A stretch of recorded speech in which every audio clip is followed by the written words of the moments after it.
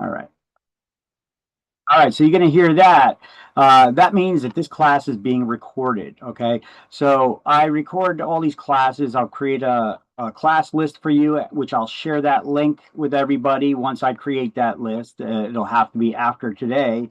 So at the end of each day, Zoom will convert this into a video, which then I will upload to a YouTube channel, and I'll create that link, and then I could share that link with you guys so you'll have access. Every day I just add that new day's recording to that list. So you'll have all of your classes that were taught being recorded here available to you.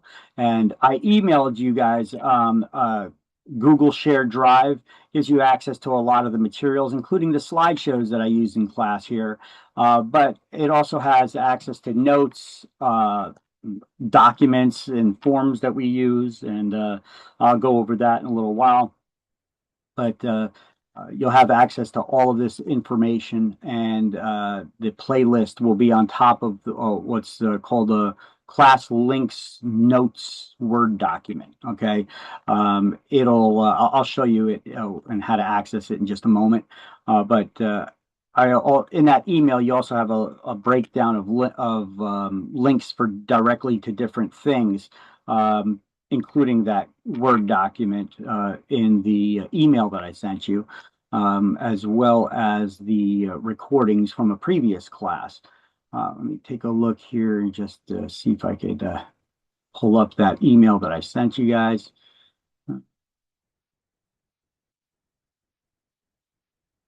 There we go. Class share drives and recordings. Sent to you guys. Here we go.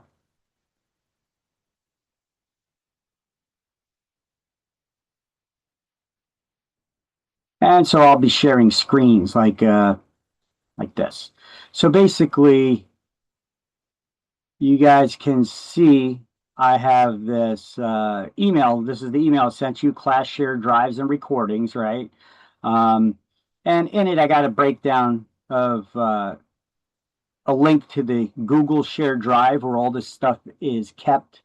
I have, you see, a breakdown directly to certain documents and forms, like the new class links and notes. This is a Word document, and right at the top of it, it has links to all the previous classes that have been recorded that you can check out. But I'll add yours at the top because yours will be the newest one. But that'll be for tomorrow. And I'll also share it with you in class. State exam questions by category, how many questions on each category. That's a Word document for that. The slideshows that we use here in class, here's a direct link to those. But you could just go to the shared Google Drive and navigate and find all that stuff. But I have the direct breakdown, direct links to these things too. A supplemental materials folder, which is a lot of maybe disclosures and forms and things that we use in the business. I have it available there, as well as like job interview sheets. I created an interview sheet for you when you're looking for brokers and shopping for brokers, how to select a broker, questions to ask them when you're interviewing, stuff like that. The additional sample quizzes. These are at the end of every chapter in this book, which they don't call them chapters anymore. They call them units now. At the end of every unit, you'll have questions and little about the topics that were covered in that chapter. But here are additional quizzes and sample quizzes for you here. Got tons of them. And audio reviews. So basically, this one I did a couple of years back. Most of the information is very accurate, but a couple things that changed over the law in the laws, like license types, continuing education, and a couple things like that have changed. But for the most part, this is all the terms and definitions. At the end of a course, I went over with a class. All the terms and definitions, asked questions, and we were going back and forth like this. A lot of people find this audio review very useful when studying for their exams to remember all the terminology, where all we do is we go over everything that we learned over the course. And it's like I think there's like a 2 hour recording, there's a 6 hour recording like that, where you guys can just listen to the reviews. You know, sometimes people like to do that when they're working out or working or driving somewhere. Um, Whatever, it's a good review. Most of this stuff is still accurate. A couple things have changed, but for the most part, it's all the same. Okay. And then here are some links to, at the end of this salesperson course, what do you do next? I got a video on that. These are also on our website. And then here's I had a long list of previous classes, but I'd say the couple of classes I had in there were students that were not engaging at all. The classes were completely boring. So I just broke it down to the last class here. All right. But I'll add yours to the list and you'll have that once again. So hopefully you guys are not going to be boring, because these classes can be very boring when students don't ask questions or confirm. Like if I ask you a question, I say, did everybody got that? And it's silence. I'll be like, hello. All right. So the Real Estate Commission has changed up their rules with these remote classes a bit. They want everybody to have their cameras on. Hopefully everybody's decent. And they want us to have your cameras on during the course so that you don't just log in and walk away and say, I was there for all the hours, okay? Participation is a part of it too. All right. If I ask you questions and you're not answering, and I call you by name even, and you don't say nothing, we may just log you out and see if you were even paying attention, if to log back in within the next hour or two. Okay. I've had instructors, I've just told them just to do that when students aren't paying attention or they're not answering questions or anything, just to knock them out, boot them out of class and see if they log back in. Okay. So I don't do that much, but you never know. I try to just communicate with everybody here, and hopefully you're going to be paying attention to this class and your education is going to be your priority. Okay. Everybody can hear me fine. If not, you can raise the volume on your own speakers there. If everybody's having an issue, just let me know and I'll see what I can do with the audio on my side. Okay. I know different people have different internet speeds and connections. Sometimes there may be lagging or echoing. If you have that, it could be a connection issue, or it could be your microphone being in front of your speaker. Okay. Just be aware of that. So treat it like you're in a classroom, no TVs on, or, paying attention to different things and doing different tasks. Focus on this. Okay. Nothing in this class is rocket science, but it's a lot of information for you guys to go over and learn. Some concepts are a little bit more difficult than others. We have a little bit of math. Don't freak out. You're allowed to use calculators even on your exams. Okay. So just got to learn the formulas, which is what I'm going to be teaching you. We may even go over a little bit of math today even. All right, so here's some study guide resources I also submitted in that email to you guys, for that shared Google Drive email.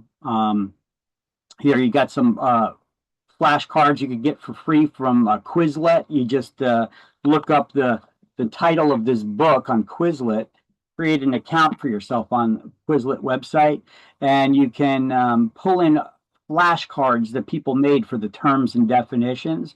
You can pull them into your own collection and then edit them if you don't like the way that they defined those terms or definitions. And now you have some digital flashcards you can use on your cell phone or mobile devices or on your computer. I've been working on Quizlet to create a good set of flashcards. I don't have them available yet. I'm still working on them. But there's plenty of them out there that other students from my school and others have made that you could just look up for the essentials of New Jersey real estate. Okay. CompuCram, this is a paid one, but they include interactive practice exams, flashcards. They give you readiness assessments based on your quizzes that you take. They have audio review guides, and they do charge a fee. It's from Colibri, and they charge $92 for that. Here's another one. This one was created by ProRealEstateExam.com. This was created by another real estate school director a couple of years back. He did a pretty good job on it, so I'm giving him props and letting people know about it. Price went down on this a lot. They used to charge like $100. Now it's $60 for those practice exams. You take the exams, you answer the question. If you got it wrong, it tells you if you got it wrong or right and why. This other one from CompuCram does the same thing. But this one was created by somebody from New Jersey, so the wording's a little bit more sticking to just New Jersey instead of some of the other off-topic things that we don't experience here in New Jersey. All right. Here's once again, you could get some practice exams also from the State Exam Center. A company called PSI is who you're going to take the state exam with. And they put together they sell practice exams, but they give you like a couple questions for free. And if you poke around, you could, usually it's like 12, but if you poke around, they can give you even more available at this link right here. And then once again, shared Google Drive, I have tons and tons and tons of practice questions, but it's not interactive yet. That's coming. We're working on that. All right. Here is the PSI bulletin. Let me see if it works because they changed the link location several times already. So let me click on that and hope for the best. Nope, they did it again. Wait. Yeah, they did it again. Damn it. All right. Well, either way, I have that link in our shared Google Drive. The PSI bulletin or PSI booklet. Actually, I sent that notification to the Real Estate Commission. I should send a notification to PSI support too. Actually, I'll do that right now while we speak. There we go. Send them a question about to that bulletin. Okay. Here it is.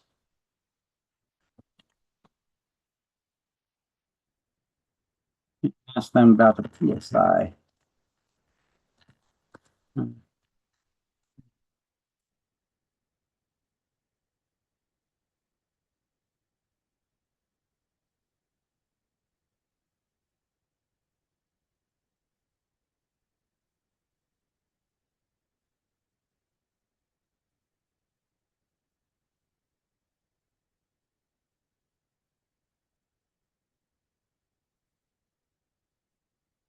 So there we go. Hopefully they'll get back to us, give us an answer on that. All right. So anyway, and then I got a bunch of our social media links here too. PSI, they're the ones that give the state exam. We'll go over that. We have some more of their contact information as well on I got it here for you, but I also have it on the slideshows that we're going to go over. So here we got our Facebook page. Go there, like us, love us. Yeah, and then we'll bribe you by offering to give you free stuff. Okay. I do free giveaways every now and then. I will be giving away a couple of Amazon Fire TV sticks and the Sonic laser tape measures. I have a couple that I will be giving away. I basically pick one of the people at random that have liked and followed our Facebook page, and then I will pick them at random and boom, contact them as our winner. And then you'll get one of those things. I've also given out, dinner cruise tickets and all kinds of stuff like that in the past. So yes, I am bribing you to like us. Go there, like us, and love us, and spread the word how great we are. There we go. There's our website. If you don't have it, careerpathacademy.com. Everybody should have it right now. All right. That being said, let's get out of that. Sure. Before we get started here, does anybody have any questions for me? What's a bulletin? It's just a booklet. The bulletin, it's a booklet, but a bulletin is like a press release. It's information. in this case, it's a little booklet that they have. It's a PDF document that they have where it shows you. Actually, let me pull up the booklet. Do they And, update it like every so often or when things change, but they don't change that often. Let me find where our shared Google Drive is here. Okay, let me share with you what I'm seeing. By the way, if I'm ever talking to you about something and you're not seeing it, it doesn't jive on screen with what I'm talking about, let me know. Because I usually have many windows open on my computer, and sometimes I don't know what I'm sharing with you or not, if I shared the screen with you or not. So here is if you were to click on that shared Google Drive, where does it take you? It just takes you here. And you see there's going to be a couple folders in here. Audio reviews, chapter quizzes, slideshows and links used in class, supplemental materials. All right. I'm sure put the PSI booklet right here, but it's in a supplemental materials folder. That's where you can get most of that stuff. New disclosures and contracts. I got all kinds of good stuff here, but let me see. Here's a sample independent contractor agreement you'll be signing with brokers. Here's the interview questions to ask your brokers when shopping or, when shopping around for brokers to hang your license with. Where's the PSI? Here we go. PSI test booklet bulletin. All right. And if we to open it up, it looks like this. All right. And yeah, look, last updated in 2024, so not that often, but it goes over things like all kinds of questions you may have. By the way, let me share this link with you. It goes over. Okay, there we go. It goes over all kinds of issues here with PSI licensing requirements, how to schedule your exam, what do they charge for the state exam. State exam, you have to pay for each attempt, okay? There's no limitation on attempts. You don't need to retake any courses or anything like that. As far as our school goes, we include 2 free attempts at taking the school exam at the end of the course. After that, it's $20 for 2 additional attempts. Some schools, they would require you to retake the class for more attempts and charge you. We don't do any of that. It's just, we have the That's school crazy. exam, you take it through our website, and then it's tunneled into our website from a third-party provider that owns the software for the examination system. It's just viewable through our website. Okay, so that's where you're going to take the school exam when ready. After I enter you into the system, you can't take the school exam. It'll fail. You'll get errors unless I put you in the database first. Did somebody have a question on there when I was? No. Okay. So this talks about the appointments, the exam center sites. You could take your state exam either in person at one of their locations, which basically they sit you at a computer there and then they have a monitor watch you. Or you could take it from home and you have to have your camera and microphone on the entire time while you're taking the exam. School exam and state exam, you get 4 hours to complete both exams. 110 questions on each one. State exam, I think they have 10 extra questions that are ungraded. They just, they're test questions that they may use in future exams. So they try them out on you and they don't grade them. They don't let you know which ones those are, though. So you may get 120 questions on the state exam. Only 110 of them are graded, though.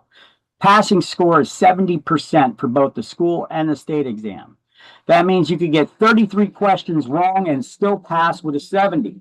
Okay. So 77 questions you need to get right. So if you get a 70 or if you get below a 70 in the exam, don't say, I missed it by 1. No, you didn't. You missed it by 34. You got to brush up in studies a little bit. Most of this stuff is terminology, terms and definitions. Okay, there are some legal concepts, some math, but the majority of it is terms and definitions. Okay, so don't sweat it. As long as you pay attention, take study, you should be good. Okay, so you could go over this. It goes over everything. You know, how much is your licensing fee to initially get your license? $160, because the license itself is $100. There's a $50 application fee, and the guarantee fund gets $10. Okay. The application fee is actually for a FBI background check.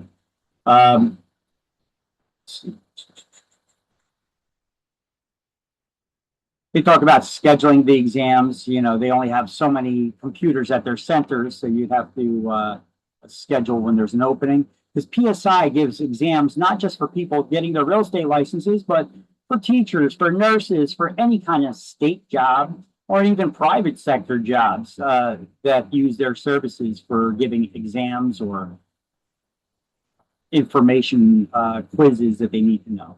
State, okay, here we go. Here's the fee for the state exam, $38. That's $38 per attempt. Yeah, that's for broker's licenses. And you could take that in person, once again, or online. And this booklet gives all the instructions on that. So let me share that link with you to this booklet. I'm going to put it in the chat window. Blast that out to everybody. You probably see something flashing on your screen now, right? That's the chat window. That's where you get the link directly to this copy that I have saved in the shared Google Drive. Okay. We can get out of that.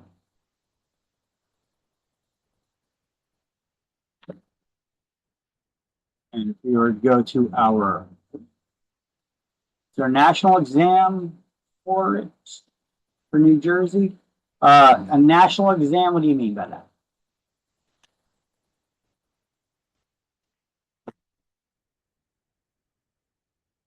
When you say, is there a national exam for New Jersey, do you mean like one that would give you a license in all the states, or what is it you're talking about?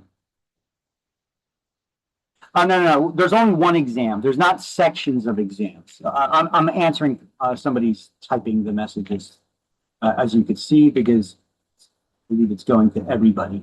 So when you're in that chat window, by the way, if you don't select my name specifically, it goes out to everybody, the message. So just make sure your mics work. You could talk and ask these questions. You don't have to type them in. You can ask them. No, we have in New Jersey, it's one exam. They used to break it up. There would be the national portions of the questions, which are for just general real estate questions. In all states, pretty much. And then there was New Jersey specific section, and you had to pass both of those sections, otherwise you'd fail the exam. Now it's just a mishmash in the exam. There's categories, and you have to get the passing score overall. So that makes it a little bit easier, even though the way that they word the questions on state exams could be a little tricky. But I'll show you how to answer those. Look, you could take a look on our website. Okay, here's our website. Here's our schedules, by the way. So our class, we should be done by July 10th. So let me see. If we go to salesperson school exam, click that little drop down there. I got some exam tips, what to do before and after the exam, the same that was sent in that email there. You register for the exam by clicking here, or you could actually take the exam by clicking here. I click there, takes us to the website, and there's the actual thing. Plug in your email address and the exam starts right there. You take it actually right on our website. Okay. That's for the school exam. You have not completed your education requirement by simply finishing the hours of this class. You also need to take and pass a school exam. This is a requirement of the state. Okay, so you're not going to get a completion certificate just for finishing the hours. You have to take and pass a school exam as well. We give you 6 months to finish the hours and pass the exam. You have 1 year of free reviews of this class where you can retake the class for review purposes, but you need to complete the course within 6 months, okay, for us to certify your hours with the state. This is only a 2-week class, study up, take your time, pass the exam. We give you 6 months, generous amount of time. If you should go over that and you need an extension beyond 6 months, we'll give you an additional extension for an additional 6 months without having to retake the entire course over or pay again. It's just a one-time $100 fee for an additional 6 months if you should need it for God knows what reason. But we get students all the time that need them for some reason because they go over or they hold off and whatever. I'm just telling you that option's available to you. I made it available because I see how often that happens with students, and I don't think it's right for me to charge you for the entire course again and require you to retake the entire course again. But you can if you like. But it's only a $100 additional fee to extend it out to 1 year for us to certify your hours with the state. Okay, and the exam. Okay, so we got the exam tips page here. So you can see this is all on our website. Here's a bunch of test taking tips I give for you. And once again, those resources for practice exams and such, just like it was in that email. Now, let me see if this bulletin is the same link that is broken now. Yeah, pretty much. Okay. All right, enough with that. Let's get into it and start with chapter 1 here. Let me first open up and go full size screen with my slideshow. I run the slideshows from the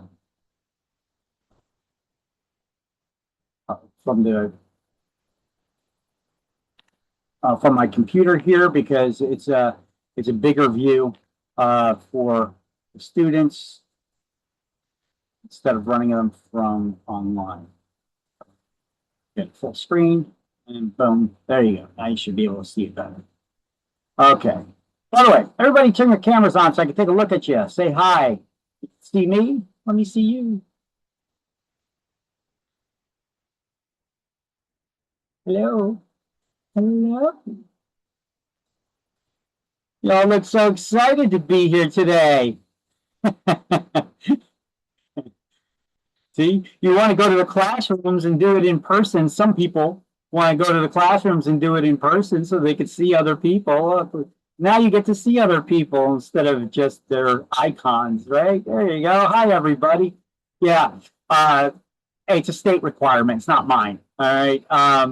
So just, I mean, you could turn them off from time to time, but for the most part, your camera should be on. If it's really slowing and lagging down your presentation or giving you audio issues, let me know, and then then you can turn it off,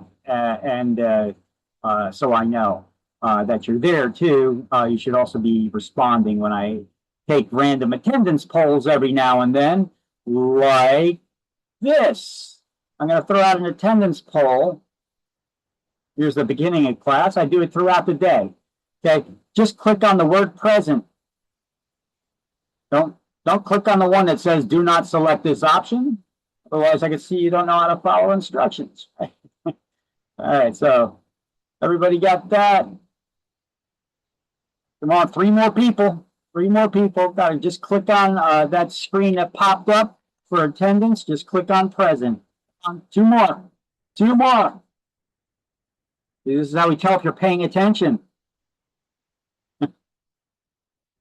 2 more. 1 more. 1 more. I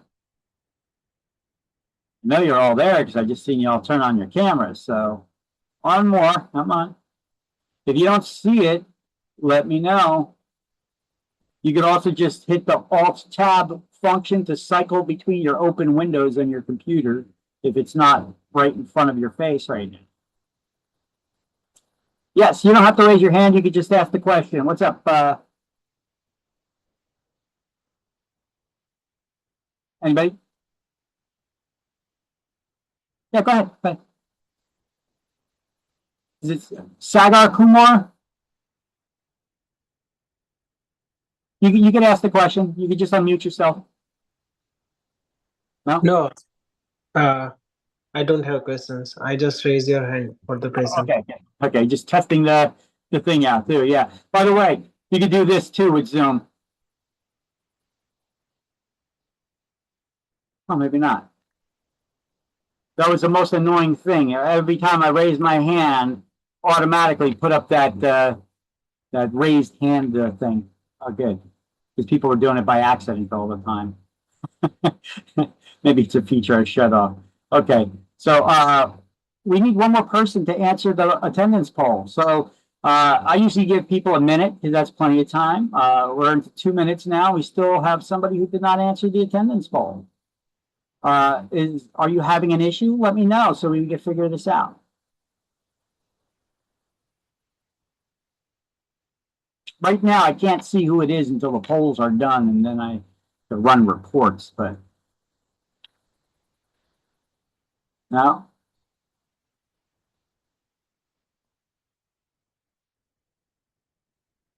All right. Well, I'll end that. I'm not going to waste a whole lot of the class's time on it. And in the chat windows, guys, please just talk to me because that's a pain in the neck. Then I first of all have to notice that thing pops up on the bottom, and then I got to click on it. And sometimes I'm looking at the screen and I'm talking to you guys. I don't even notice it. So you're probably better off just asking the question. All right. So here you can see I got a couple of videos on our website. You probably seen them on the main page and other pages. Here's the I get questions, people asking, what's the average pass rate of your students? Well, I'm giving you from the school exam. For the first attempt for the school exam, these are our averages here. 84.2% get a score of 92.6 out of 110 questions. Okay, and on average takes about an hour and 40 minutes for people to complete the school exam. You get 4 hours before it automatically ends on you because it's a timed exam. But these are the averages based on the reports that I've run from our exam system. Okay. Here we are licensed. Our school is licensed. I am licensed instructor with the Real Estate Commission. Here's just to show you that. Here's our school's license. And the welcome from the director, which also happens to be me, the daytime instructor. Okay, here, let's go over some things that we have to go over before we get into the learning stuff, okay? Class has got to be paid in full or you're not going to get credit for your hours or exams, even if I process them before checking if you ever paid. Okay. I have done that sometimes because I get into the teaching mode and I teach you guys and I didn't even check to see if you paid for the class yet. And I've had people finish the class and they never even paid for it. And I'm like, we got an issue. Okay. You got to pay the bills. Okay. So if you've been convicted of a felony within the last 5 years, especially conspiracy to defraud, theft, etc., you're not going to get your license. Let the teacher know. You could get canceled or for a refund on the first day of class, minus the $42 for the book. No refunds after that. Students have 6 months to initially by the way, we get people all the time take this class that don't have any intention of getting a real estate license. They just want to learn more about real estate. Maybe they're buying a home or they want to get into investments. We get into a lot of pretty cool stuff in this class too, not just the licensing stuff. Okay, so students have 6 months to initially complete the class for credit, like I told you guys before, and we give you 1 year free retakes for review purposes only. You could extend that out for an additional 6 months out to a year to certify the hours for an additional $100. But beyond that, if you go past the year, you got to retake the entire course. But we do give you a discount to retake the entire course. Check out our second chance program. Okay, students must be present for 80% of the class time. That's not your target. That's not your goal. Try to be here every single day. Try not to miss any time. However, if you have to leave early or you have to take off a day because of something, don't sweat it. You could miss up to 2 days of class without having to make up the hours. As far as the content goes, you could make up the content just by watching the recorded classes, okay? Or you could sit in another class when it rolls around again and it's on the same content. Okay, so if you're constantly bouncing in and out of class, I'm not going to be adding up minutes to figure out how much time you were here in class. You have to be present for the majority of the class here. I'm not going to be adding up minutes. I've had students like that. It's not a common thing, but you do get students every now and then. They're bouncing in and out of class and they expect me to add up minutes to see if they meet the minimum requirement of time spent in class. Okay, I'm not going to do that. First of all, it's going to be a bad reflection on us when you fail the exam because you can't be bothered with spending enough time in class. Okay, not pointing any fingers at anybody. I'm just saying we've had students like this before, so don't be that person. Okay. Students must answer random attendance polls like I just gave you, and one person didn't answer it. I don't know why. Students must maintain their own attendance records if you're going to be switching classes. You know, if you're going to be going between this class, then you got to stop coming here, and then you'll come to the next day class or an evening or a weekend class. Okay, if you're going to be doing that, you need to maintain your own attendance sheet, the date, the hours you attended, and what chapters were covered. Okay. If you're just planning on staying in this class and you're not going to be bouncing between classes, you don't need to do that. I got your record. I got you covered here. I take attendance. Okay. And I maintain your attendance records. Okay. And the Zoom records, and we match them all up and those polls and all that to get the picture that you were here. And the Real Estate Commission requires that. So, okay, before your education is considered complete, I told you guys this already, you got to take and pass that school exam. And according to the Real Estate Commission rules, they want us to tell you this exact phrase. A year is a year is a year. What does that mean? Not a day more. You have 1 year from the time you complete your education requirement. And when is it considered that you completed your education requirement?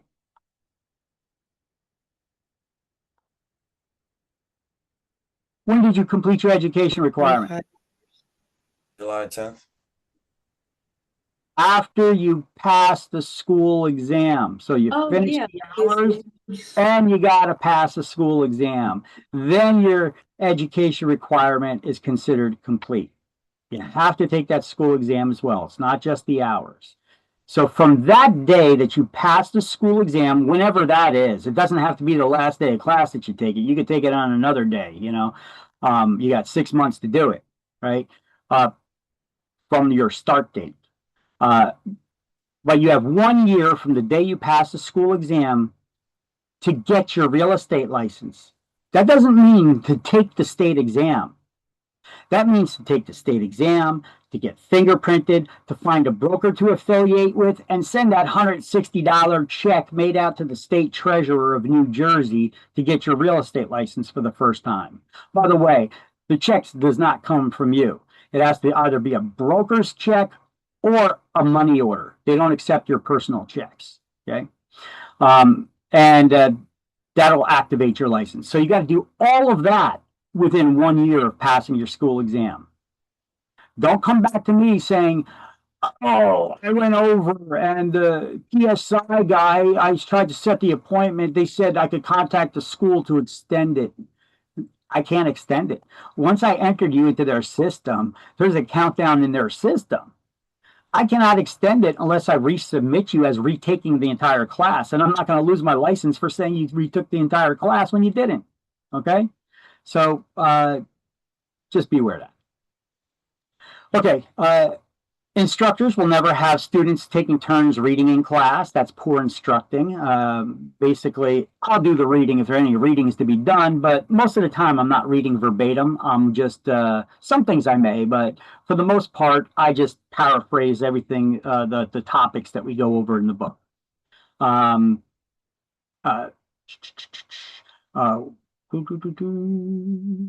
So I like to go over things, and after I've gone over them, I may ask you guys questions about something that we just went over. It's not a trick question. I'm not trying to fool anybody by asking you a question about something I just finished speaking about. Okay, it just sees if you're getting it, not just if you're paying attention, but if you're understanding it. And then after I move on to something else, I say, everybody got it? If I don't hear an answer, I'm moving on to the next topic. And I've done my job as your instructor. Now it's on you to take your notes and study and remember all that stuff. Okay? Just so nobody's coming back at me later on. Oh yeah, my instructor sucked. They never told me about this. I never understood it. Open your mouths. Ask me a question. I'm telling you. Talk to me, people. Talk to me. This is your safe space, all right? You can ask questions. This is a place where you can get things wrong. Don't be shy here, all right? Come on. Okay, students attending online classes, please be fully clothed and watch your language. Well, you know, I got a potty mouth sometimes too, but let's just not have every other word out of our mouth be the F-bomb or anything, okay? Um, uh, uh, Try not to be smoking weed and drinking booze, getting all hammered in class either. You'd be surprised what this younger generation sometimes I've seen in these classrooms. People just, you know, laying on their bed with their robe open and they're smoking the joint. You know, not the proper place to do it. Okay. You'll probably need about 2 Sharpie highlighters if you're going to be doing the highlighting of the notes from the book, because I got plenty of highlights for you guys to do. You don't have to highlight anything, but if you choose to, you're going to need some. So let's be respectful of everybody, try not to fight in class or anything. Let's have open dialogue and speak with each other instead of that. Otherwise, I may kick you out of class and ask you not to return. Okay, feedback about the classes, love it. You know, whether it's positive complaints or constructive criticism, suggestions. You know, I ask this, you know, from it could be another teacher teaching the class or even me. You know, I am your teacher here, but I do take, I'll take it with a grain of salt. Okay, so I take criticism as well as constructive criticism. You know, so it's all good. Okay, don't be scared to, you know, voice your things to me. Here's my email address, Victor@Career Path Academy, and here's the school phone number. And I have that school phone number forward to my cell phone at times, but when it is, you cannot send a text message here. You have to send it to my 908 number, the cell phone number that I put on our payment page. Okay. And your class ID, I included in the emails that I sent you. Today's date is 6/29/2026. So, and this is the day class. So your class ID is SPD, that stands for Salesperson Daytime Class, dash, and today's date, 06/29/2026. Okay. So if 6 months from now you want to tell me which class you were in, that's what it is. Okay. Then it's easier for me to look you up. Okay. All right. Some rules from the Real Estate Commission. Before you commit to taking the class, you got to be aware that New Jersey requires applicants for licensure as real estate salespeople or brokers to have good character, trustworthiness, honesty, and integrity according to New Jersey statutes. That's the law. 4515-9. Anytime you see New Jersey statutes NJSA 4515, it begins with 4515. That's real estate law in New Jersey. Okay, and we're going to need to know that. Okay, but a little bit later in this chapter, we'll go over that. To enforce this requirement, all applicants for licensure must submit to a criminal history record check. Why? Because, you know, we got lock boxes, key boxes to get into people's houses and do showings. We get access to people's financial information, social security numbers, and all kinds of stuff. They want to make sure you're not a thief, okay, not a crook, not a criminal, okay, if they're going to be giving you access to that stuff. Does it make sense why they wouldn't want to give you a license if you did? Okay. So to enforce this requirement, all applicants for licensure must submit to that criminal history record check. In addition, presuming you successfully complete the course, at the time you take the state license, you're going to be asked a bunch of screening questions. Like, have you been convicted of crimes? Actually, I'll have a list that's coming up here to show you what those questions are. Are you behind on child support or court ordered, I don't know, health insurance or something like that? You'll see in a moment.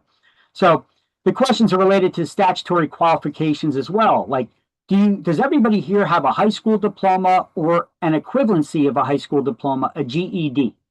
Everybody reached that level of education? Everybody finished that? Because that's the requirement to get the license in New Jersey. You got to be at least 18 years of age and have a high school diploma or a GED. Among these are by the time that you take the state exam anyway. So the questions related to the statutory qualifications of that. Let's see. The statutory qualifications also include the absence of convictions for forgery, burglary, robbery, and any theft offense other than shoplifting, criminal conspiracy to defraud, or any other like offense within 5 years. That is some weird wording, but it just means that if you've been convicted of those things, you ain't getting your license yet either. Okay. You got to wait at least 5 years before you could apply. And then they believe in second chances and stuff, depending on what it was that you did and how bad it was. As was noted above, the law also provides an applicant for a real estate license has to have good character. How do you prove that somebody has good character, that they're honest and trustworthy with integrity? Well, don't say you got a high school diploma if you don't. Don't lie about being convicted of a crime if they ask you if you were ever convicted of a crime, things like that. Thus, convictions for shoplifting and other offenses specified in the law which occurred more than 5 years ago, or loss of real estate or other professional licenses for cause, may constitute grounds for denial of your license if you didn't disclose them.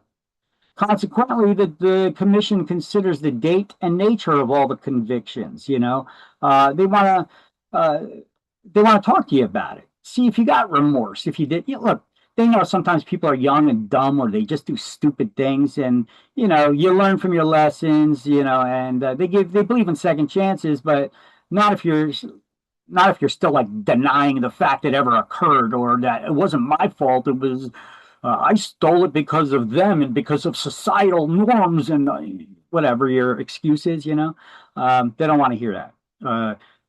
Show that you got, you found Jesus, all is well in your life, you're headed on the right path right now, that's what they're looking for, people that have integrity and honesty and all that. Let's see.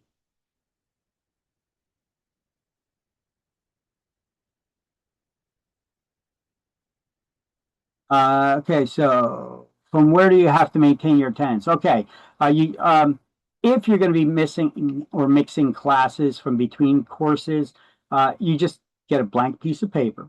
Okay, I do have a sample attendance sheet in our shared Google Drive too, but if you need to keep your own attendance, this is a question I'm asking in the chat window. I was asked.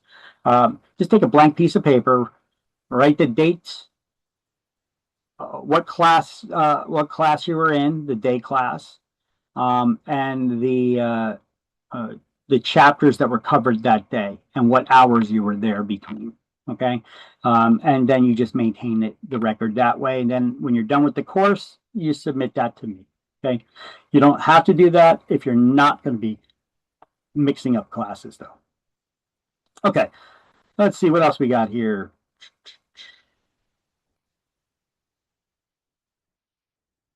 So the purpose of this notice is to urge you to consider whether any of these incidents in your background may disqualify you from getting your real estate license. If you're not sure, if you got questions, you could contact one of the Real Estate Commission's investigators at 609-292-7272. That's their phone number, between the hours of 8:30, approximately 8:30 and 4:30 p.m. However, they are government workers and not always there between those hours. Or let me not say that. Let me say they may be out in the field. Okay. whatever. I'm making excuses for them. Okay. Sometimes it may be a little bit tough to get them, but you could get in touch with somebody there. But they cannot give you any conclusive answer for certain without actually looking into your case. You could ask them what if scenarios and things like that. Okay. But for your specific case, they can't give you any conclusions until they actually look into your record. Okay, so should you pass the exam, you'll be required to sign off on that qualification questions that they were asking you when you took the state exam. And if any of that information is false or misleading, it constitutes a crime. You committed a crime. It'll disqualify you from getting the license, but it could also impose other criminal sanctions against you. Could be fines or probably just fines. Okay, but let's see. And yes, they can be substantial fines too. Okay, so here's some of the screening questions they'll ask you when you're taking the state exam. These are the actual questions here.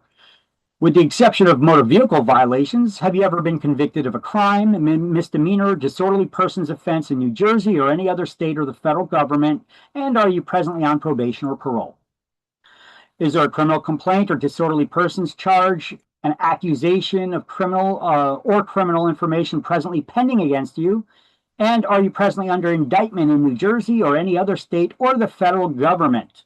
Or are you presently enrolled in any New Jersey pretrial intervention programs, they call it PTI, or a similar state or federal program that involved the deferral or disposition of sentencing in criminal matters?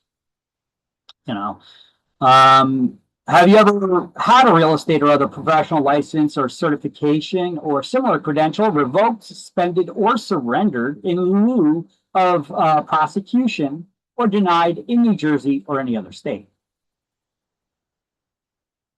Do you have child support? You're behind more than 6 months in child support. But you can also, let them know, hey, listen, I'm trying to get this job so I can get caught up. I can make money. I can get caught up and I can pay the child support. Okay.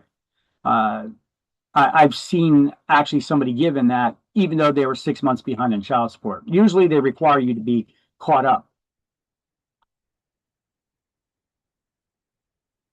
Are you under the age of 18 at the time of taking the exam? Do you now hold or have ever held any license issued by the New Jersey Real Estate Commission? Are you a high school graduate or holder of GED? Do you currently hold a real estate license issued in another state?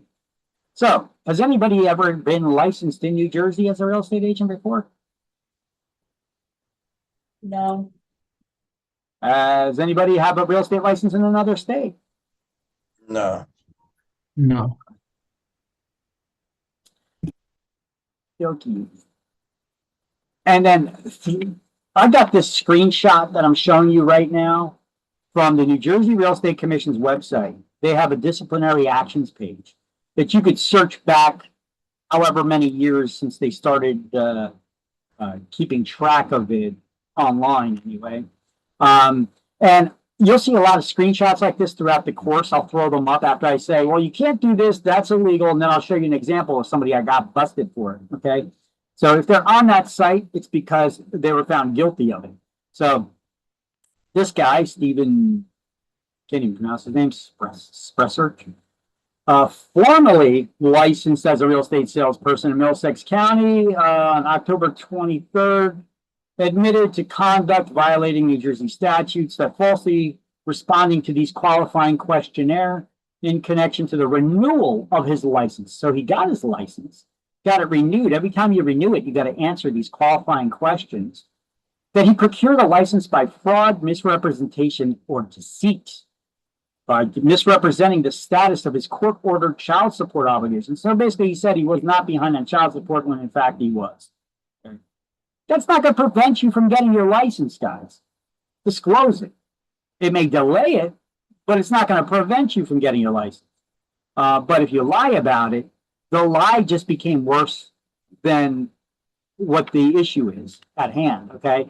And because you currently lied, you're not showing good moral character, honesty, and trustworthiness, that could disqualify you from getting the license. You follow? And then they gave him a $1,500 fine for that. Let's see, he's ineligible for any license issued until such time there's no arrearage in the child support, and he had to pay a $1,500 fine on top of it. And here's a couple more examples of people. By the way, you got to notify the real estate commission within 30 days of any arrest, indictment, being charged with a crime or anything like that. They need to know, because what is it about? For certain kinds of certain types of crimes, they may suspend your license until there's an outcome to your case. I know you're innocent until proven guilty, but things like murder, rape, home invasion, more serious crimes like that, they may suspend your license, because the real estate commission would be complicit in allowing you to have access to people's lockboxes if you have, if you're up on charges currently pending against you for rape, murder, home invasion, kidnapping, things of that nature. It only makes sense, right? Okay, moving on. To get that state exam, let's see if this candidate link works. Nope, that one is broken again still. Probably not. No, it's the same one. Yeah. So PSI has a bunch of sample tests you can take at this link, psiexams.com/NJRE.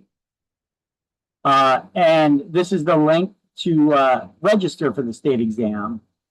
Test-takers.psiexams. Okay. And here's a screenshot from that page. Make sure you register for the salesperson combo. I don't know why they call it the combo. And you can take it online or let's see, on site at one of their test centers, or online, which is proctored and recorded. Somebody's watching you taking these.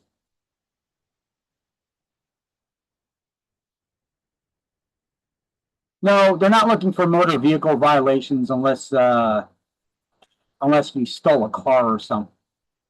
And once again, ask those questions to me. You can unmute your mic, ask the question. You don't have to type it in the messaging there. I just noticed it. I don't know how long ago you asked that question.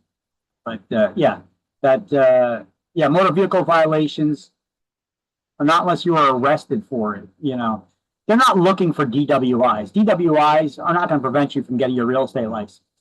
Being caught with weed or something like that, which isn't a crime anymore in New Jersey anyway. It's even legal for recreational use, but not when you're behind the wheel or dealing it behind a school or something, yeah, unless you're arrested for something, they want to know about the arrest and they want to know the circumstances. It may not be something that could prevent you from getting your license, but they still need to know about it. Yeah. So look, if I click on this test takers, it's going to take us to PSI's webpage. Well, there we go. That's the page. Okay. And you can see real estate broker combo. Do not take it. Do not take it. It'll allow you to register to take the broker exam. If you take it, and even if some miraculous way you pass it, it ain't going to count. You're not trying to get a broker's license. You don't qualify for a broker's license. You got to take the salesperson exam. I've actually had students, and more than one student before who has done this. They registered to take the broker's exam and miraculously passed it because of my great instruction. And they had to register to take the salesperson exam, the right exam. So this is why I pointed out on our website, in our emails, I point out to you, this is the one that you need to get, the salesperson combo, not the instructor's exam, not the broker's exam. You're here for a salesperson's license, okay? So that's the one you need to take. And by the way, I know they give it as an option in Spanish here. I know people look for this course in Spanish sometimes. They like to take the exam in Spanish. But I've had Spanish people tell me that the translations suck. Their version of Spanish on the exams is like, what did the lady say? it's like old world Spanish. It doesn't translate very well the way they use the words. She said so. She told me to advise students probably better off not taking it in Spanish, just take the English one because the translations kind of suck. Okay, I guess it's probably like an AI translator. Who the hell knows? All right, and up here you can see those available tests. That's that other link that I gave you. Oh, no, that's not it. Okay, this is the other link that I gave you. It takes you to those free mini exams that you could take with their maybe 20 questions. Okay, which I gave you the links to them. All right. Once again, these are the links under the on our website under the taking the school exam, before and after taking the exam, general real estate questions. Once again, this is from the Real Estate Commission, talking to one of their investigators. And here is for getting the fingerprinting done. You get it done through Identigo. I don't care if you got a top security job and you just got fingerprinted for something else. Maybe you're a teacher or something, and you just got fingerprinted. You got to get fingerprinted again. Okay. The explanation the Real Estate Commission gives is that the different governmental agencies don't share that information with each other, and it's all about the money. Okay, it's all about the fingerprinting. They got a contract with them. That's what it's about. But if you got fingerprinted for something else, you're going to need to get it again. Okay, and here's the code that needs to be put in. I integrated that code right here into the link. So you could register for the fingerprinting with the code right in it. Okay. And it takes you here.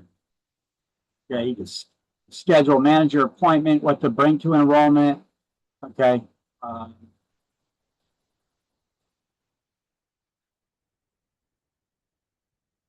IDs to bring. What IDs do you bring? Okay, well, that depends on your country of birth. Okay, you select from the drop-down list. Here, I was born in the United States, citizen of the United States. If you're a citizen of a different country, you fill it in. It'll tell you what documentation you need. Then you hit next. It moves on to the next thing. Here are the available documents that you could use. By the way, if you went through the long, tedious process in New Jersey of getting a firearms ID, you know, with all those background checks and fingerprinting and character witnesses and all that, for some reason they don't accept that as a form of ID for getting fingerprinted or for taking this state exam. But yet I think for the state exam they'll accept a credit card. Go figure. Okay, but you need to have two IDs. One needs to be U.S. issued government, unexpired U.S. issued government photo ID. You don't need one to vote, but you need one to get a real estate license. How about that? Tell me something's wrong there. All right, anyway, so you can go through here and you can find out which documents you need. And then there's also this link right here from the Real Estate Commission's website itself. Okay, here, I'll share this one. It's got all the information. That's for fingerprinting and state exam, because if you look here, we're on, can you see it? No. There you go. So we're on the Real Estate Commission's website here. The Real Estate Commission is a division of the Department of Banking and Insurance. Okay. And that's a department within the Department of Banking and Insurance. So here is where you could take the candidate fingerprinting, but here's they give you the information for the exam at the beginning. Okay, so they got the links there for you. And you go a little bit further down, it says to get fingerprinted, you need to print out this universal fingerprinting form and take it with you to the exam center. And when you're registering for fingerprinting to make the appointment online, you're going to need a code to enter. Well, this form has that code. And that's the code, 2F1, 2F1FTK. And then it fills out all these other fields for you. So fingerprinting costs $66.05. Okay. And then they fill out some information down here. And then all that stuff gets uploaded and sent to the Real Estate Commission by your brokers when they try to activate your license. Okay.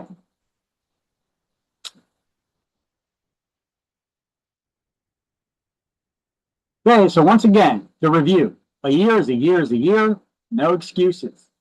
You know, 1 year to get your real estate license, not to take the state exam, but to get your real estate license.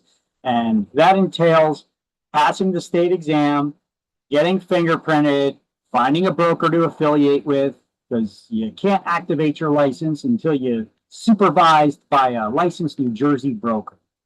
And submit that package to the Real Estate Commission, which includes the paperwork from PSI showing you passed the exam, which license that you're applying for. You could check off one of two items, either salesperson's license or referral agent. Okay, do not check them both off. That completed fingerprinting form and that broker's check for $160 or money order for $160 made out to the state treasurer of New Jersey. No personal checks. And if the student does not submit that entire package within 1 year of their eligibility date, it expires. And you got to pay and come back to school and start all over again. Okay? So you don't just have 1 year to take and pass the state exam. You have 1 year to get all this done. Any questions? Everybody good? Everybody got it? Yes. Yes, Vic. I got it. There you Yes. go. Okay. Got it. Just want to make sure everybody's understanding me here. Everybody's getting this. Nothing is rocket science here, but if you're confused about anything or you don't, or you missed something, you got a question about something, you do ask away. All right, now we're going to get started. Got these books? Right now, we're just going to crack open the inside cover. And this is what you see on the inside cover of your book. Right?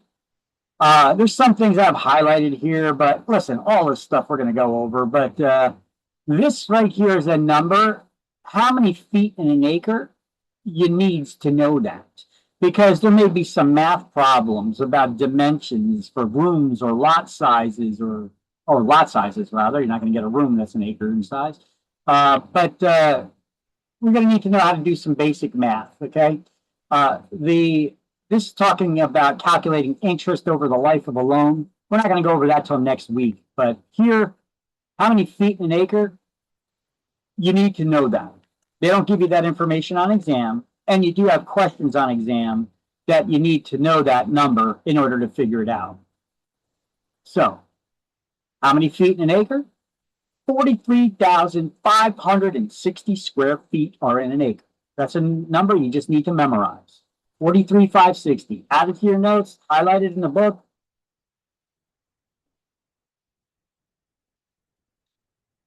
Okay.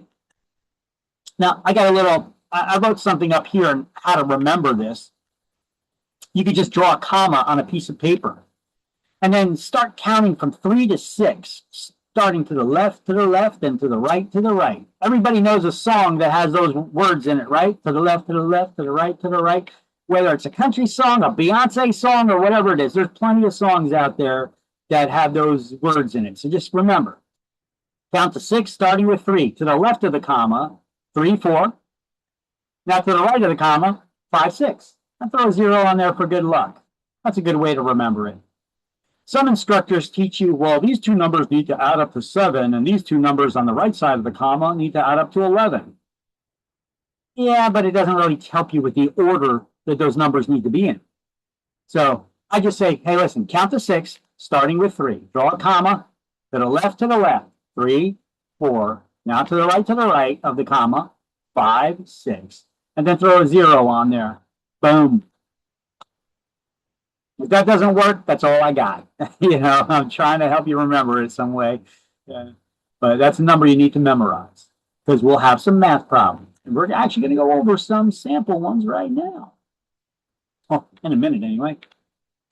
So here's just some on that same inside cover sheet there, showing you different formulas of how to figure out how many acres do you have? Like if you know the total square footage of your lot is 25,000 square feet.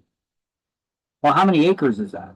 Well, we know there's 43,560 square feet in an acre, so divide that number by 43,560, and you have a little bit more than a half acre, 0.57. Or if you have more than an acre, and you want to know how many square feet are the total.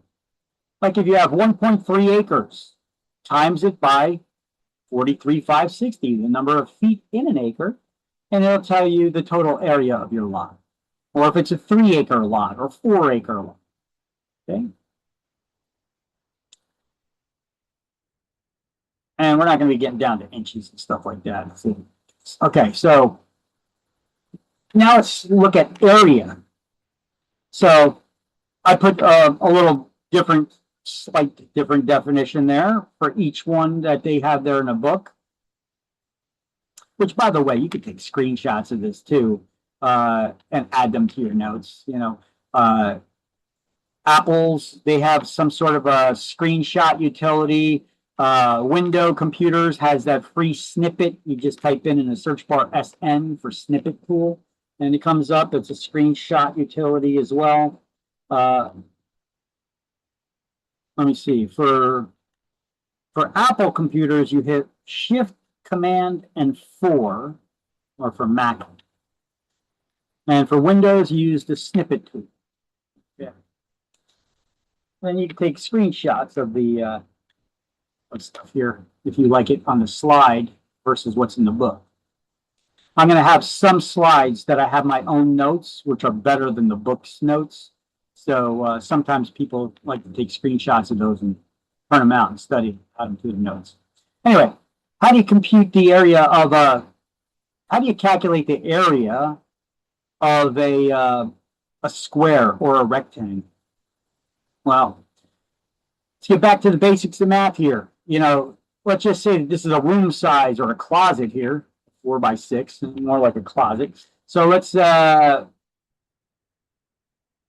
whatever the size of one wall is on a square or a rectangle, the opposite is the same length. And same thing applies here. So if we got these two measurements, you just got to multiply one by the other, and it gives you the total area of the room. So 6 by 4 is 24 square feet. Now, a triangle has 3 corners, try 3. And if we were to move this over this, you could see that a triangle is actually a half a square or half of a rectangle. So you could do the measurements. So if they give you the measurements like this, you do the same thing. 3 times 4, that gives you 12, and then just divide that in half, and it'll give you the area of a rectangle. I'm sorry, triangle.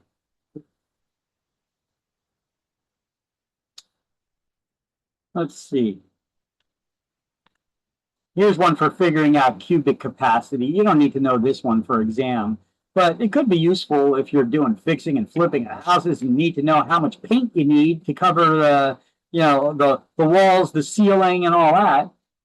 To figure out the volume of the room, you take the length times the width times the height. You have to add that, because now we're dealing with 3 dimensions. Trying to calculate the room sizes for how much paint you need for the walls, right? Probably not going to get this on exam. Square, rectangle, yeah, you'll need to know that. Trapezoid, I don't think you're going to need to know it, but it's not that difficult. You just add up the 2 opposite sides, because it's a weird shape, the trapezoid. It looks like it's got 2 almost parts of a triangle in there, 2 slanted angles. So all you do is you add up the 2 opposite sides, not the slanted sides, the 2 opposite sides here that are straight. 5 plus 3 is 8. And then you take that 8, divide it in half like you do for a triangle, gives you 4. And then you multiply that by the height of the side with the angle, by 6. And that gives you the area of a trapezoid. Once again, probably not going to get it on exams, but it's neat to be able to know how to figure it out, right? Those formulas. Don't know why you would, but hey, you may sometime in the future. Just not on your exam, I'm pretty sure. All right. And same thing, they give you these formulas with commissions, how to calculate commission. Okay. Well, you take the sales price times the commission rate that you charge. If you try to figure out the sales price, you take the commission and divide it by the rate of commission. Or if you're trying to figure out the rate of commission that was charged, you take the commission divided by the sales price. And to me, this is giving me a headache just trying to remember this and read it to you. So instead, I give you this easier thing called the T formula. It's a picture. I'm a visual person. What about you guys? You guys good visual learners? I like things. I like to see. When people say, what do I got to paint you a picture? I say, yes, please. Okay. So this is why it's called the T formula. You see this? It looks like a T. You draw a T on the piece of paper. And this little symbol here, that's division. And this is the multiplication. Small number always goes up top, large number on one side on the bottom, and a percentage or rate on the other side. So whenever you're trying to figure out, you got 2 of these numbers and you're trying to figure out the missing one, no matter if it's commissions that you're trying to figure out, if you're trying to figure out cap rates or other things that we're going to be going over, this is actually a pretty good formula for calculating a lot of different types of math. It's called the T formula. And here's my instructions on how to use it. TGIF doesn't mean thank God it's Friday. It means that the top number goes in the calculator first. So you put that top number, when you're trying to figure out one of the bottom numbers, top number of the calculator always goes first. That small number goes in. Then you hit divide, and then you put in either the large number or the rate to figure out the missing component that you're trying to find. Okay, so you divide down, multiply across, and TGIF, top number, always goes in the calculator first. Okay. Now, on the next slide, I'm going to show you a bunch of different math problems that this could be used for. Don't worry, I'll still have this on the slide. See, it's over here still on the left. But on the right here, you may want to take a screenshot of this one, because on the right here, it shows you all the different math problems that could figure, well, 5 different math problems that it could be used for to figure out. You know, like if you're trying to figure out commissions, well, you need to know the sales price and the commission rate, right? Or if you're trying to figure out an interest payment, which is always based on the annual amount. If you're trying to figure out cap rates, you're going to need the net income, net annual income, the market value, and the cap rate. Trying to calculate percentages of profit or loss, or your investment there, you need the investment amount of money that was invested, the percentage of profit or loss, or the amount of net profit or loss. And to assess values, like for tax purposes, to figure out how's the tax man charging you your taxes on your property. You're trying to calculate that. You got to do some reverse engineering. Well, you take the taxes, the annual amount, okay, and the assessed value of a property to figure out the tax rate. Or use the tax rate and the assessed value to figure out your taxes. Okay. So if you have 2 of these 3 numbers, you know, you can match up 5, 5, and 5, 4, 4, and 4, you know, 1, 1, and 1, you know, to figure out the missing component for the math problem. And if that's still confusing to you, then we still need to do some sample math problems, okay? Everybody get a picture of this or screenshot of this slide that wanted one? If you ever need me to hold up or go back, just say it, okay? I got it. All right. So here's an actual question for you. Now, this is the way, I mean, cover up the T formula. Cover up the T formula. Just look at the question itself. This is the way stuff gets worded on exams. It's just a question. But it'll be in a long run-on sentence, probably. It'll say, if you charge the seller 6% commission and the total commission collected was $21,600, how much did the property sell for? And all you can do is you get that word problem. I'm teaching you the T formula. So now you're going to take your scrap paper and you're going to draw that T on it. And you know that the small number goes up top and percentages go on the bottom, right? So if you charge seller 6%, well, let's write 6% down there or convert it to a whole number, 0.06. Okay. You know, anytime you have a percentage, all you got to do is cross out the percent sign, and where the percent sign is, you move the decimal point two points to the left. That would be 0.06.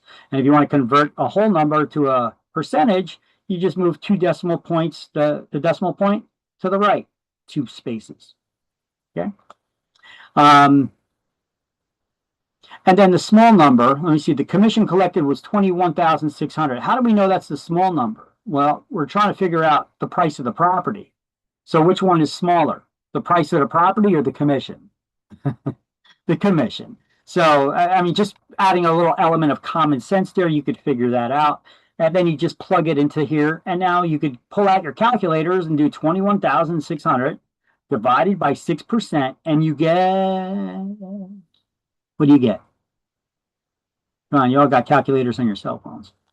360,000. Correctamundo. There you go. See? Wasn't too difficult, right? All right. Now, we could change this question and word it in several different ways now. Let's use the same math problem on different questions, like this one. If a house sold for $360,000 and the agent charged 6% commission, how much would the total commission be? Well, we could plug it into the T formula. 360 is the large number that goes down bottom, and the percentage goes down bottom. So when you're doing the bottom numbers, you multiply across. 360 times 6% is 21.6. boom. There you go. See, T formula makes it easy to figure out. You don't have to be trying to type in all the numbers that they gave you in the question and hope that it answers to it matches up to one of the multiple choice answers that they give you on the exam. Yeah, the exam is all multiple choice, by the way. All right, here's another question that they could pull out of that. If the house sold for $360,000 and the commission collected was $21,600. Now, this is a harder question for a lot of people to figure out. But for you guys, it's going to be easy with the T formula, right? So what was the rate of commission that the licensee charged to sell the home? Well, small number goes up top, the large number on the bottom. TGIF, top number goes in the calculator first, divided by the large number, and you get, drum roll please, 6%. booyah. There you go, right? Math made easy. Just know the formula, and you can use calculators, so don't be afraid of the math. But the formula, the T formula, is very helpful.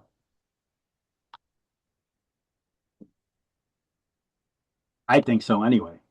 I suck at math, but I know the formulas, and I own a calculator, so I'm good. All right. And so if I could do it, you guys can do it. I mean, I teach this stuff. So, you know, I stink at math and I know how to teach it. Yeah, so, I mean, if I could teach it to you, you guys can do it. So don't be scared of math. I know some people, when I just say the word math, they start hyperventilating. Don't do that, okay? I've come across a lot of students, and I've really had students come to near nervous breakdowns over the word math, okay?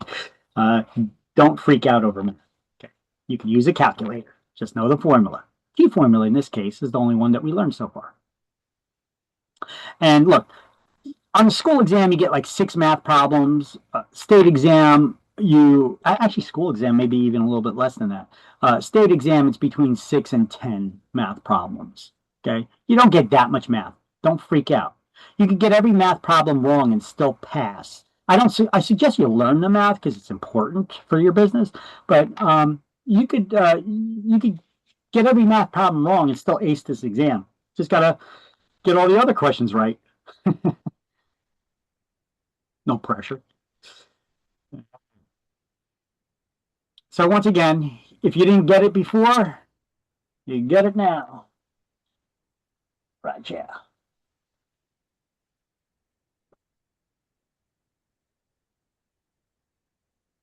Okay. And then further down here, you know, they tell you how to calculate pity. This is all about the loans and stuff, which we're not going to get into until next week. How to calculate amortization, how to calculate the interest over the life of the loan. Here's the formula that's on that inside cover. But I'll give you an easier way to calculate this when we get to it next week. So, chapter 1, real estate licensing. Okay, before we actually break into chapter 1, there's a couple of slides at the beginning. There's a couple of pages here at the beginning. You got your table of contents in the book. Move past the cover, turn the page. You can see the table of contents. It shows you what is covered in each chapter or unit. This is how we navigate this book. You get past that, there's an introduction, which I don't think I've added it yet. No, I didn't. I took some screenshots. I just didn't add them yet. I got to add them to the slideshow. It shows you about this book and getting started in real estate. They got a nice little write-up there for you guys. It's a good read in your own time, in your spare time, to read this introduction. How to get started in real estate. It's just a little brief overview. The role of this class, well, what is the purpose of this class? What is the role of this class other than a requirement? It's just so you guys can learn some of the basics and fundamentals, okay? This class is not here to teach you how to actually do the job. It's here to teach you some of what are the laws and rules so that you know not to break them, right? It'll teach you some of the basics like the math. It'll teach you about the laws. It'll teach you about general real estate practices, the different types of licenses. It'll teach you about contracts and all kinds of different types of loans and the legality of the loans, the required disclosures, things of that nature. We teach you how to pass the exam too, okay? But this class is not here to train you how to do the job, okay? So that's why these classes are usually boring. But I'm going to try not to talk monotone and to try to, when we're going over some of the dry stuff, I'm going to try to explain it and put some real estate real issues attached to it so that you guys can learn a little life experience. Even though my job here is not to teach you exactly how to do all that stuff, that's your broker's job. I'm going to go over it with you guys and give you guys some elements of how you could apply it to the real life situations on the job. Okay. See, passing the exam, we already went over that. The job description, affiliating with a broker, questions to ask your broker. There we go. Even though I gave you on that shared Google Drive those interview questions, they got more questions here. I haven't cross-referenced them yet to see if these questions are also asked in mine or not. Let me see. What sort of training will I be over? Ad hoc. I mean, yeah, some of these questions I have.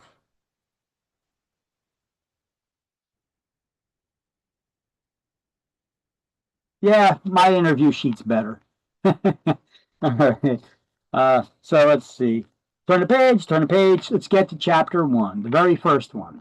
And at the end of this chapter, you're going to be able to describe the different types of real estate licenses, including the qualifications for and exemptions from licensure. You're going to explain the license procedures for New Jersey residents as well as those that live out of state. Does anybody here not live in New Jersey that is taking this New Jersey licensing class? Okay, so everybody lives in New Jersey. Okay. And went over referral agencies. Now, you can get a New Jersey real estate license even if you don't live in New Jersey. You just need to sign an additional document, which is basically a consent to come back to be sued in the state and have that heard in trial court here instead of whatever state it is that you're living in. So, there we go, page 1. Who has to have a real estate license? Sounds like a question that could be on exams. Anyone who takes part in a real estate transaction in New Jersey for another person for a fee, commission, or other valuable consideration has to have a real estate license. And I am sure as we go through this course, I'm going to point you back to this very first sentence in the book multiple times because it's an important thing to understand. Do you need to have a real estate? Question. Yeah. Go ahead, shoot. Is wholesaling illegal? Well, my entire answer to that would be, what do you mean by wholesaling? Like when people do real estate without a license, basically. I think you answered your own question. Okay, now wholesaling. I know people come at me. They deal with investors that are telling them, "Oh, you should get involved in wholesaling," but they got a totally different definition of wholesaling. Here, let me tell you what wholesaling is. That is perfectly legal. Wholesaling is when you go to lenders who own a bunch of properties that they foreclosed on and they own them, and you negotiate to buy a bunch of properties from them at a wholesale price, basically a marked down price, and you buy it because you're buying a bunch of properties from them. You get them at a discount, and then you could resell them for a higher price or rent them out or whatever. That's real wholesaling. That's what real wholesaling is. But most people that ask that question about wholesaling, they're talking about one that is walking a very shady line, very shady of gray line. It's not black and white. It's right there in the middle, walking the line of breaking the law, and often does. But either way, for you as a real estate agent, you're probably violating your fiduciary duties to your client, whose interest you should put above all others. Okay, so what is wholesaling in that regard? Well, you may get an investor that comes up to you and says, "Hey, do you got anybody that's looking in danger of losing their house to foreclosure, they're behind on their mortgage payments or anything like that? I need you to convince them to sign their rights away to sell their own house to me." All right, something right there don't sound right. Okay, why would you need a homeowner to sign their rights away to you? Well, so that I can try to find them a buyer for their house. Well, isn't that your job as a salesperson? So you're trying to convince a homeowner to sign away the rights to sell their own house to some third party who's going to try to find a buyer at a high enough markup where they could make some money. But they're not licensed real estate agents either. Okay, so all they're doing, they're just a third party. They call themselves investors, but they're not putting any money down. And if they do, it's very minimal, maybe $100 tops, just to try to convince an owner to sign a document that signs the rights away of who has the right to determine an acceptable asking price on the sale of their house. And what is that based on? It's based on how much profit that they could make. That anything that they sell over a certain amount, that they get to keep it as their commission. Oh, wait a minute. Commissions. Only the real estate licensees can do that. Oh, so what do? They say, "Oh, well, I'll buy the house and then flip it to the new person simultaneously." But there's got to be enough markup. That sounds like a big headache. And there are laws that also make that impossible in some ways, in some scenarios too. So wholesaling, in that regard, avoid it like the plague.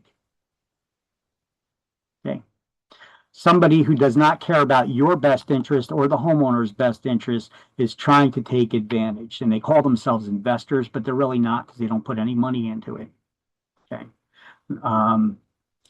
Yeah, avoid that situation. You can sell the property and you earn the commission. You don't need this third party to help find a buyer. You find the buyer. That's your whole job. It's your whole point as a real estate agent, right? To help your clients sell their homes or lease them out, right? So let's continue reading here. The state of New Jersey created the real estate licensing regulations to protect the general public from unscrupulous brokers and salespeople. Unscrupulous. Scruples. That's a fun word, huh? Scruples. Okay, you don't have scruples. Licensing regulations. What is the purpose of New Jersey licensing laws and rules and regulations? To protect the public. Protect them from who? Unscrupulous brokers and salespeople. Okay, so have some scruples. Okay, look out for your client's best interest. Don't put other people's best interest or your own above of theirs. Don't try to screw over people just so you can make an extra buck. You know, treat everybody fairly and honestly. Have some scruples, some morals. Right? So, licensing law, its purpose to protect the public from unscrupulous brokers and salespeople. Okay? Who has to be licensed to assist somebody in selling a home? Do you need a license to sell your own house? No. No, you do not. Or to No. lease it out. What about your mom's house? Do you need a license to help her lease or sell her house? No. Depends. On what? Are you making money off of it? Money. Are you getting, or not just money, let's see, earning any fees, commissions, or other valuable considerations, anything of value? Are you getting out of it? Or are you just helping her because you love her and your family? And you're not getting anything else in return? Well, if that's the case, no license needed. So if you helping someone, then in that case you no need. Yeah, if you're like- getting something out of it, you need a real estate license. Okay. What if they cook you a dinner or something?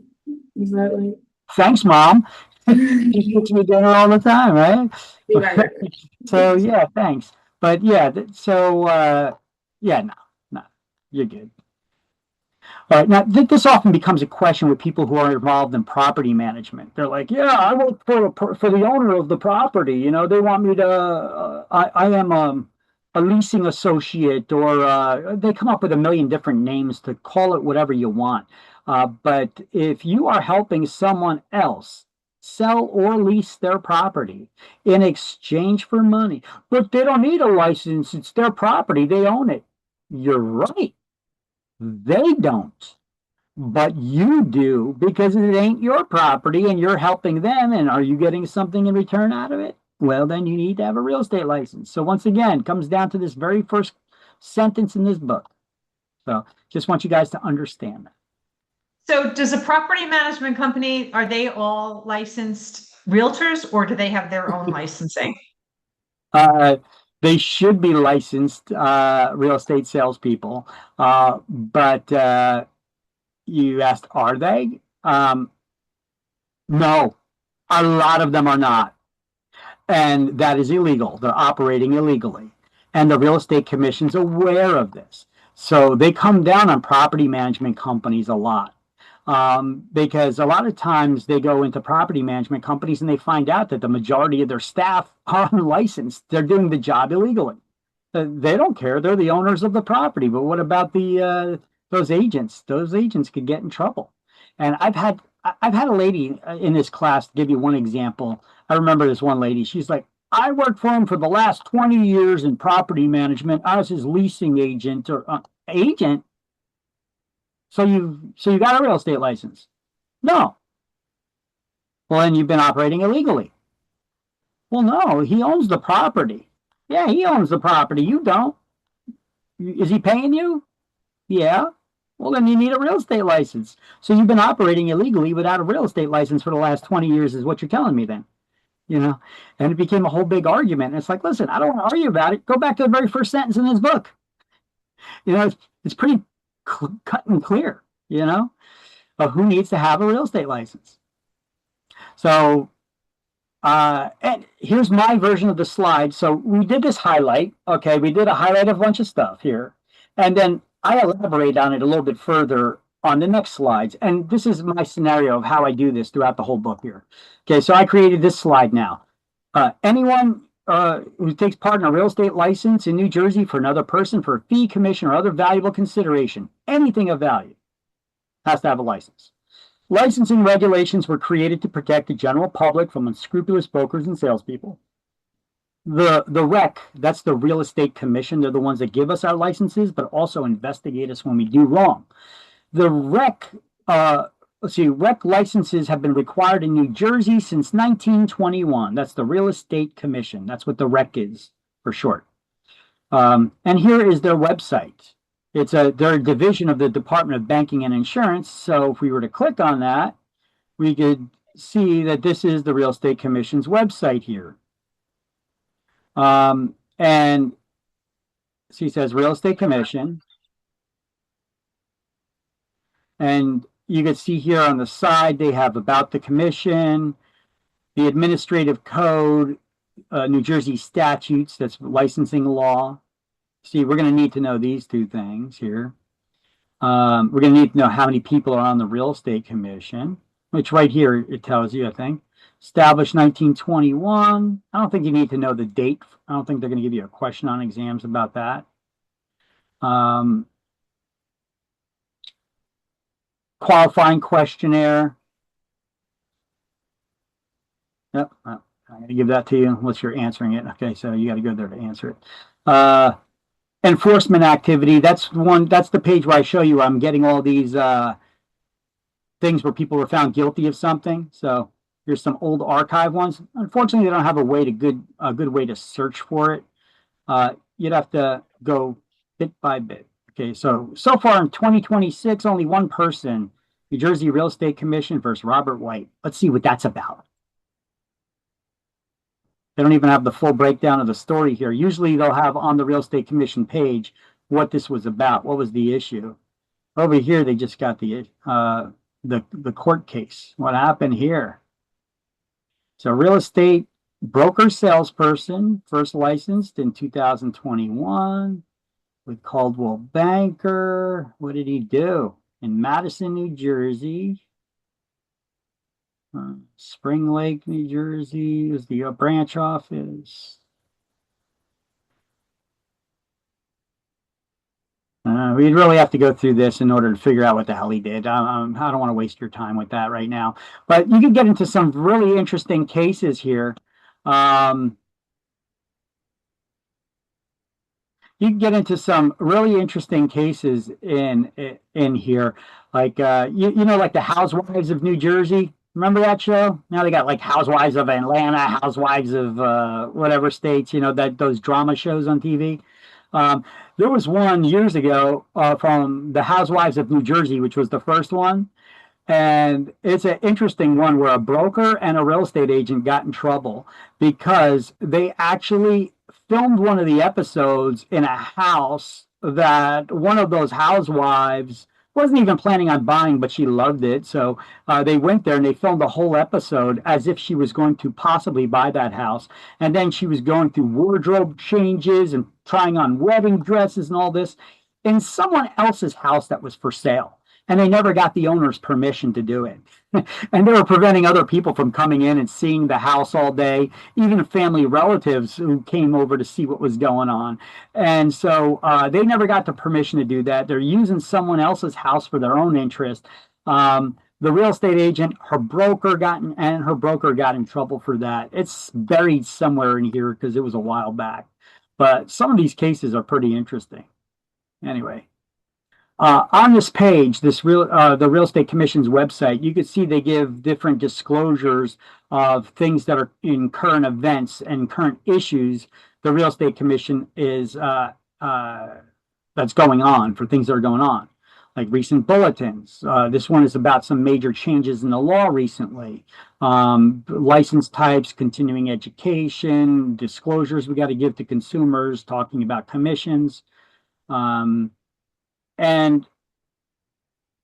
the real estate salesperson, referral agents, charts, CE credits. Okay. There's a lot of different questions here. You could go over these, and a lot of this stuff are things that I'm going to be teaching you about. Usually these things on the front page here of the Real Estate Commission's website are issues that I teach you about right here in this class that we'll go over at some point. Why? Because they're probably going to be questions, since they're current events, the things that they'll give you on the exam. So here, this is the REX website, the NJ Real Estate Commission website. I'll share that with everybody. Oh, did I share that with everybody? Everybody just get that text message or no? Chat message? Yeah. Yes. All right, so licenses are governed by the Real Estate Licensing Act, which I just showed you on the Real Estate Commission's webpage. They have a link to it. I have a link to it right here on this slide as well.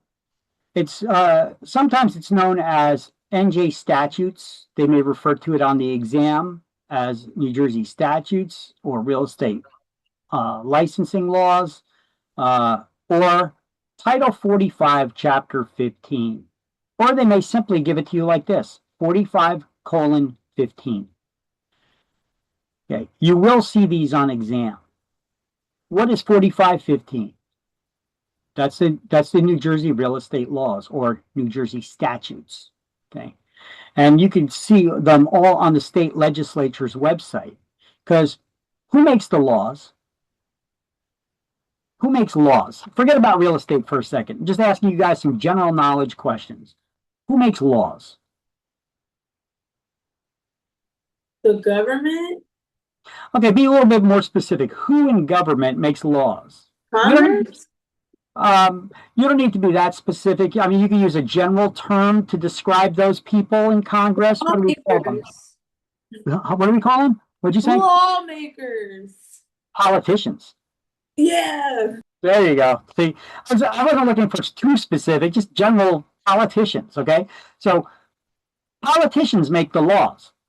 Now, do you think that New Jersey politicians, because this is New Jersey law, so this is New Jersey politicians, do you think New Jersey politicians know everything about real estate since they made the laws? No. They basically made a framework of the laws, okay?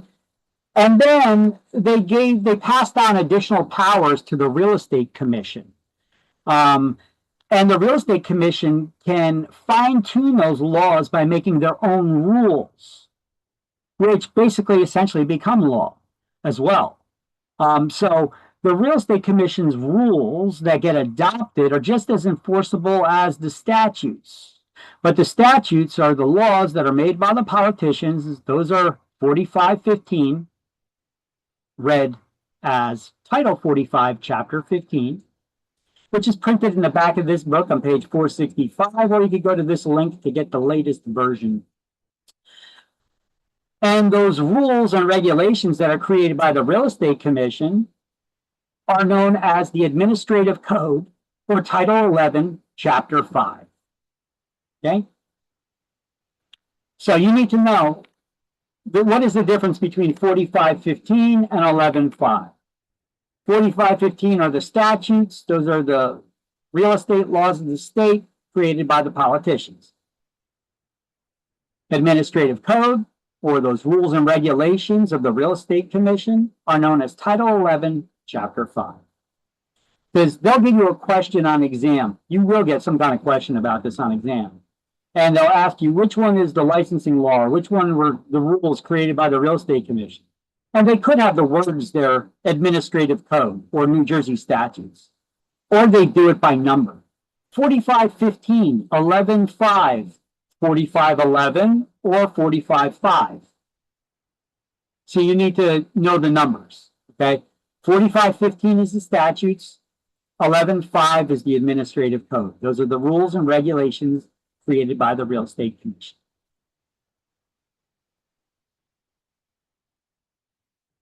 And you can always get the latest version of those rules from LexisNexis on New Jersey Code. So I got the links here. Now, all of these links and all of these explanations that I've given, I know you guys are taking notes and you're doing highlights, but in that shared Google Drive, I told you I was going to show you that. Let me close out some of these open windows I have on the computer. I have about 10 of them already from websites we've gone to. Let me go to the class.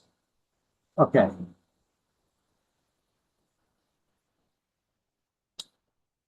In the shared Google Drive here, so when you just click on shared Google Drive, you come up to this. Remember I told you got those class links Word document? Here we go. New class links and notes. And right in there, if you were to open that up, download it. Don't open it up, okay, like I just did because it takes forever. You see there's a list of all the last classes that were recorded, those playlists. I told you I'm going to add yours to it.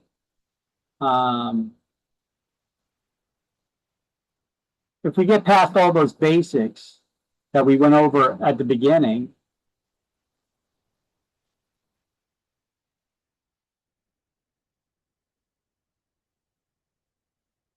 see if that link works.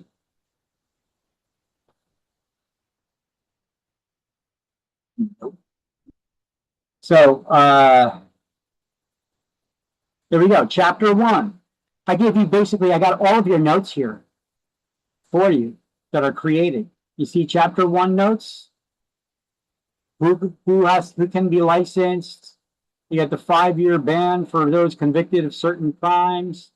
But I elaborate a little bit and I get into what I've spoken and that wasn't specifically written there in the book.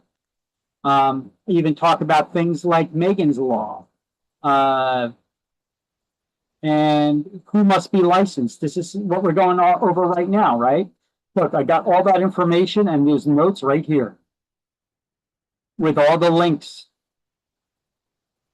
and talking about CE credits in order to get your license or to renew your license. How to register for the school exam and fingerprinting. We just went over all that, right? The 4 types of licenses in New Jersey.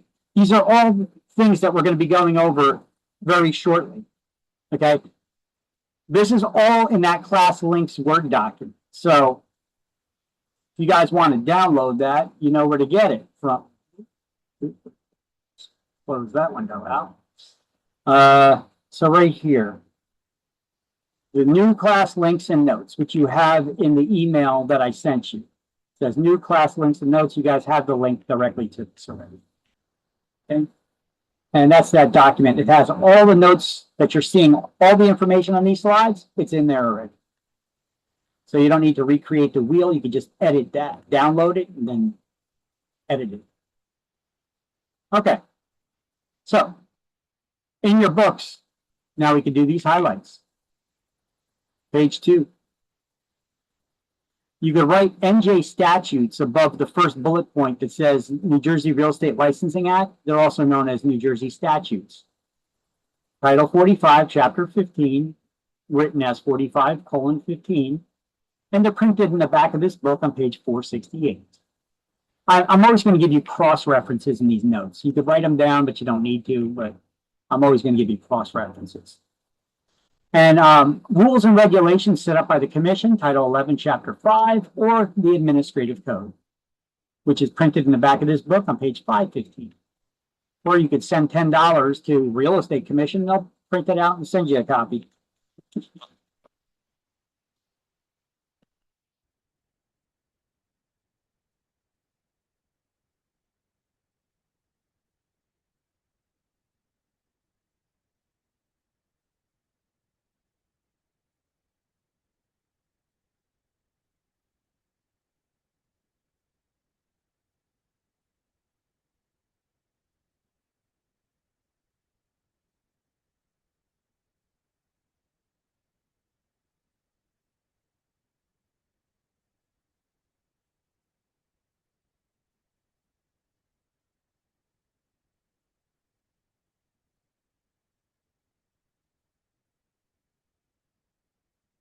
right? Anyone who's taking part of a real estate transaction in New Jersey for another person for a fee, commission, or other valuable consideration has to have a real estate license. Remember I told you about some property managers? Like this guy has a claim to be a property manager, had his own company, came up with a bunch of fancy names on it too. You know, NJ Rentals, North Jersey Rentals, NJ Executive Rental Management, LLC. njrentals.biz. None of them were licensed to work in real estate. Okay, so real estate commission found out about it because he screwed somebody out of $300 apparently. So he was ordered to pay restitution of $300 to somebody, but he also got a $10,000 fine and was ordered to shut down all these businesses that were illegally operating. Or how about this one? Here's a licensed real estate broker, a broker from Passaic County. What did she do? She had people within her brokerage working without a real estate license as leasing agents or leasing consultants or whatever other fancy name you could think of. So she was ordered to retake a 30-hour class in real estate office management. That's a requirement to get her broker's license. Apparently she needed a refresher. And they also gave her a $2,000 fine for that. So real estate commission does investigate and come down on people for stuff. So who is this real estate commission? Here we get it. We can highlight this on page 2, or you can read my breakdown here. The real estate commission, there are 8 members of the real estate commission. 5 are real estate brokers who have been licensed as real estate brokers for at least 10 years. 2 people are chosen from the general public. I'm not sure what that process is like. And 1 is appointed by a department of state government. The governor usually has their own inside person in each department. You know, anytime the governor changes, they usually swap out that person, unless they're of the same political party, and then they may keep them in there. But they all serve 3-year terms. But in any case, they all serve at the leisure of the governor and can be replaced at any time. Just like the president, right? Anytime there's a new president, they change the cabinet members. They want their own people appointed to these positions.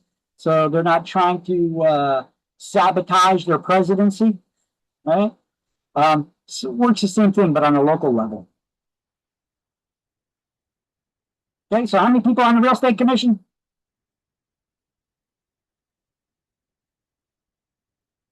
8. 8. 5 are brokers that have been brokers for how long? 10 years. At least 10 years, and 2 chosen from the general public. I know one lady is on there. She's an attorney. I'm not sure about the other guy or how they select those people, but that's how the breakdown works. All right. Yeesh, that looks messy.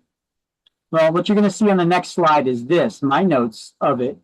But I guess these are the modifications that I would suggest for the books versions here. But either way, if you guys are going to take the notes and do the highlights in your books, I suggest you do this. And then we'll go to this screen, and then you could do what you want with that. Print this one out instead and study from that one. Or you could do all these modifications and notes here. I will leave it on screen for you to do so. And if you're taking notes on this, just let me know when you're done. I'll give you guys a minute to do all your highlights and take your notes. And then we'll move on to the next screen and I'll explain it from there. Okay, so here's all the writing. If you need, if you can't read my chicken scratch and you need me to say what this is, then let me know. Here's your notes. I'll pause the recording while you copy those notes. All right, so let's move on to the next slide here, where it goes over the same information, but I give little corrections in the definitions and explanations here. So Some people may want to actually just take a screenshot of this one. But once again, this is also in your notes in that class links Word document and notes file. So these are the 4 license types. We need to know what the 4 license types are. Going from highest to lowest, they are broker, broker salesperson, salesperson, and referral agents. Okay. Notice I didn't use the word realtor there, because realtor is not a license type. Realtor is what we call licensees who are members of a trade organization we call NAR, the National Association of Realtors, which their members are called realtors. So it is not a license type. Their members are called realtors, and their salespeople under those members, the brokers who are called realtors, are called realtor associates, which we'll get to that at the bottom of this slide. So Now- salesperson, I have Yeah. questions. So salesperson's like considered as a realtor? A salesperson can be a realtor, but they don't need to be. Oh, You know, if you're working in residential real estate, most likely you will be a realtor. But commercial real estate, not necessarily need to be a member of this trade association, NAR. And sometimes they aren't, and they're just real estate licensees. And the license type is called a salesperson. So you could be a salesperson without being a realtor. Being a realtor just means that you're a member of this organization, this trade organization. You know, trade is a business. You guys are here to learn a new trade. If you're a member of that trade organization, you're going to be called a realtor or realtor associate. Because the technicality of it is technically, even though we all call ourselves realtors that are members of NAR, technically only a broker can be a realtor. And everybody that's a member of that organization through their broker's membership is a realtor associate, because they're associated to the broker. So technically they're realtors, they're called realtor associates. Okay. I'll get back down to that when we get down to the bottom there. Let's go over the license types first here. So number 1, broker. Broker is the only person licensed to charge the public for services and hire licensees. We as real estate salespeople, we do so under and in the name of the broker which we are employed. Okay. They gave us that authority to assist them in getting listings, to help people sell their homes or lease them out. And the brokers, that's how we get paid. We charge the public through the broker's name that we're affiliated. So every agency has only one broker of record, one broker, also known as the broker of record, because they're responsible for record keeping. So the broker or broker of record, they could be known as. They're responsible for providing office space, that's a physical place of business for their agents to conduct the business, and guidance and direction. That doesn't mean training.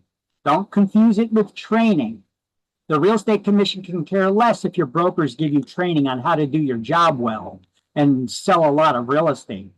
They care about that you know the rules and how not to break them. Okay, so your broker is required to provide you with a physical place of business. No virtual offices allowed in New Jersey. The law requires a physical place of business for any brokerage. And to ensure that all of the agents of that broker, all the licensees under that broker are aware of all the rules and regulations and how not to break them. So the broker, we call that guidance and direction. The broker has to give you guidance and directions to navigate those rules. So that's not training. Okay, just just ensuring that their agents are adhering to the rules and regulations, the statutes, as well as the administrative code. What are New Jersey statutes also known as? Let me throw a question at you really quick. Title 4515. There you go. 4515. And those rules and regulations of the administrative of the Real Estate Commission, also known as the Administrative Code, they're also known as Title 11.5. 11, Chapter 5. Correct. Okay. I want to keep doing that because if I do that and I ask you those questions and keep doing the memory recall, most likely will stick in your head better. So the broker has to provide office space and guidance and direction to the rules. Okay, that's it. Now, there's another license type called broker salesperson. What is that? A broker salesperson is someone with a broker type license. They went through all the education, took all the same training as the broker did, took the same exam. However, they're choosing to work under and in the name of another broker in a sales capacity or as an office manager. Because you could have a brokerage, the company, they could have 5 offices, but the broker can only be in one place at a time, and each office needs to be managed by somebody. However, who can manage an office? Only someone with a broker type license, either the broker or a broker salesperson. Okay, so a broker or broker salesperson's license is required to manage a real estate office, whether it's the main office or a branch office, we call it. Okay, salespeople can't manage branch offices. Only people with broker type licenses. And how many brokers are there in each agency? Only one. That's the head honcho, the big cheese, the one in charge, right? You can call him the broker of record or just the broker. And broker salespeople, those are brokers that work for someone else. Salespeople, that's the license type that most of you are probably trying to get right now, works under and in the name of only one New Jersey broker at a time.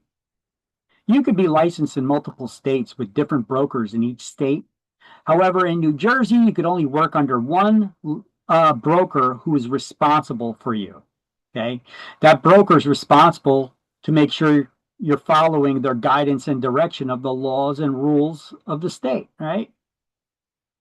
So you're only paid by that broker, and a salesperson can work directly with clients and customers, and they could also send referrals to their broker or other agents. Okay. However, a referral agent, they cannot work directly with consumers. All they could do, they can't show them properties or get listings. All they could do is refer business prospects of buyers or renters or sellers or landlords, and then in exchange earn a referral fee. Salespeople, broker salespeople, and brokers, they could refer business, but they could also work directly with clients. Referral agents, they can't work directly with clients. They could only send referrals. Yes. Yes, Sagar. So suppose after 1 year I want to change the broker. So can I change later on? Like, Nope. You have to be a full-time salesperson. This is something that we'll be getting into in the coming slides. You have to be a full-time salesperson for 3 years. no, I'm asking like if I right now after the salesperson license, okay, I'm associated with the one of the broker. Okay. Okay, later on, suppose I want to change the broker. Okay. Yeah. Gotcha. That's what All I right. want to ask. So day 1 on your job, you start working for a broker and you don't like the way that he's operating or the way that the office works or anything. Day 1, you don't need to wait a year. It's your license. You could be like, you know what? I changed my mind. I don't want to work here. Could you return my license to the state? Or you could say, can you terminate my license? You're basically terminating the association of your license with that broker. And yeah, they could log into the computer. They could terminate your license. Now, that's the terminology they use. Don't get freaked out about the termination of the license. Now you could go find another broker that you want to work for.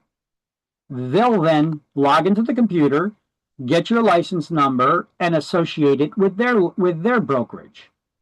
Okay. Now I think it's a $25 fee. I think they raised it to $25 to transfer your license from one. It's 20 or $25 to transfer your license from one broker to the next. Okay. Yeah, it's your license. You can leave anytime you want. Okay. Okay. Thank you. Now, if you've been working at that brokerage and you've got deals going on, though, you can't finish working those deals until they're done. If you leave that brokerage firm, You left the brokerage firm. The broker has to assign a different agent that's actively licensed at their office to finish working with that client to close the deal. Okay. And then when they close, you may get paid a percentage of what your normal commission would be, because they also got to pay that other agent who finished the deal. You know, we'll get into those details more later on, but that's how that works. All right, so referral agents are also known, we call them referral agents. That used to be what the license type was, but they actually changed it. It's actually called now SLWRERC, which is an abbreviation for salespersons licensed with a real estate referral company. It's a mouthful. So that's why we just say referral agent, because that's basically what they are. But technically, the license type is SLWRERC, and that's what it stands for. Now, why the change? Well, because in the past, we know there's 4 license types: broker, salesperson, and referral agent. But in the past, what about the company itself? Does the company need to be licensed? Yes. It's called a brokerage license. The brokerage needs to be licensed. But there is a new type of brokerage license that was created as well, called a referral company. So in the past, referral agents can hang their licenses in any under any brokerage that's licensed. Now they created this new referral company category of license for a brokerage. So only referral agents can only hang their licenses or affiliate their licenses with referral companies. You follow? Everybody got that? So a referral agent cannot, it used to be that, hey, I'm a broker, I got a brokerage, I got broker salespeople and referral agents under me in my brokerage. You can't do that no more. You have to have a separate company only for referral agents. Okay. And so most brokers never did that, opened up a separate company just for referral agents. Okay. I did. I've got a separate company for that. And because you get a lot of people that they take this class, they have no intention of working in real estate. Let's just say say you work as a dental assistant, or you work in a dental office or something like that, or you always do the small talk with the people that are coming in, you know, and you're talking about, oh yeah, this one got married, this one's getting divorced, oh yeah, they're thinking about buying a house, and then you can be like, oh, you know, I got a good agent I can refer you to, and now they could refer that person that's working in that dental office, that secretary or dental assistant, whatever. They can say, oh, I got a good agent I can refer you to, and they refer you to an agent, and in exchange they earn a referral fee, and nobody needs to know about it. That's just between the referral agent and the agent they gave the referral to and their broker. Okay. There's a contract that's signed between them, but not between the client. All right. So this way, you can legally earn a referral fee. You have to be licensed, right? Who must be licensed? Anybody who's getting paid in exchange for working in a transaction. So all you did was give a referral to somebody, and in exchange, you could legally earn a referral fee, but you still need to have a real estate license. In this case, if you don't plan on working with people, showing them houses and getting listings, you can get that referral agent's license, and that's perfectly fine. Okay. So we get like paralegals, people who work for attorneys and stuff, they come across instances all the time where they got to refer out business to real estate agents, and they get paid nothing for it. But if they had a referral agent's license, they could. Okay. And you don't have to, and if you're a referral agent, you don't need to take continuing education classes before your license renewal. You don't need to carry errors and omissions insurance, something we didn't go over yet. It's kind of like medical malpractice insurance a doctor carries. We got to have something like that too. You know, for errors, we're all humans. We make errors, and omissions. We make mistakes. Sometimes we forget to put things in. That's what that insurance covers. We don't need to be members of NAR. We don't need to be members of any MLS and pay the associated fees with any of those things. if you are a referral agent. All you do is you send referrals and you make money, and you renew your license every 2 years and pay $100 to do that. Okay. That's what a referral agent is. So when you guys complete this course and pass your exams, you could either check off that you're applying for a salesperson's license or a referral agent's license. Okay. Now, if you want to, Are you a salesperson? I mean, are you a referral agent by default if you have your salesperson's license? you have to check off which license type you want. A salesperson can also send referrals. Okay. But a referral agent, they can only send referral business, and they cannot work directly with clients helping them buy or sell properties. Only a salesperson, only one of the other license types can actively work with people. You follow? Whereas a referral agent, they're limited, and all they could do is earn money from referring business prospects to their brokers or other salespeople. Okay. Okay? Is that a common license? Do a lot of people do that? There's quite a few people that do it. Look, there's also people that drop out of, they're not everybody's cut out to work in the real estate business either. So there's a lot of people that fail out of this business. But I tell people, if you don't plan on sticking in this business, do not give up the license, especially after taking this class and all these exams and everything you went through.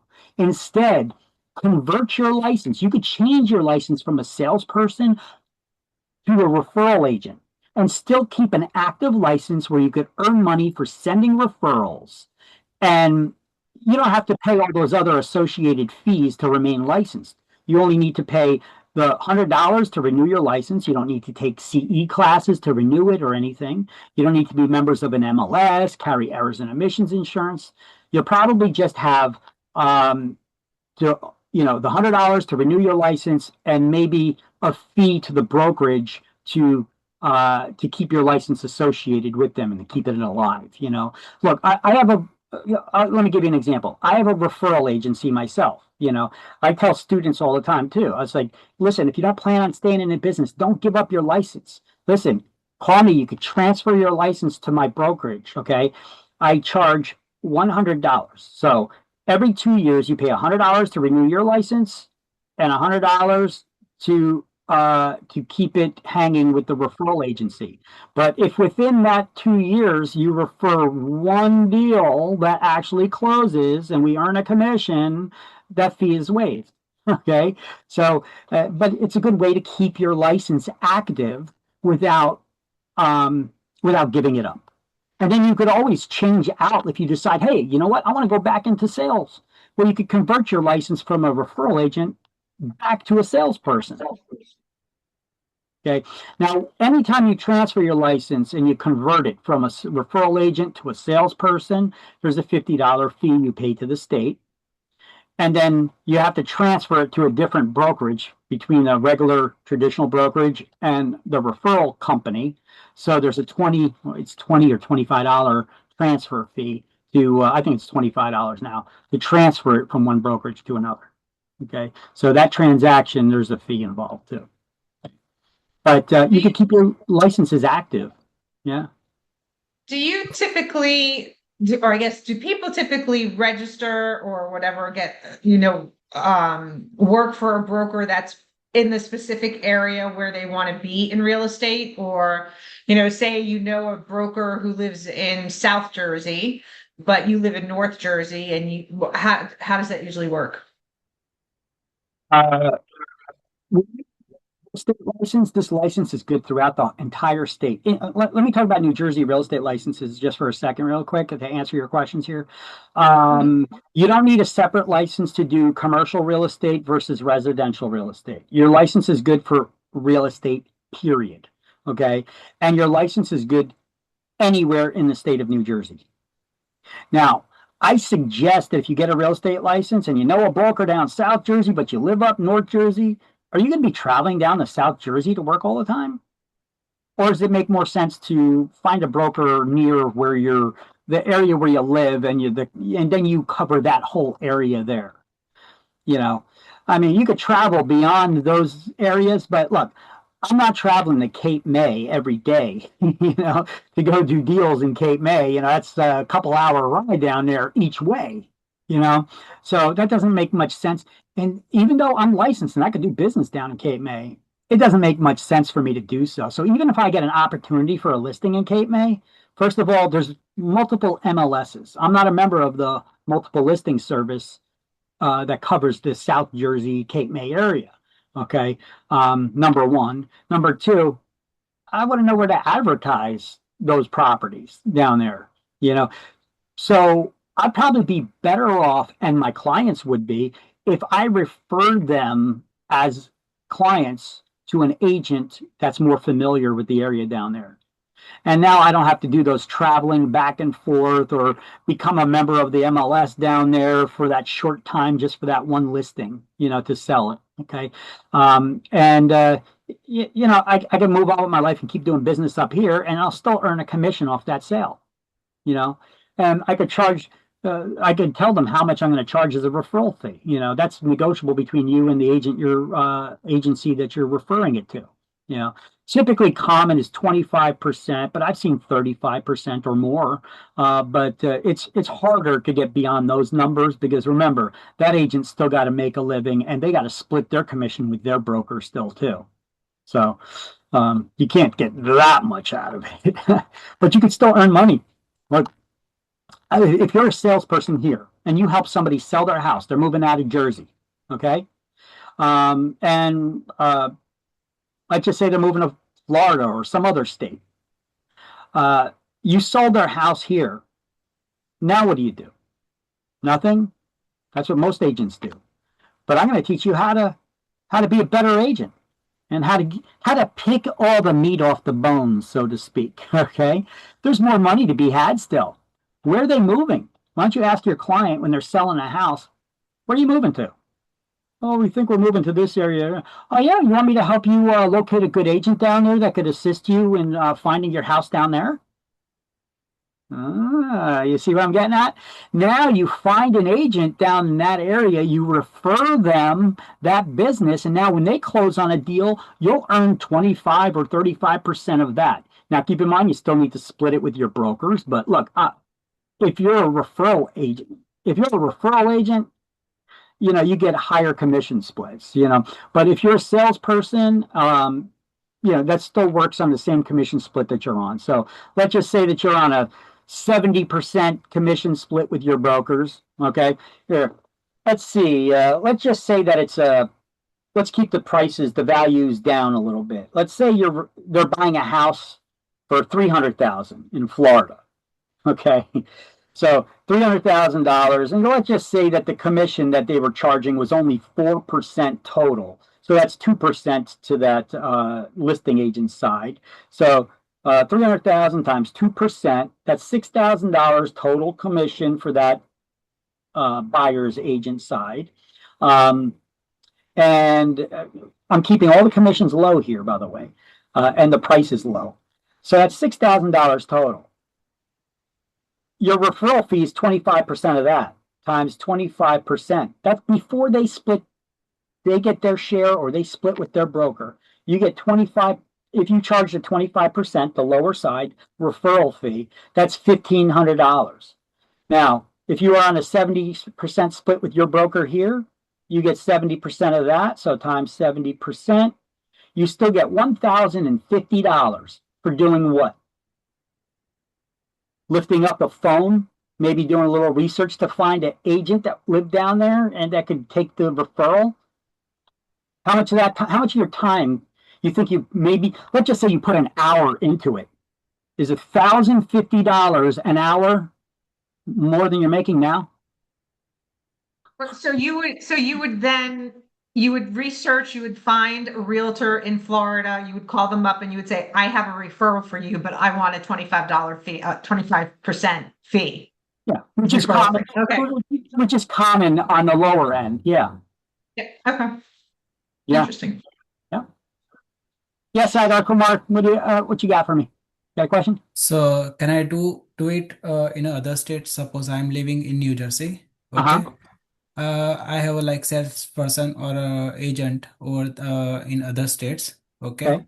So if someone is moving from here to some other state like Chicago or somewhere, so Mhm. can I do it the same thing? Because like my brother is living in Chicago. Okay. Okay. So I can do the same thing, right? Yeah, you could send him as a referral. Like if he wants Uh, to sell his house or from Chicago, you can't help him because you're not licensed in okay. Illinois. But you could refer him to an agent in the Chicago area, and they could sell his house, and you could earn a referral fee on that sale. So it's like good options like it's better to get a license for from other state. If you have a license from New Jersey, you can do this. You can Part of still my earn the money. part of my French, but that's more of a pain in the ass. Are you going to be traveling to Illinois all the time and doing business in Illinois? Yeah. I have to now listen. Uh, the completion certificate that I'm going to give you from this class will be your school transcript. It goes over all the hours and the topics that you've covered. And you could use that and take it to another state to avoid having to take the class in that other state, as long as that state's requirement is 75 hours or less. You could use your completion certificate from this school to also get licensed in another state. Not have to take the class in another state, but you'll still have to take their state exam there. Okay. But then you need to affiliate under a broker there. There may be associated fees for errors and omissions insurance in that state, membership in the MLSs in that state, and all that. And every time like I have to visit there. Yeah, So it may not be worth it to do that. You're better off just sending the referral, earning the money off of that, okay. Otherwise, the headache and the additional expense, and maybe additional CE classes you need to take to maintain and renew your licenses in those states. The juice ain't worth the squeeze. Okay. Okay. That's a metric by which I measure all things by to see if it's worth it. You'll hear me And say that a lot. Is the juice worth the yeah. squeeze on this one? And this one, I don't think the juice is worth the squeeze to do all that. Just send a referral. And what's the process like I have to do For if I'm referring someone? it's you research, you find an agent in the area that you want to send it to, and then you fill out a contract with them. You email it or fax it over to them, have their broker sign it, or their referral manager, if they have one in their office, that agrees to the terms to pay us a commission. And then after they have agreed to all those terms, then you fill out the contact information and everything for the client you're referring over. Okay. And you send it over to them. Okay. Don't give them all the info about the client before you have it in writing. Otherwise, they'll just take your client and you get screwed. Yeah. If they don't have scruples. But Okay. I've had that happen before, and now I never let that happen again. Yeah. All right. Let's see. So referral agents, a new type of license required to sponsor licensees as referral agents. Referral agents are restricted from working directly with the public. They can't. They can only refer business prospects, which we refer to as leads, business leads, to their brokers, and then their brokers can assign them to specific real estate agents, or you can, if your broker allows it. Got to see whatever your office policy is on how that works. And those referral agents, I'm just going to, instead of reading this acronym, I'm just going to say call them a referral agent.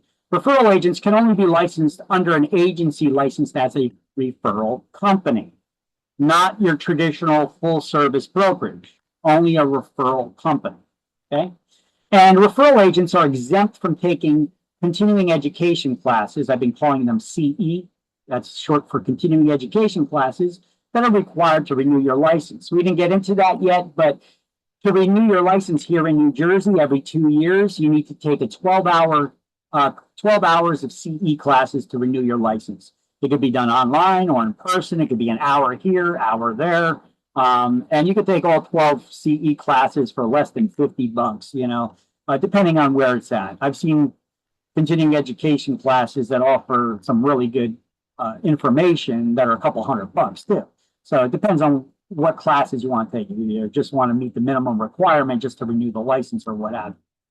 And we'll go over that. And if you need to do that, when your license comes up for renewal, all right.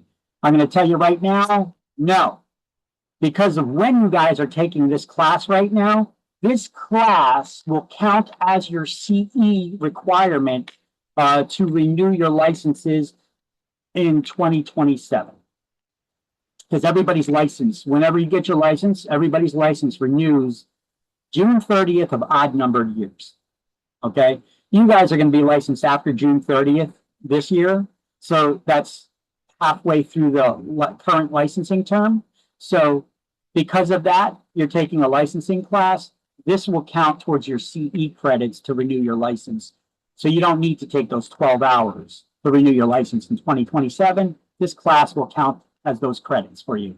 So good timing. You guys taking the class now. Okay. Now, the term realtor or realtor associate, like I said before, is not a license type. It's just a member of a private trade organization called NAR, the National Association of Realtors, which has nothing to do with state licensing. You have some kind of question on exams about that. You know, members of look, NAR may have their own rules that their members need to follow, and if you violate those rules, they could fine you or whatever. But does it affect your license? No, because they have nothing to do with state license. Okay? Now, they follow a strict code of ethics called the Realtors Code of Ethics. When you're a real estate licensee, to renew your licenses every 2 years, you got to take 12 hours of CE. One of those classes you need to take is an ethics class. It's different than NAR's Code of Ethics training.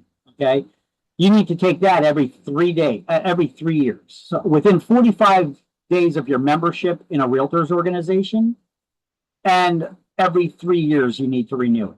And it's been a requirement since 1913 when the Realtors Association was created. How long did New Jersey require licensing since? Anybody recall? I don't think you need to know it for exam, but 1921. So New Jersey didn't have a requirement for real estate agents to be licensed until 1921. NAR, they saw that because it was like the Wild West, anybody can be a real estate agent. You had all kinds of shucksters or snake oil salespeople, scam artists, basically working as in the real estate industry, and they were giving real estate agents a bad name and a bad reputation. So they realized that, hey, if this industry is going to work out, we need to self-police ourselves, to self-regulate. So they created this association of realtors with these rules and these ethical standards that hold them to a higher standard. And so only their members that abide by these code of ethics, these rules and regulations, can be members of NAR. And they had that as a requirement since well before licensing was even required in this state. Okay, so those two things are separate. It's kind of like our self-policing, but yet we're still around, even though we're licensed and regulated by the state now too. That's still an organization there, although I don't think that they always work in our best interest. All right, now technically only a broker can be a realtor. I said this before. And all the agents associated and get their membership through that broker's membership in the association, their members are called realtor associates because their membership is through their affiliation with their broker. So they're associated to the broker, so they're realtor associates. So your business cards and your advertisements, they really shouldn't say realtor. They should say realtor associate, unless you're a broker. Okay? However, in conversations, you're gonna hear people all the time saying, "Yeah, I'm a realtor." Okay, you can say that, whatever, it's fine. Just in your advertisements, business cards, should say Realtor Associate to be more accurate. All right, everybody got these notes? Everybody got this? Screenshots if they wanted it, whatever? Yeah.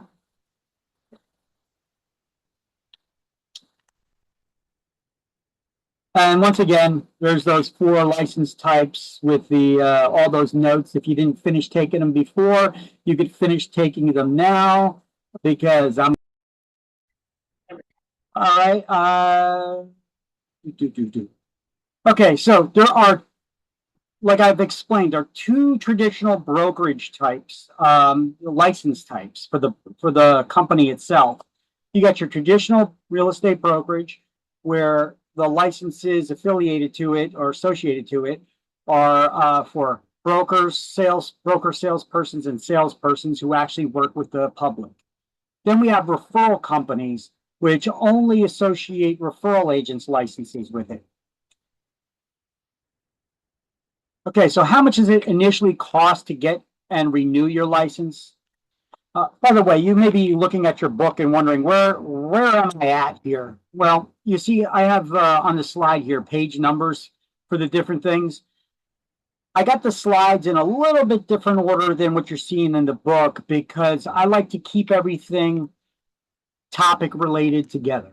Okay, so since we're talking about the licenses, instead of talking about the licenses, moving on to something else and then coming back to the licenses again, I'm just listen and focus on the lesson that you're seeing on the screen, and then we'll get to the screenshots and then what to highlight when you get in the book. Okay, I just want you guys to understand it and follow it first. So how much does it cost to initially get your license? Well, for salespeople and referral agents, it's $160.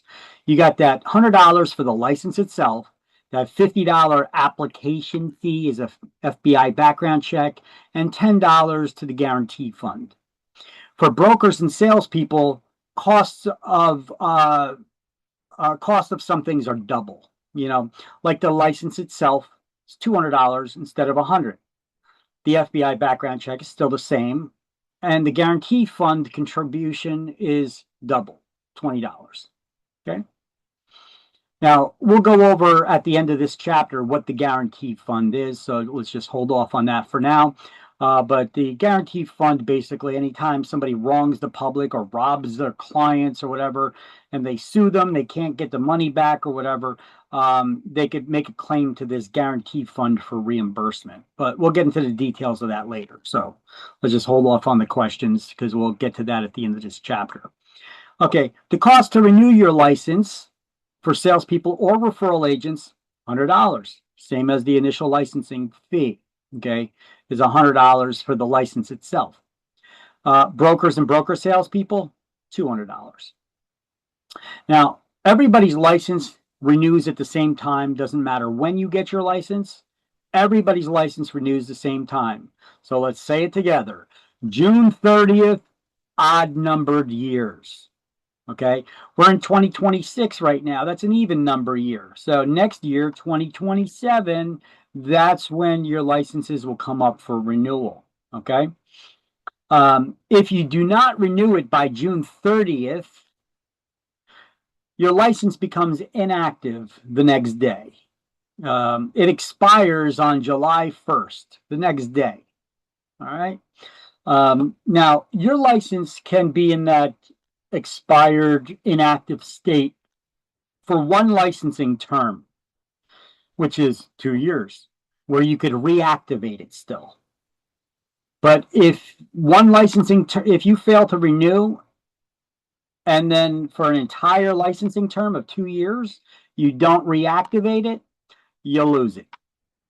Okay, so then you'd have to go back to school, start all over again. So it becomes void if you let it expire and it stays inactive for 2 years. So inactive licenses can be reactivated, of course, for an additional fee. I think it's $50 within the next licensing term, plus the fee for the license itself, the renewal of the license itself. But after that, it becomes void. You can't just pay the fee to renew your license either. You also need to complete any CE requirements that you may have, unless, of course, you're a referral agent, then you just pay the fee. Okay. Any questions? Because I think on state exam, they give you questions about that. If you don't renew your license by June 30th, what happens? Well, it's still good on that on June 30th, but the next day, July 1st, that's when it gets expired. Okay. Matter of fact, at the end of this chapter, there's questions on that. I think there's a question about that. And there are two answers that are kind of conflicting depending on your book, because the answer is different in some people's books than the others. Even though you got the same edition book, some people have a different answer options in their book. I don't know how the book manufacturer managed to do that one, but that happened. All right, so everybody got these details down here. If you want to take a screenshot, take a screenshot. But on page 7, they'll go over these licensing fees and renewal fees. And page 2 and 7, they go over this, okay, where we had the list of all the real estate license types. Let's see if we got that there. Yeah, June 30th, odd numbered years. Okay. Now, it doesn't expire on June 30th of odd numbered years. That's why I had you cross that out here in your book. Page 2, it doesn't expire on June 30th. It expires the next day. It's still good on June 30th. The next day, July 1st, it expires. Okay. And then I told you you have CE, continuing education classes you need to take to renew your license every 2 years. Okay. You guys will be exempt from that from this first year because you're getting your licenses after half of the term, after June 30th in the second half of your term here in the even numbered year. So this class itself will count towards those 12 hours of CE. So you don't need to take them to renew your license in 2027. Okay, so each credit is actually 1 hour of class. So there's 12 credits or 12 hours that are required to renew your license every 2 years. Now, you can't just take any class. It has to be approved for continuing education, registered. It'll have a license number for each class, and it's approved by the Real Estate Commission. Okay. Now, you can take those classes anywhere. They could be online. They could be in person. If I have a class that's approved, for an example, and I decide that, hey, we're going to do a real estate cruise. We do it on a cruise ship, right? And you could take all 12 of your CE classes hours on a cruise ship that we all booked on. Guess what? Is that a business trip now?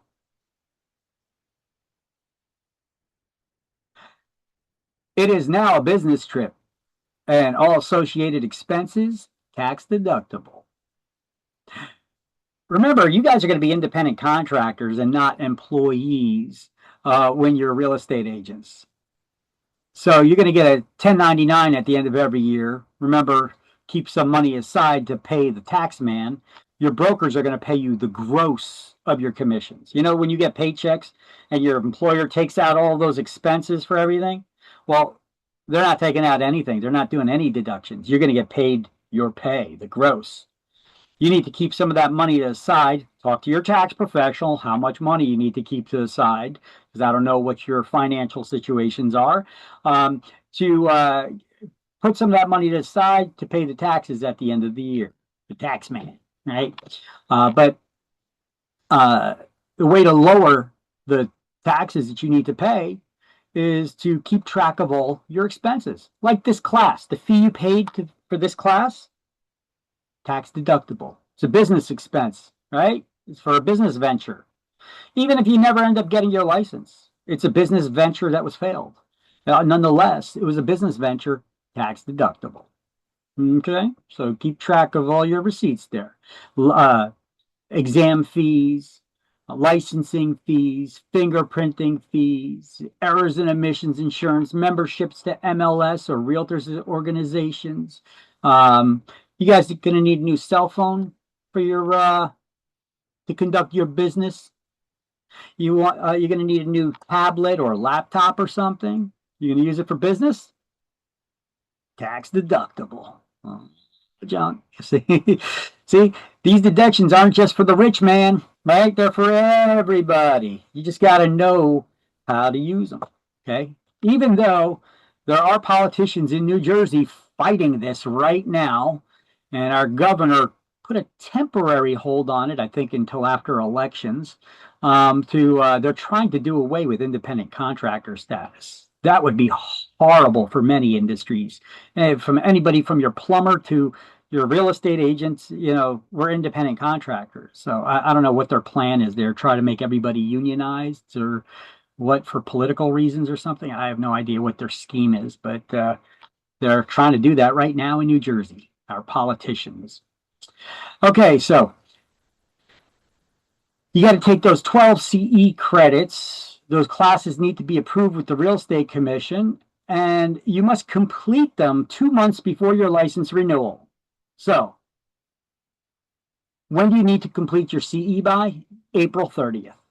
That's 2 months, because June 30th, 2 months before, is April 30th.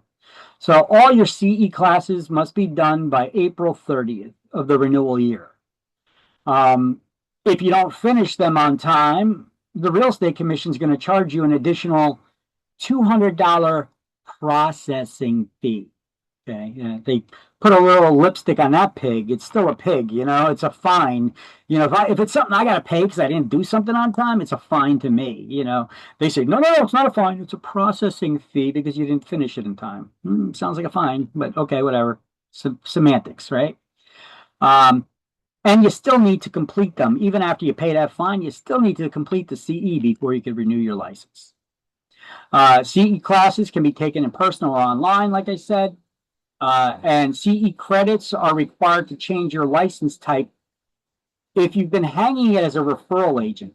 Referral agents are not required to take CE classes to renew their license. So depending how long your license was activated as a referral agent, you may need to take more CE credits than normal to reactivate it as a salesperson. Okay? And they're all going to have to be in core subjects, core topics. So I have a little guide here. We don't need to study it. We don't need to know about this. You just need to be aware that if you have your license hanging as a referral agent, if you want to change it back, you need to take more CE classes, and there are going to have to be all core topics. Okay, so this is just a breakdown here of what all of those topics are. I've got it once again. All this is in your notes on that ClassLinks Word document, and my slideshow. Here we go. Give me 1 second. I'm trying to find this slide on a different slide where I could copy and paste it off the slide. There we go. And I'll just put that in the chat window for you.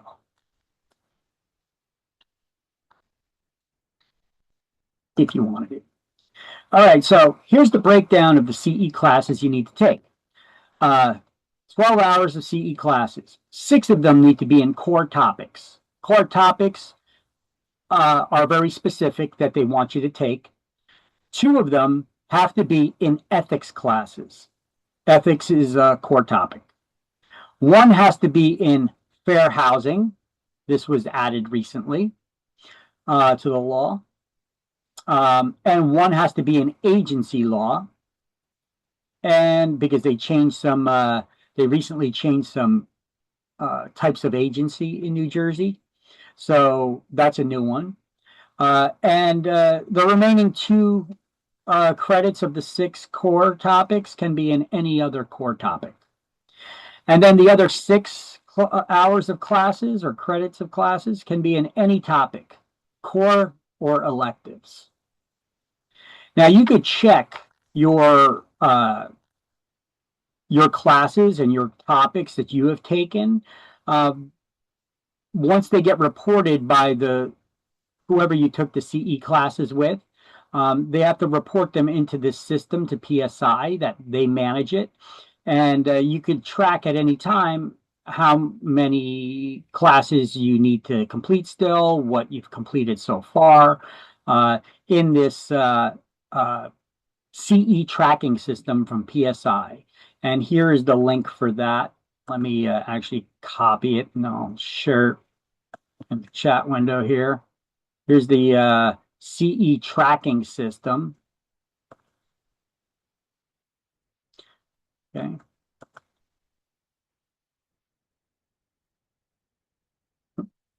All right. Now, exempt from CE requirements to renew your license. Newly licensed agents after June 30th and even numbered years, that's going to be you guys. You don't need to take the CE. You're exempt for that first renewal.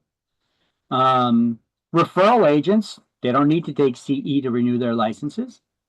And those who have been licensed as real estate brokers for at least 40 years. Okay, if you've been licensed as a broker for 40 years, yeah, you've been doing this for long enough. You shouldn't need to. They're exempt from the CE requirement. And I just got a link to the Real Estate Commission's website that talks about that. Okay, so who's exempt from CE requirements?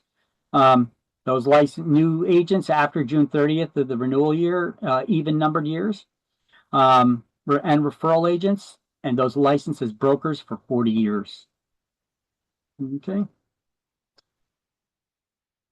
Now, the next slide, I have a little video here I recorded about the CE tracking system and how that works. So let me take myself off screen and I'll put this up and you guys can watch that video.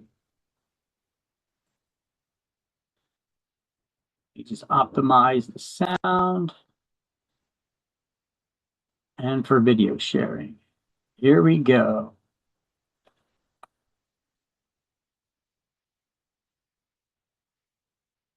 When you first get your license, you use your real estate license and some of your, like your social security. Let me see if I get this full screen here for you. How do you get this full screen number or whatever it is, last 4 digits to create your login ID to this website. So I got my information already in there. I'm going to click login. So this is for the period from 2025 to 2027. I haven't taken any CE classes for that yet because we're still in 2025 here. So this is an older video I have in here. You know what? Forget it. I'll show you using the real live CE system. All right. I thought I updated this video from my last class, but apparently I did not. So I'm sorry about that. I haven't even started. So let me show you guys. I'm going to click on when you first get your license. Yeah. It's back out of that. I'm going to change that video and update it. All right. So let me put myself back on screen here. Where am I? Yeah. All right, guys. So let's see how that CE tracking system works. Let me click on it here. And that'll take us here to PSI's website. We get the PSI CE tracking system. You're going to have to create a login for yourself the first time. It gives you instructions how to do that using your license number initially. All right. So you'll follow those instructions on how to create your login to this website first. All right. And then you could track your CE classes. All right. So I already got my information pre-populated, so I'm going to log in. All right, so now we're 7/1/2025 to 27. Oh, wait, no. I think that video was updated. Whatever. I'll show it to you live anyway. Here we go. So the 12 hours for the period between 2025 and 2027 for the 27 renewal. Once again, I haven't taken any CE yet for that. So it's all showing at 0. Okay. 0 of the 12, and then 0 of the 6-hour core topics, and 2 hours of ethics, and 1 hour of fair housing, and 1 hour of agency. As I start taking these classes, these lines will become green and show you the percentage are completed and what needs to be done yet. Okay. Right now, it's all showing that none of it was done yet. But if I click on, let me see where it is. Is it in the learning plans? Yeah, here it is. Click on the learning plans there. And you can see, by the way, everybody's seeing this, right? Yes. Let's look at the previous licensing period that just was 23 to 2025. So let's click on that and it'll load it up. And you can see how they're all green, right? I finished all 12 hours, finished 12 of 12, 6 core topics. I finished 11 hours of core topics out of 6 that I needed to do. 2 hours of ethics, I completed 3 hours of ethics. 1 hour of fair housing, I did 3. And 1 hour of agency, I completed 1 hour of agency. And here's the specific classes that I took, and you can see the license numbers if you click on this for more information. It gives you the name of the class I took, the license number for the class, and the date that I completed it, how many credits each class were, and if it was core, agency, ethics, fair housing, or electives. Okay, that's the way that it's going to look. And then it shows that it was granted those hours. So whenever you take it from a school or other CE provider, you could come to this website to make sure, first of all, before you take the class, that you plug in the license number to see if it's active and approved for CE.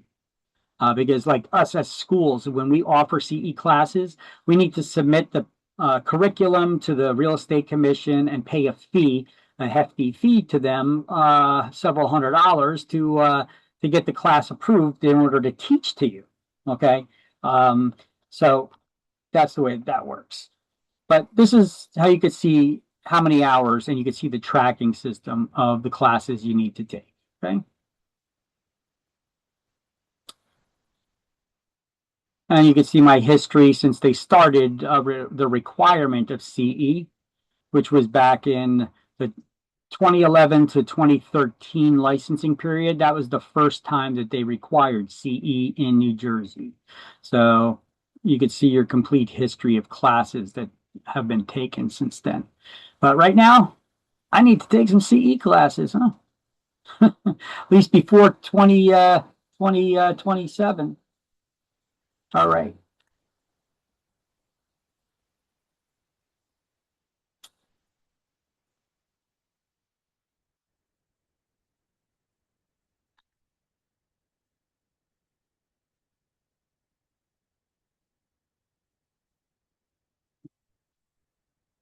Slides for this.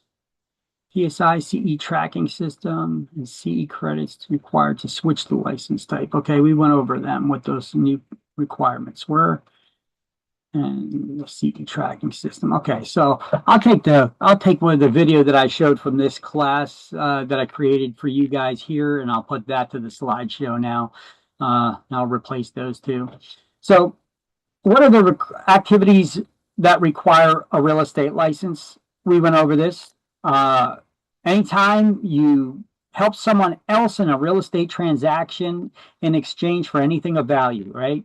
It could be whether it's cash, commission, fee, or something of value, like a Gucci something, whether it's a pocketbook or shoes or watches or trench coat or something like that. Okay. There's no way to circumvent it by saying, well, it wasn't a commission. I didn't get paid, anything of value. So, except for mama's dinner, right? Okay, so when performing any of these acts for someone else in exchange for a fee, commission, or other valuable consideration, or anything of value, salespeople can do the same activities as the broker can. But you're doing it in the name of the broker under which you're employed anyway, right? Because you're a representative of that broker. Think of yourself as the broker's big toe, okay? Serious. The broker, they could get around without a big toe. I mean, they'll be stumbling around without that big toe. Big toe is important, right? But they could get around without a big toe. However, that big toe, if severed from the broker, if separated from the broker, that big toe is not going anywhere. It's sitting there all on its own, right? So you are that broker's big toe. You can't do nothing without the broker. Okay, you need to be attached to that broker, a broker, in order to work. So Any clients that you get through your own advertising, no help from your broker, you got those clients on your own, right? Whose clients are they?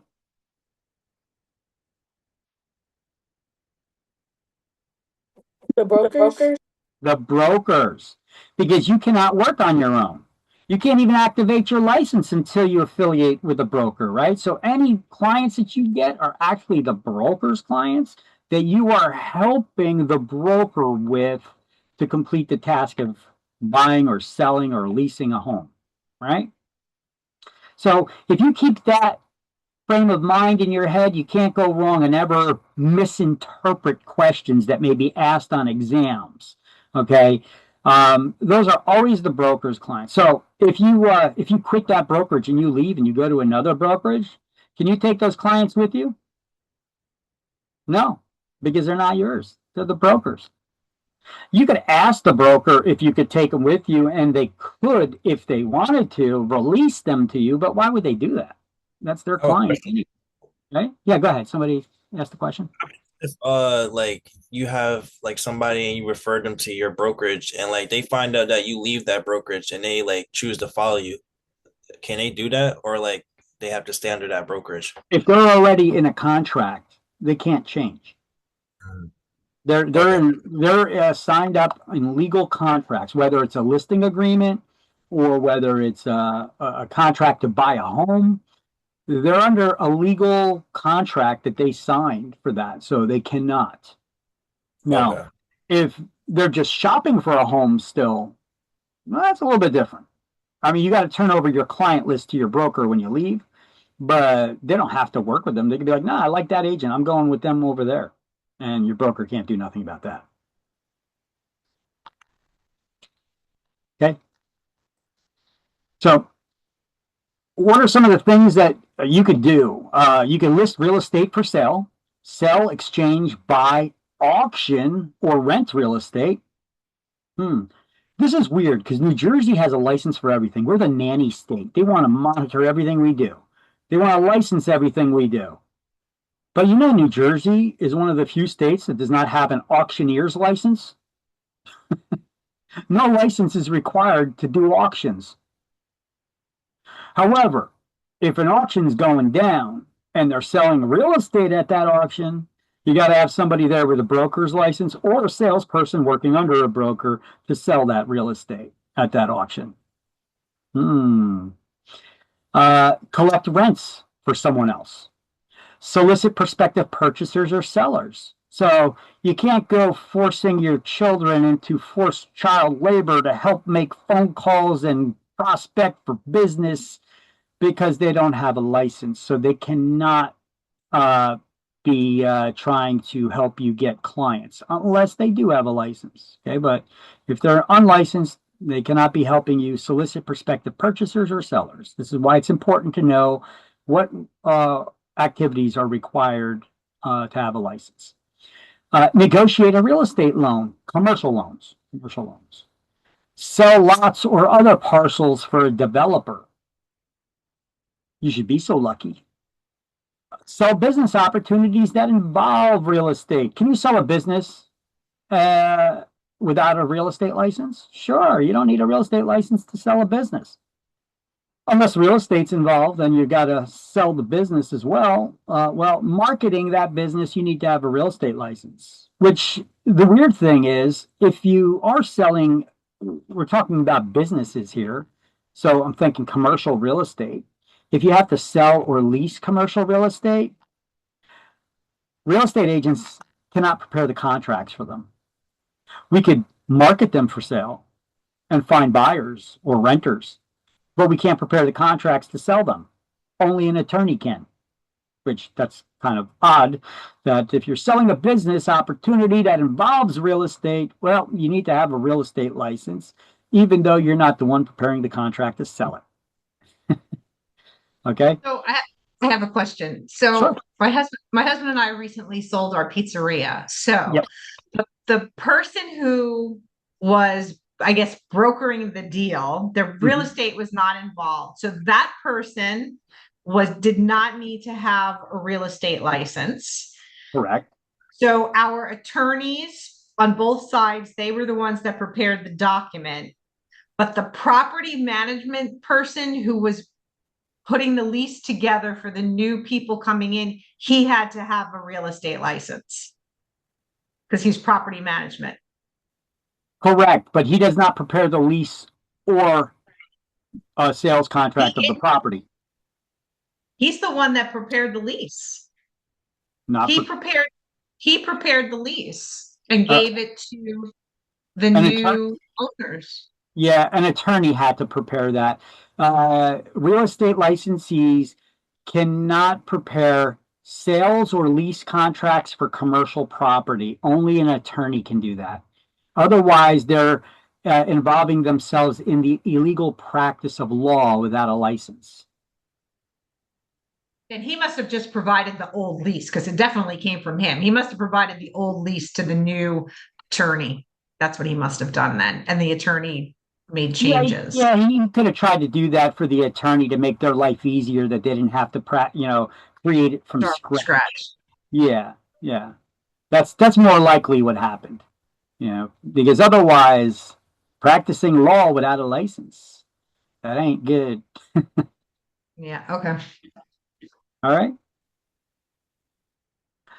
right. So in the book, they got that list too about different types of things that require a license and which things do not require a license. So a salesperson's license allows the holder to operate under the supervision of a licensing broker to assist in any of those things. Activities required for a license. And here, licensees are also permitted to handle the resale of mobile homes, but they must follow motor vehicle regulations as well as those set forth by the Real Estate Commission. So there you go. Everybody knows how to sell a mobile home now? Ever sell a car? You ever sell your own car? What was required with that? Turn over the pink slip or registration, whatever they call it, you turn that over. On the other side, you fill out the mileage, who the seller is, who the buyer is, what the sale price is, so they can make sure the appropriate taxes are getting paid on that. The title? And then they take it, they take that title to the to DMV. They get a title reissued in their name. Boom, that's it. Now you earn your commission. Okay. Now, it's not for new sales, new mobile homes, only for the resale of them. Okay. Because we're not licensed motor vehicle dealers. So we can't broker the sale of new mobile homes. However, we can broker the sale of resales of mobile homes that are not new. Okay. I'm sure you're going to get some kind of question about that on exam too. Everybody good with their highlights? I can change. Okay. So, licensees can broker the resale of mobile homes. They must follow DMV regulations, and we cannot sell new mobile homes because we're not motor vehicle dealers. Mobile homes are considered to be personal property. Okay, let's stop right here. There's only two kinds of property on this planet. It's either personal or real. When I say real, I mean real estate. Okay? Otherwise, everything else is personal.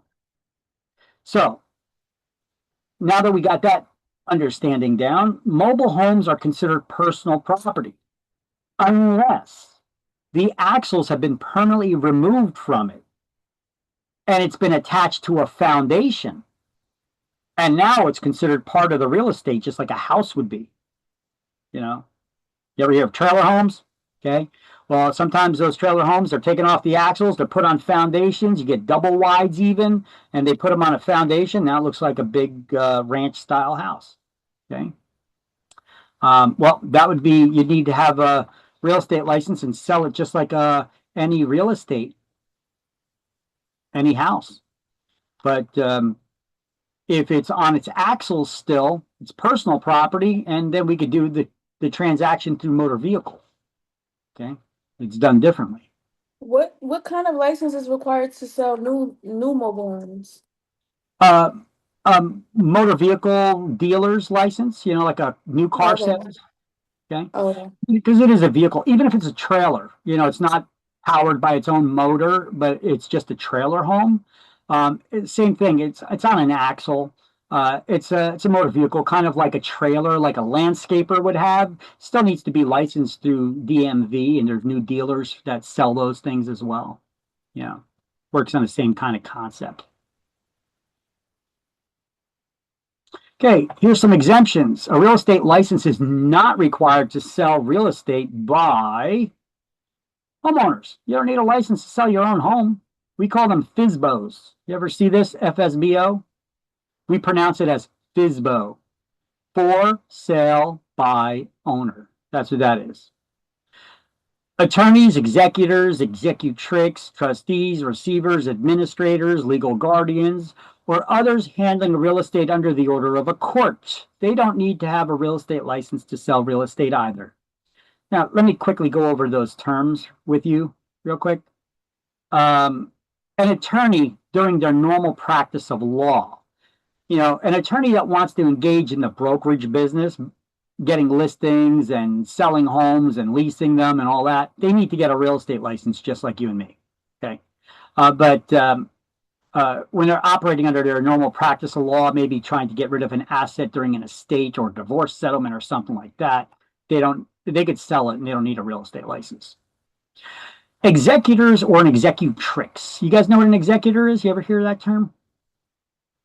An executor's when somebody dies, but they had a will, they could name a trusted person, like a very close friend, or maybe their brother or sister or family member, to make sure that all their final wishes in their will are carried out. An executor needs to be named in their will of who is that person that's going to be in charge of that. Okay. Now, these are gendered terms. So we're going to be learning a lot of these terms. They're basically Latin. Okay. And most languages on the earth are gendered, except for English. I don't know if there are any other ones that are not based on genders. That's probably why we're seeing a lot of stuff going on in our society right now, because there's no genderized terms. It wouldn't make sense. But an executor is a man who's named to carry out, make sure all your final wishes are carried out. They're named in a will. An executrix is a woman who's named in a will as your trusted person to make sure all your final wishes are carried out. Okay. Now, if you don't name somebody in your will to be an executor or an executrix, all wills need to be probated. They have to go through the probate process to make sure all debts have been paid and everything before any assets are distributed to those parties named in a will. Now, if a person is not named in the will to be an executor or an executrix, the court will appoint somebody as the administrator to do that job. So when somebody's appointed by the court to do that job, they're called an administrator, and it's usually an attorney. Okay. But if you're named in the will, you're an executor or an executrix. Okay.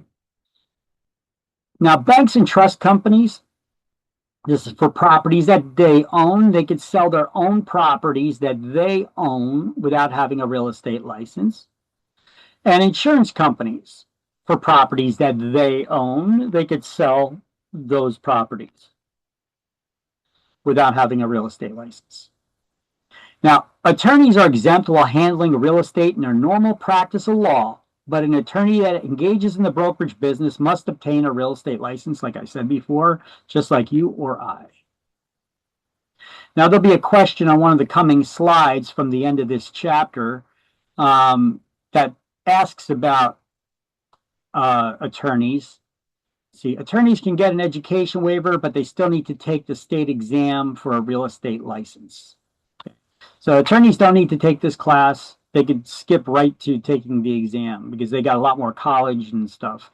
But I've even had attorneys take this class that wanted to get their real estate license because they didn't teach them in college all of the stuff that they need to pass this exam.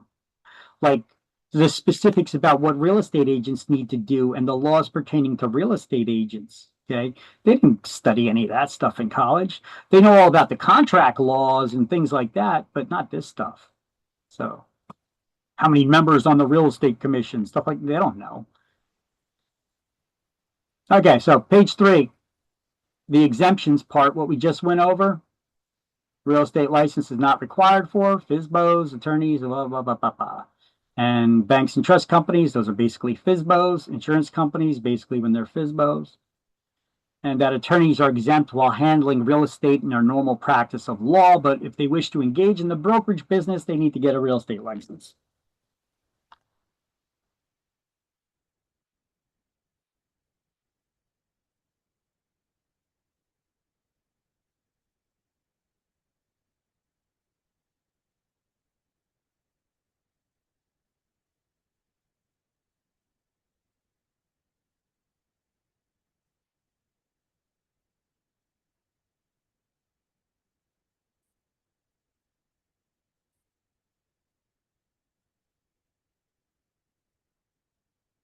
All right. Everybody good? Everybody got it? All right.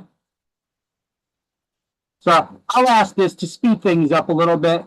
I'll just ask if I'll give you guys a couple seconds to do any highlights or notes, and I'll ask if everybody's got it.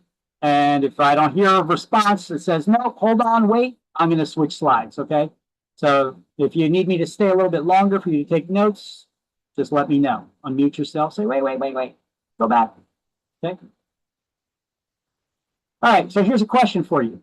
Which of the following are never allowed to sell real estate without a license? And let's stop here for a second. Let's just examine the question. Anytime you see absolute terms like always, never, or except, be careful. Those questions are often asking for the opposite of what you think they're asking for, okay? But so we got to pay a little more attention to those questions. And answers that are absolute in their nature are usually the wrong answers. Just a little test-taking tip there. Absolute answers are usually wrong. Okay, so anyway, let's get back to this question. Which of the following are never allowed to sell real estate without a license? One more test-taking tip. Don't look for the right answer. Use process of elimination. I've seen questions on exams where you could have multiple correct answers, but they're looking for the best one. Okay, so banks. Can banks ever sell real estate without a license? Yeah, for properties that they own. So we know that's not it. What about insurance brokers? You know, insurance You said brokers. insurance companies, not insurance brokers. Is there a difference? Yeah, you know what? That brings up a little question, but this is all that it says here. So, like when you're taking an exam, how do you approach that? Say, you're onto something right there. So, you know what? Let's just skip it. Let's try to eliminate the other answer options first if we can, and then come back to it. This is the best approach for the exam taking of questions, okay? So let's skip that one because you bring up a valid point. Insurance companies, but this says insurance brokers. So let's skip that for a second. What about attorneys? Can attorneys ever sell real estate without a license? Yeah, when operating in their normal practice of law, okay? What about owners? Can owners ever sell real estate without having a license? Yeah. Yes. Yeah, we know that they can. So just through process of elimination, without even knowing specifically what B. they were talking about in B, we know B's the answer. You see how process of elimination makes it work a lot better? The answer kind of pops out to you, even though you're not really 100% sure why, you know? This is a good test-taking angle on how to answer questions. Ask a question about the question, make sure you understand what it's asking, and then do process of elimination for each one. But yeah, insurance brokers, because an insurance broker would be an agent that's working for the insurance company. They can't sell it without a license. The insurance company can. Okay. All right. Payments for services. Salespeople cannot pay anyone and can only be paid by their broker under which they are licensed. So as salespeople, Who can you be paid by? The correct answer? The My brokerage. broker. My broker. That's the correct answer. My broker. I can only be paid by my broker. Okay?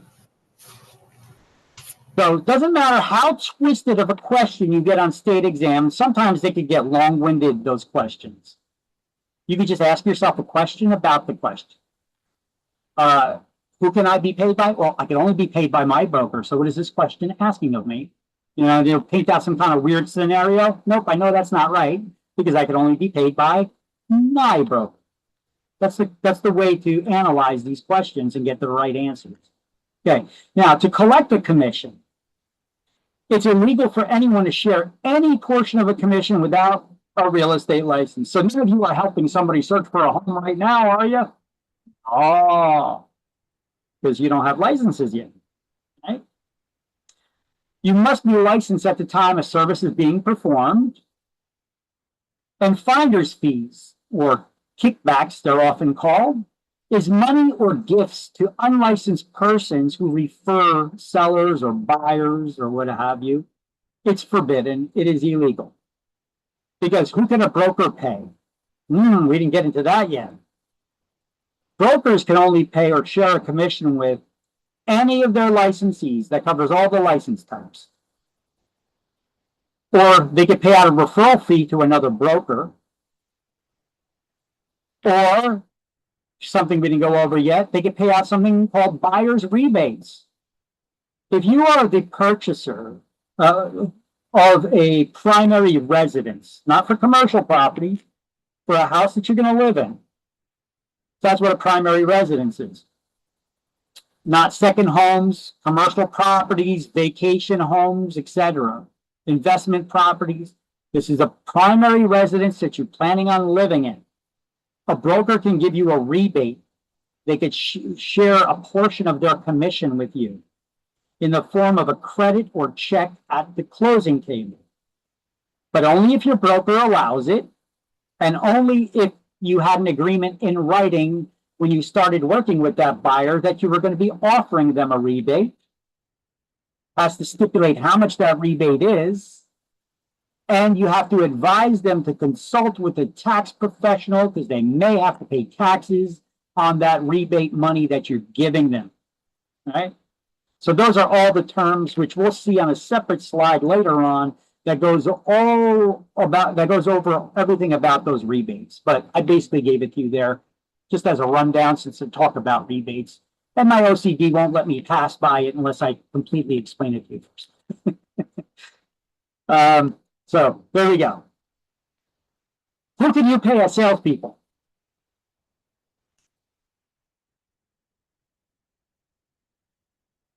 Really? Come on, unmute yourself. Who can you pay as salespeople? No one. No one is the correct answer. As a salesperson, who can you get paid by? Your broker. Only your broker. Who can your broker pay? They can pay their licensees and other brokers. And Buyer rebates. and a buyer of a primary residence, they could receive a rebate. Oh. Correct. All right. There you go. So we just went over a bunch of scenarios right there. If you know those answers, you could ask those questions to yourself in your head. Doesn't matter how long-winded those questions are you get on exams, you could get that answer right. Okay? So here's what it is in the book. It's a whole section here under payments of services. I put a highlighted box around it because it goes on to page 4. Can you go back to the slide real quick so I can Yeah. screenshot it? Yep. All right. Got it. Okay, so here on page 3 and page 4, you can put a highlighted box around all this. And, you know, it's illegal for anyone to share any portion of a commission without a real estate license. Salespeople can only receive compensation from their employing broker. A selling broker can rebate part of a commission to the buyer in the form of a credit or check. And right at the end of that, at closing for buyer's rebates.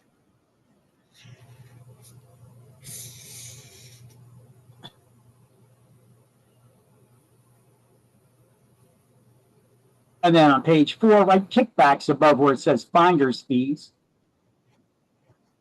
That's like giving your friend a TV or a gift or money in exchange for a valuable lead of somebody who wants to buy or sell a home.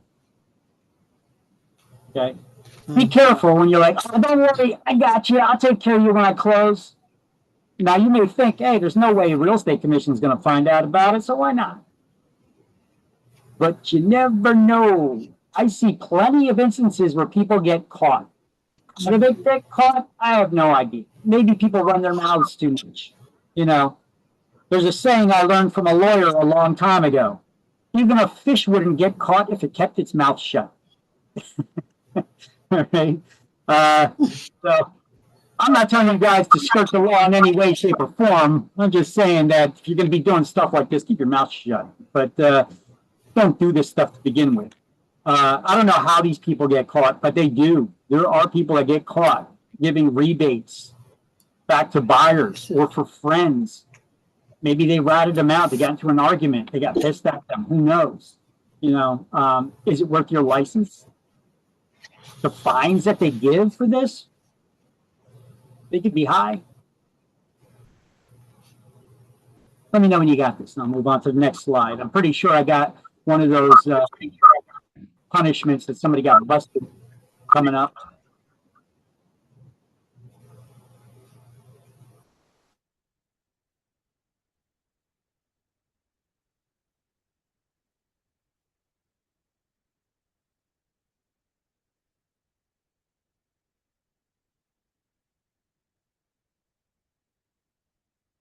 All right, looks like everybody's done. Everybody's done, right? If anybody needs more time, tell me. Otherwise, I'm changing the slide. All right, so here's some examples of people getting in trouble, getting caught. Look at this, Linda O'Connell. What did she do? In 2017, she accepted a commission as a salesperson from someone other than her employing broker. Who could you be paid by? Only my broker. Well, apparently she missed that lesson. And because of that, the Real Estate Commission required her to take 3 additional hours of continuing education that won't be counted towards the CE requirement for her license renewal. And she got an additional $2,500 fine. And this guy, Ray Rice, what did he do? He's a broker salesperson.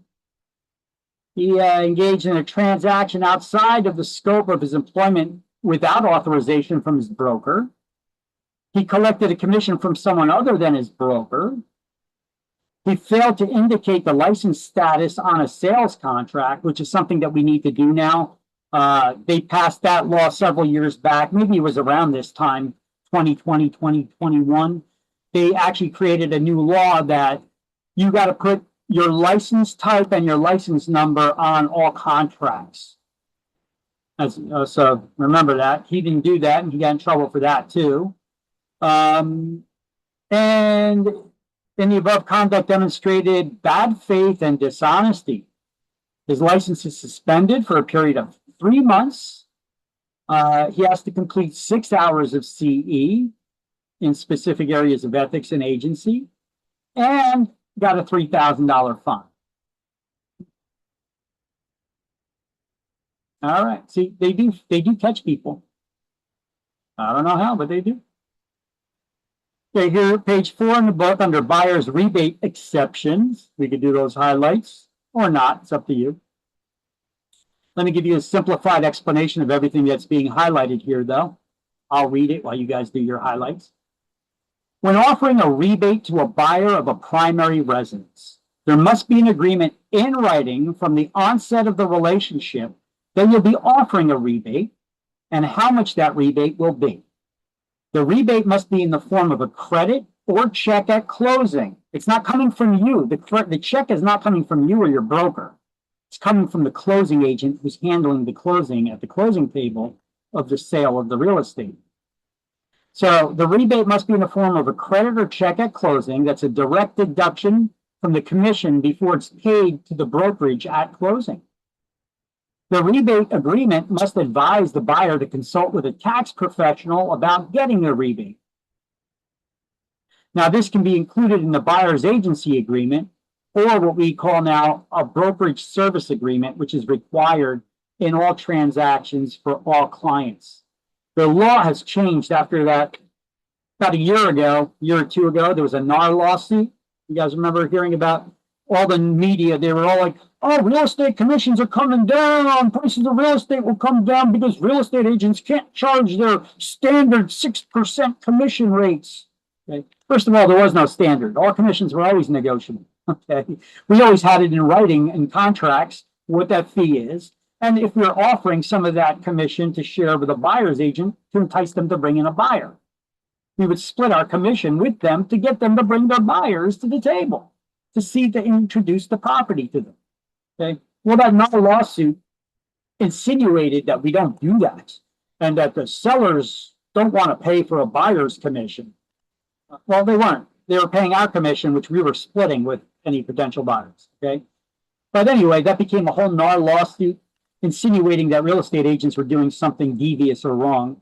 And then NAR agreed to settle, which pissed off all the real estate realtors out there because they were like, don't settle. We don't do this crap. By you settling this lawsuit, it's as if you're admitting that we did something wrong and we're not. So anyway, all the media pundits out there in the news were like, oh, standard 6% prices will come down because people can negotiate now. They always could, you know? But after that lawsuit settlement, there came to be all kinds of new changes in the laws. Things had to be put in writing, brokerage service agreements about the commissions, and if they're allowed to be split and everything has to be spelled out in these agreements, whether you're working with buyers or sellers or landlords or renters.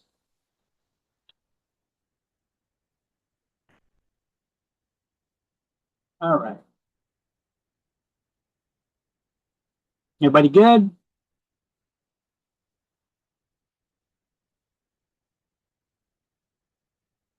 All right, what activities can an unlicensed person do and what activities can a licensed person do? Let's start with those activities that they may not perform.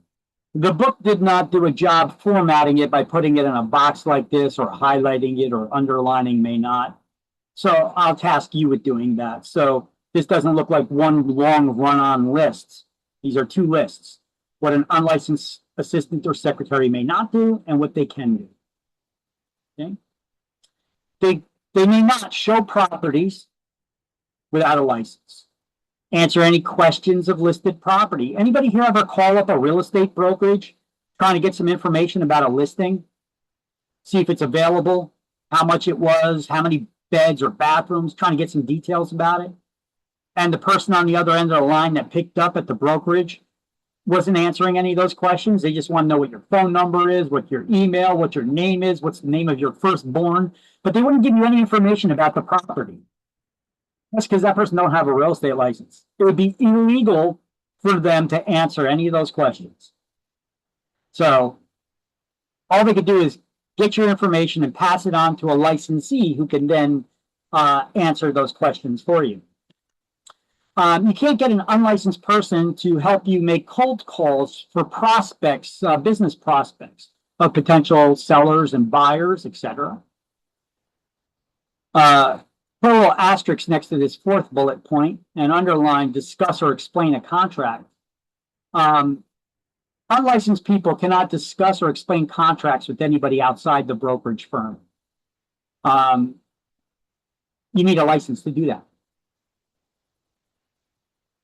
Make telephone calls for rent collection, or except when accompanying a licensee, when a licensee is there with them, they could help you host an open house, promotional booths, or distribute promotional materials, or even attend a home inspection, but only if a licensee is there with you or with them. That unlicensed person can be there doing those things, helping you out. Now, an unlicensed assistant or secretary may, they're allowed to, they can answer phones and forward calls. It's a wonderful day at ABC Real Estate. How may I help you? Sorry, I cannot answer those questions. I'll forward your call to a licensee. What's your name and number in case we get disconnected when I transfer your call? Boom, that's all they could say.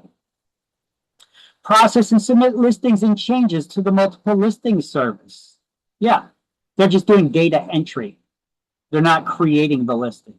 The real estate licensee had all that information on a form approved by a seller, and they handed it to their licensee or their unlicensed assistant to do data entry, secretarial. Process and submit. Okay, I already read that. Okay, put a little asterisk next to this third one, which is related to this one up here, as far as delivering documents go. But place signs on properties, pick up keys, and deliver documents. You don't need to have a real estate license to place a sign on a property. I don't know why this becomes a difficult concept for people to understand. I know there's an exam question on it. I'm not sure if it was school or state or both. But here, just put this picture in your head. You guys ever see commercial real estate signs on properties? Sometimes they look like they're the size of billboards. You ever see a crew putting those up? You got like a 3-man crew on the back of a pickup truck digging up the ditch so they could put the posts in, and then they're building the sign on site, right? Just picture those guys in your head. Think, do they got real estate licenses, that construction crew? Probably not, right? No. So they're putting a sign on a property. Do they need a real estate license? Get that vision out of your head of the real estate agent pulling up in their Mercedes Benz and popping the trunk, pull out the sign and put it on the lawn. Okay, that's not just what it consists of. There's also those the 3-man crew on the back of a pickup truck that are building a sign, right? So you don't need to have a real estate license to put a sign on a property. Pick up keys or deliver documents. Oh, so an unlicensee can deliver documents, right?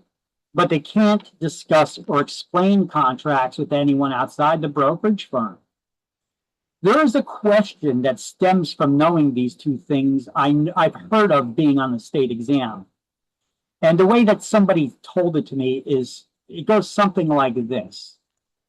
On their way to present an offer, a real estate licensee and their unlicensed assistant get into a horrific car accident, and the licensee is rushed to the hospital. What should the unlicensed assistant do? And they give you answer options. Deliver the contracts, take them back to the broker, and then there's 2 other ones that are absolute nonsense answers. But out of those 2 answers that I gave you, which is the correct one? Deliver the contract or bring it back to the broker? Deliver the document. Okay, well, what did the question say they were on their way to do? Present an offer. Now, when you present an offer, it's more than just delivering the document.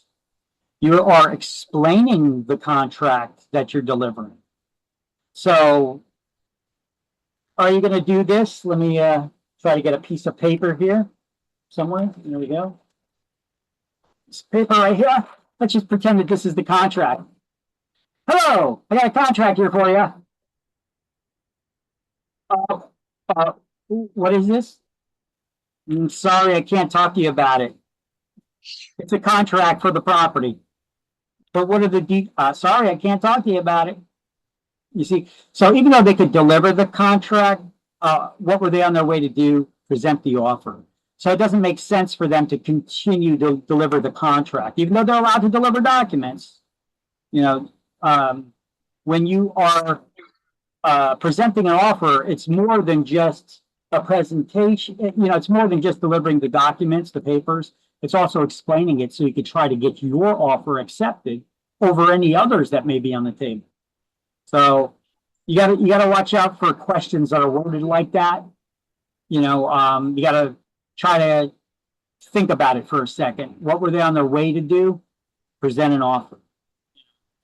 So they're better off bringing it back to the broker and then having the broker deliver it and present the offer. Even though the question or the answer option didn't fully explain it like that, it just said, bring it back to the broker.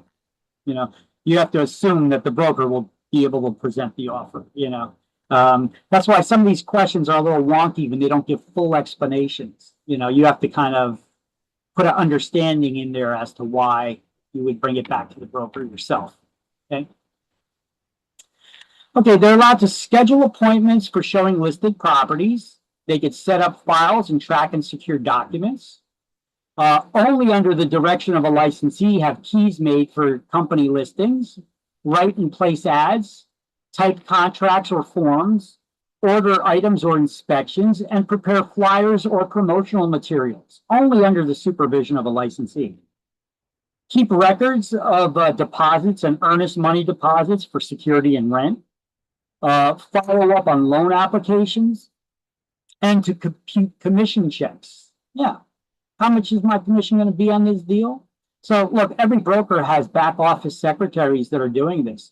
They're trying to figure out, they figure out how much the commission is going to be on a deal, what the commission check would be to the agent. They prepare the check even.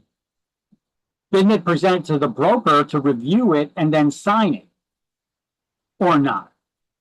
It's the broker's job to make sure that stuff gets done. But he could have secretarial staff help with it by doing the calculations and such. Okay. There's often questions on exams about this random stuff here about what unlicensed assistants can and cannot do. Because especially with new agents, a lot of times they try to get their teenage kids or whatever to help them out with some of this stuff. You can't do that if they don't have a license. And this is just another slide talking about the same stuff in a little bit different format and different way.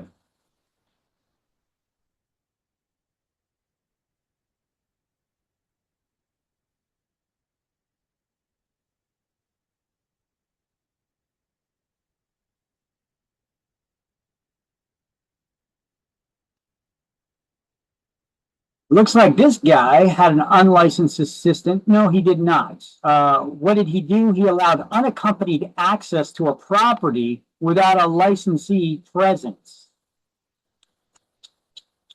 So I think upon reading this a little bit further, it seems like this guy may have gotten a little bit of a raw deal, but still technically he did violate the rules. Basically, this was the situation. He had a client. They put a contract in on a house. The offer was accepted. They went through the whole transactional details. They didn't do the closing yet. They were doing the final walkthrough before they do the closing. And this house had an alarm system and had the keys there. So he undid the lockbox to open it up, disabled the alarm, and then he left to go to another appointment, and he left his client, who's an unlicensed person, there in this house. Even though they were buying it, they're going to be closing on it the next day or whenever it was. He left an unlicensed person there in this house unaccompanied. Quick way to lose your license or get huge fines. Okay, you can't do that. Even though this person was going to buy the house and in the process of buying, they didn't own it yet. You can't leave them unaccompanied in someone else's house, or leave them the keys or the alarm codes. You know, you can't do that, not until they own the house. Okay, so what happened to him? His license was put on probation for 1 year. Within 6 months of the issuance of this order, he has to complete 6 hours of CE classes, 3 in ethics and agency law, and he got a $3,250 fine. Probably most of his commission right there. That sucks. But got to follow the rules. Rules is rules. You all know how to get a license, what's required for you to get a license, right? I'm sure you studied this before you ever signed up for this class. What you need to know. You got to be 18 years of age or older, have a high school education or equivalent, the GED. If you don't have one, I got a link here of where you could go to get your diploma for free. It's called finishyourdiploma.org. Okay. It's a place where you could go if you know somebody who dropped out of high school or they need to finish getting their high school diploma and they're now an adult. You could send them there to this link here. Will be a little helpful. I'll share that link with everybody. Why not? We need everybody to get educated. There you go. Finish their high school diploma right there.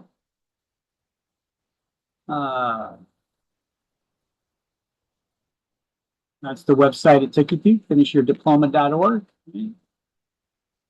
Find free adult education centers in your area.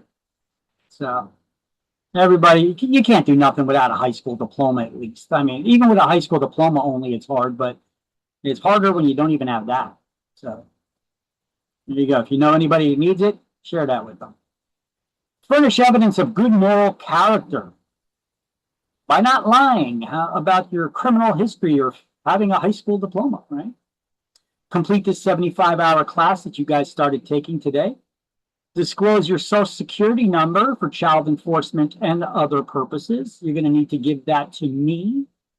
Yes, I cannot submit your information. So when you take your state exam or your school exam, one of the questions, it's going to be mandatory field. I put it on the questionnaire to sign up for class, but it wasn't mandatory at that point.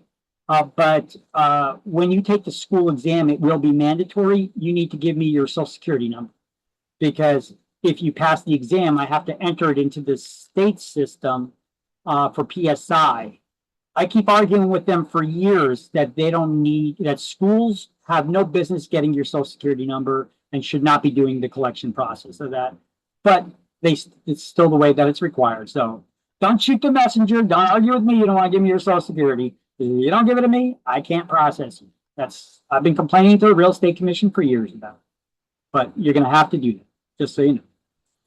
Provide documentation of citizenship or legal residence in the United States. No longer required in New Jersey because New Jersey is one of those sanctuary states. So New Jersey took it upon themselves to pass their own law. S2455 allows undocumented immigrants to obtain a professional license. So you could be here illegally in the United States. Okay, there's no law that New Jersey can pass that would make you legal in the United States. Okay, but this is a law that does not do that. This is a law that just says that if you are here undocumented, you can get a professional license so that you could work here in New Jersey. So that includes a nursing license, a license to cut hair, a license to be a doctor or attorney or a real estate agent. Okay. Now, I asked the Real Estate Commission, how do they handle that when it comes to the part of, furnishing the evidence that you didn't break any laws or anything like that? And they're like, you didn't really have to deal with this stuff yet. So it's the laws the politicians carry. They didn't say exactly what we got to do to accomplish that, though. Yeah, typical politicians here in New Jersey, right? Pass laws and don't create rules on how to effectuate them. So pass a state exam. Everybody needs to pass a state exam in addition to that school exam. Get fingerprinted and get sponsored by a broker to activate your license. And then send that broker's check or money order made out to the state treasurer of New Jersey for how much money? To activate your license for the first time? $160. $160. Ding, ding, ding. Someone's listening. There we go. Thank you very much. Okay, so these are the requirements to get your salesperson or referral agent's license. Now this stuff is on page 5, by the way. Yeah.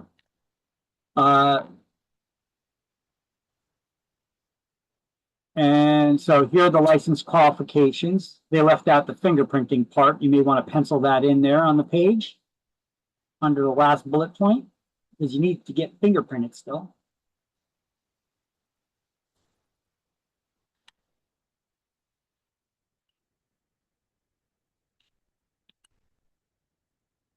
So that first part is about salesperson's license, and then there's another bulleted list beneath that for obtaining a broker's license. But we'll write a couple more things in addition to fingerprinting. You can write fingerprinting at the bottom of the list after it says pass a state exam.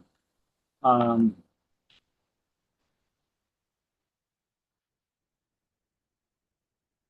got a screenshot? Right now. Okay. So here's what's required to get your broker's license. You got to be 18 years of age or older. Uh-oh.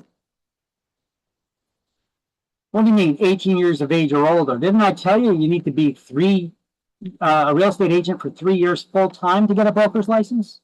So how could you be 18? How old do you got to be to get a salesperson license? 18. 19, 20, 21.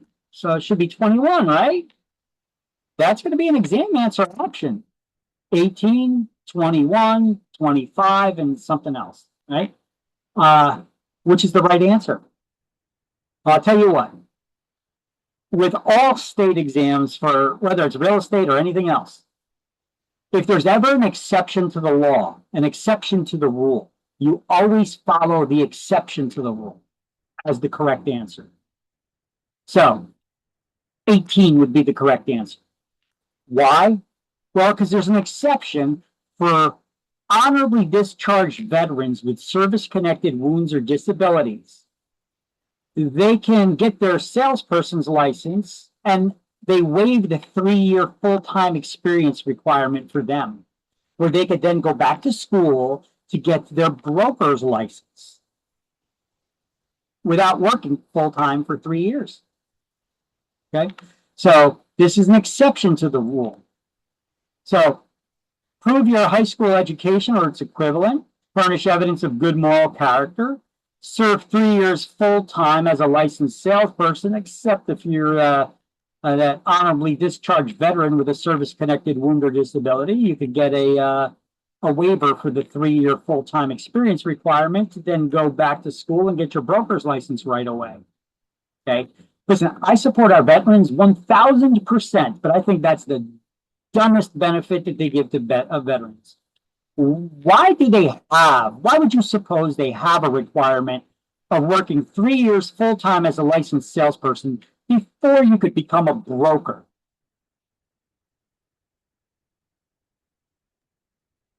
Or you get experience. Yeah, you need that experience, especially if you're going to be having other brand new agents working under you. If you're just as new as they are, how could you give them guidance and direction, right? Isn't brokers supposed to give guidance and direction to their agents? How do you do that if you have zero experience under your own belt?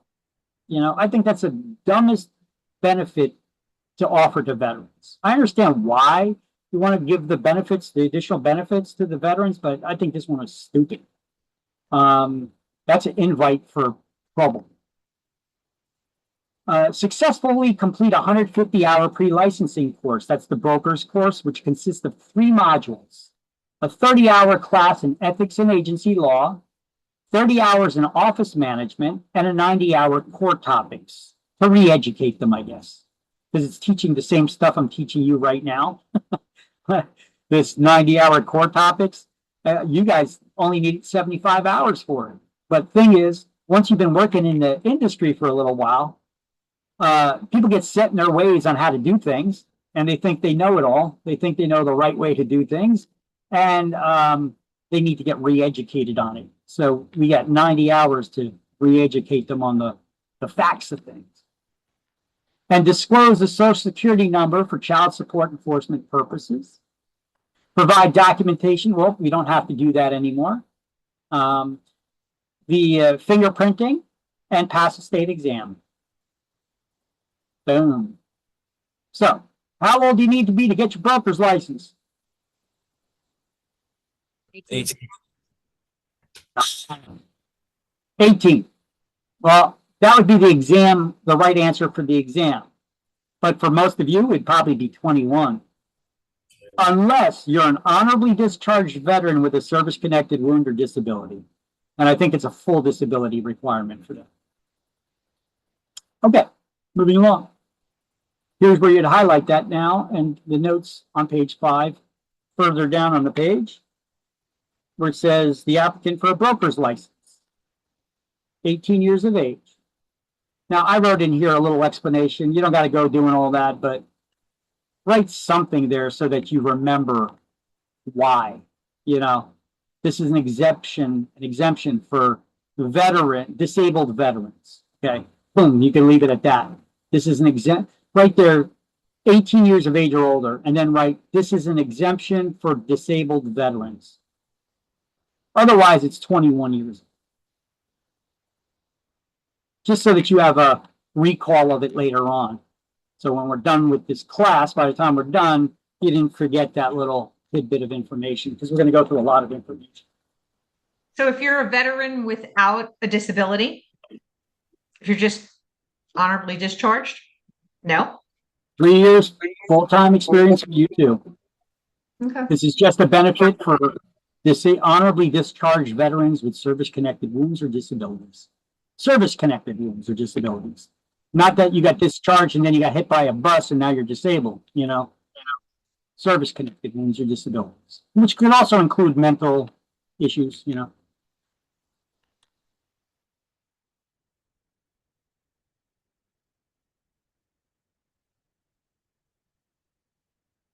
You get a lot of people with PTSD and things of that nature, you know.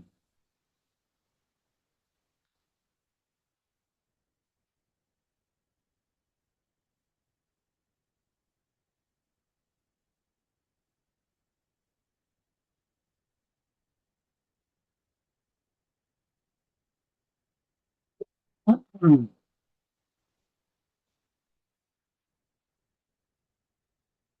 All right, everybody good? Anybody still writing?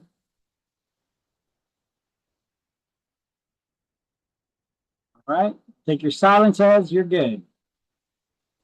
Okay, so here once again is that 3-year full-time experience requirements for honorably discharged veterans with service-connected wounds or disabilities.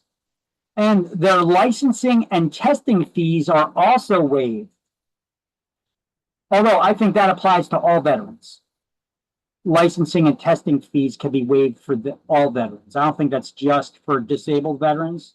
I could be wrong. Don't get me on that, but just know that licensing and testing fees can also be waived. Here's the only document I know of for the waiver for the veterans is this.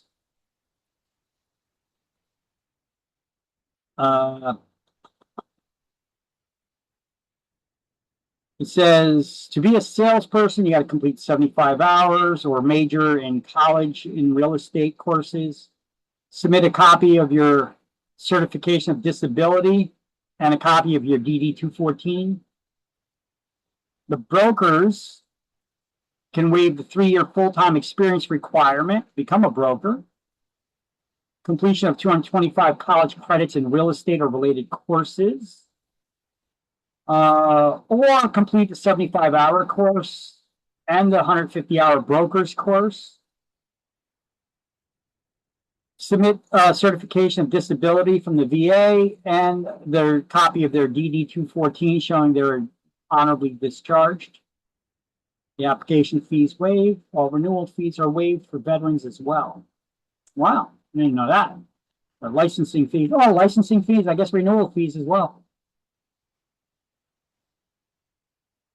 Yeah, but it doesn't get into the particulars of the disability.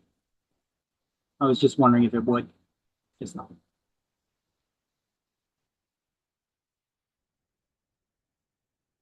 All right. So, exceptions for education requirements.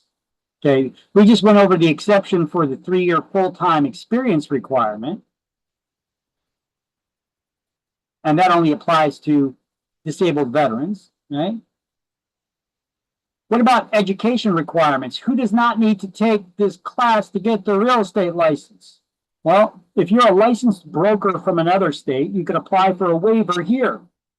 Or if you're previously licensed as a New Jersey broker in the last 5 years, maybe you let your license lapse, expire, you can reactivate it as a salesperson's license without having to take classes again. So basically your license gets downgraded, but you don't lose it totally. You could reactivate it within 5 years. Someone who's taken equivalent real estate courses in college, meaning you majored in real estate. New Jersey attorneys, however, they're not exempt from the 3-year full-time experience requirement to become brokers. So what do you suppose I call attorneys who have their broker's license, their real estate broker's licenses? Take a guess. We'll play a little game. Liars. Look, think about it for a second. How many attorneys do you know are going to quit being an attorney so they could be a full-time salesperson for 3 years to get their broker's license? They probably got some broker to sign off that they worked full-time for them, and they didn't actually do it. So I would say they're liars. The only time that I see an attorney that has a broker's license being legit is probably if they got their broker's license before they became an attorney. Otherwise, do you think most attorneys are going to quit being an attorney to work full-time as a salesperson for 3 years to get their broker's license? I doubt it. So, certain applicants who took equivalent pre-licensing courses in another state, which were at least 75 hours. Oh, you know what? I got to check because New York is 75 hours as well. Somebody told me recently that they upped it. How many hours of education is required to get your New York real estate license? Yeah, they did. It's now 77 hours. So New York added 2 additional hours recently. It used to be you could take your education completion certificate from here and take it to New York, get a waiver for the education. Well, you still can, but you need to take a class in New York for 2 additional hours. And then you could take their state exam. Okay. So, yeah, New York requires 2 more hours for their salesperson and 2 more hours for their broker's license. I'm not sure what the new additional 2 hours covers, but that is definitely new. I got to look into that more, see about offering a class like that. All right, so New Jersey does not have reciprocity with any other state. What does that mean? It means that if you're licensed a salesperson in another state and you show your license here in New Jersey, they don't just boom give you the license. Okay, we don't have reciprocity like that with any other state. Here, let me give you an example of reciprocity. If you have a salesperson's license in New York, you could take that license and show it to Pennsylvania, and Pennsylvania will just give you the license. No classes, no exams. New Jersey doesn't have reciprocity. I'm repeating this because it's probably on exam. Hint, hint. New Jersey does not have reciprocity with any other state.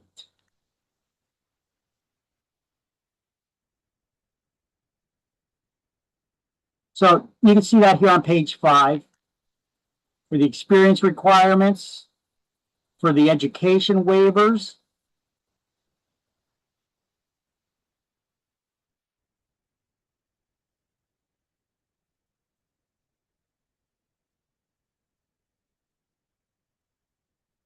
This is just stuff we just went over.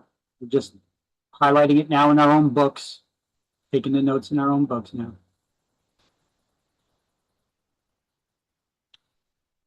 And even this stuff we went over at the very beginning before we actually even started this chapter.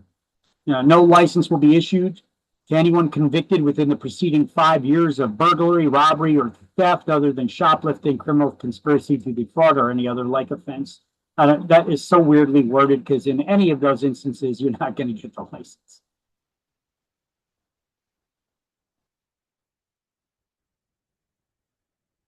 On license applications with certain criminal convictions, licensees convicted of certain offenses and indicted for certain crimes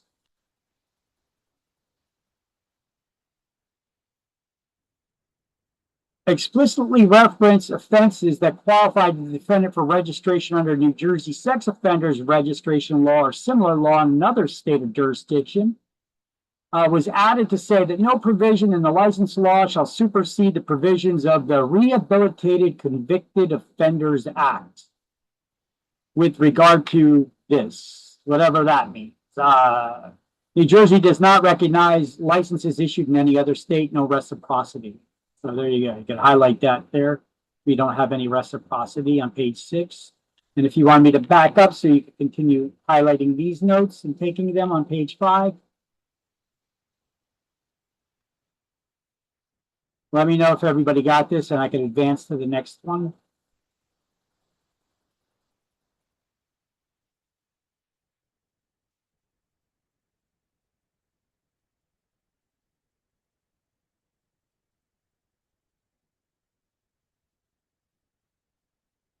Good.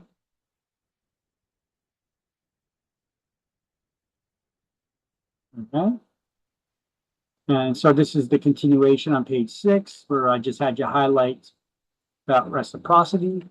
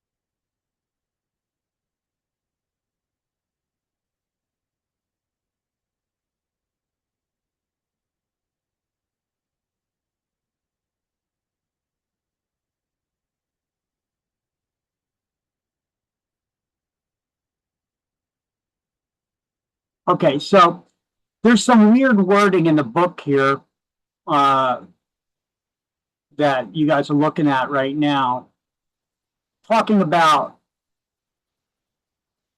how this law does not supersede the provisions of the Rehabilitated Convicted Offenders Act when it talks about sex offenders. So what are they saying? Are they saying that you can still get your real estate license if you're a convicted sex offender? What do you think? What the I hell? hope not. I'm sorry? I said I would hope not. Yeah, I would hope not too. Who knows in New Jersey though? You know about the tenant screening law or some other laws that New Jersey passed? New Jersey got really woke, and some people consider that a good thing or a bad thing, you know. But woke just means like off your rocker to me, you know. It doesn't mean you woke up from anything. It just means that you don't live in reality. I don't know, because some of the laws that have been passed in New Jersey recently, in the recent years, are just off your rocker crazy. Would anybody here, I don't know if you are a landlord, maybe you would be aspiring to own real estate and rent out and make money as a landlord. Okay. If you're a landlord, would you want to be able to do criminal background checks on your tenants? You think it's right that you should be able to?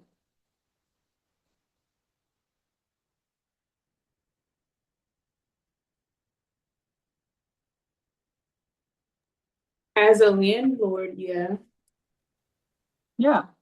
Makes common sense, right? You want to know who's living in your house, right? Especially if you and your children are living in the other unit, right? You want to know who's living in your house, right? Do you know that under New Jersey law now, you have to first offer to rent to people and then make it conditional upon doing a background check after you already agreed to rent to them, which makes it incredibly harder to back out of legally. you need to have a damn good excuse to do so.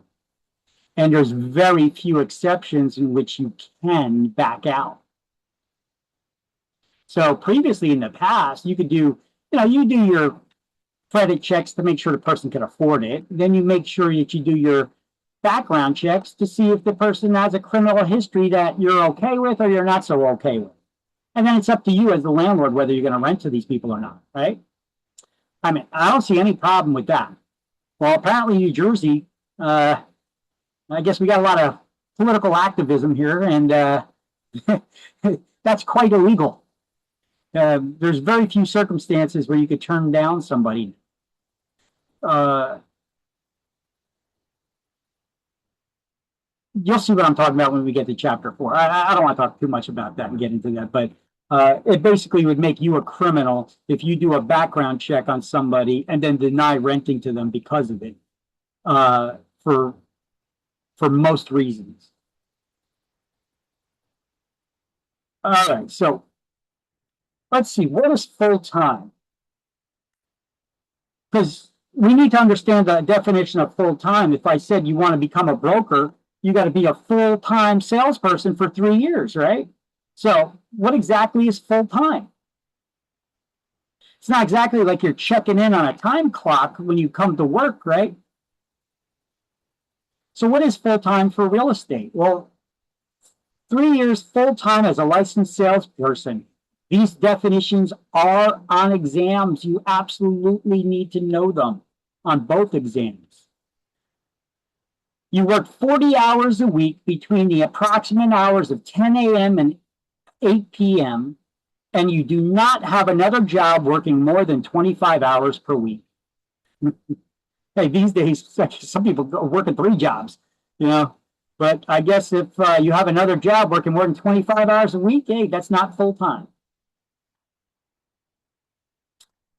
All right, so that's the definition for full-time for a salesperson who's trying to get a broker's license. That can be found on page 6. And on the next slide, I'll show you where to highlight those on that page. But this slide is just the definitions broken down for you in an easy to understand way. Now, once you do have a broker's license or broker salesperson license, you could be an office manager, right? So what is full-time for a supervising licensee? It means you're physically present in the office at least 5 days a week during usual business hours, whatever they may be, and you're not otherwise employed. You do not have another job. Why? Because you're supposed to be in the office supervising.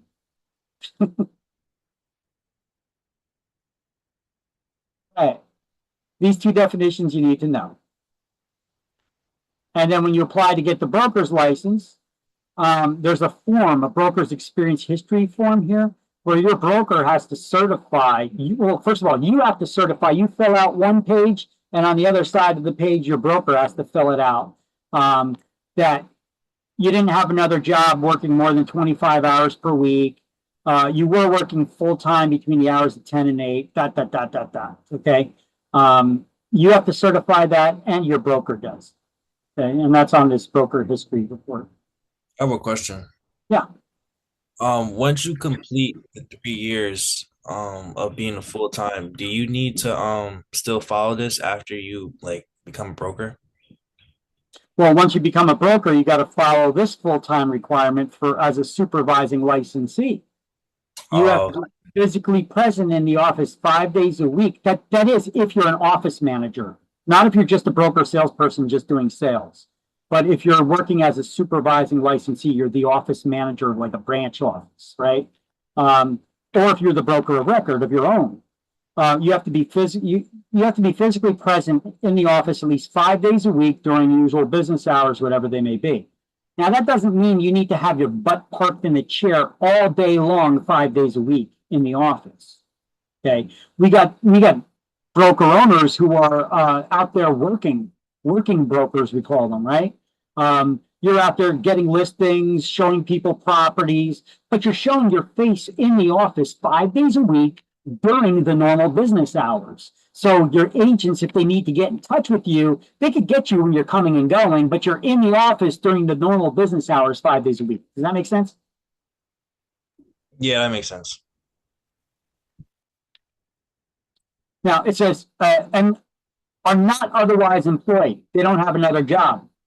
Are there any ways around that, do you think? Think really hard now. Because any real estate instructor has to have a broker's license.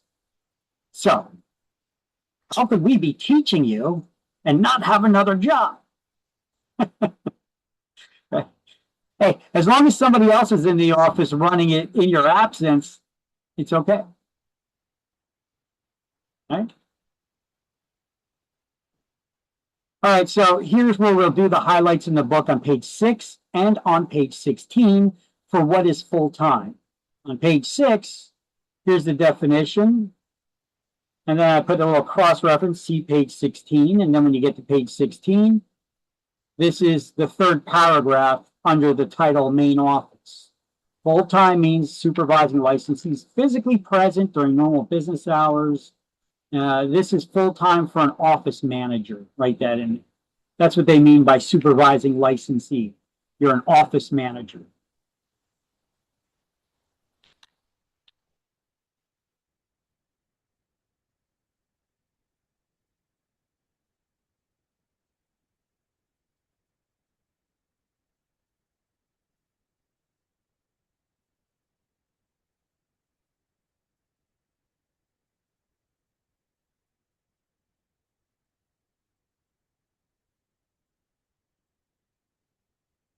Okay, everybody got it?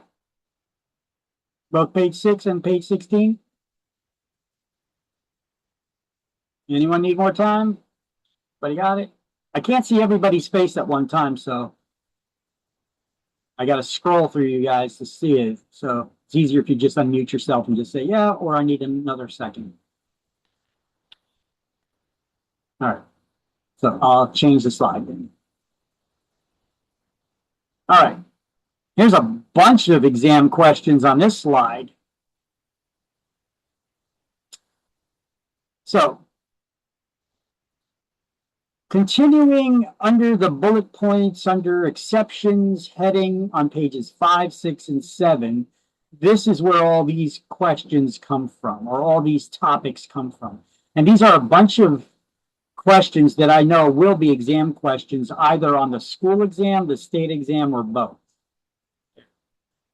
What's the required experience requirement to become a broker? 3 years full-time, right?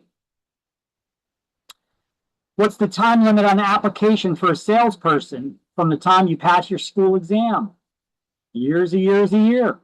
Not a day more, right? Non-residents can obtain a New Jersey license. They just need to sign a document called an irrevocable consent to service of process. Basically, they have to agree to be sued in New Jersey, right? Because normally, if somebody gets sued, if somebody sues you, or if you're suing somebody, where do you got to sue them? You got to sue them in the county where they live, in the county, in the state where they live. Okay.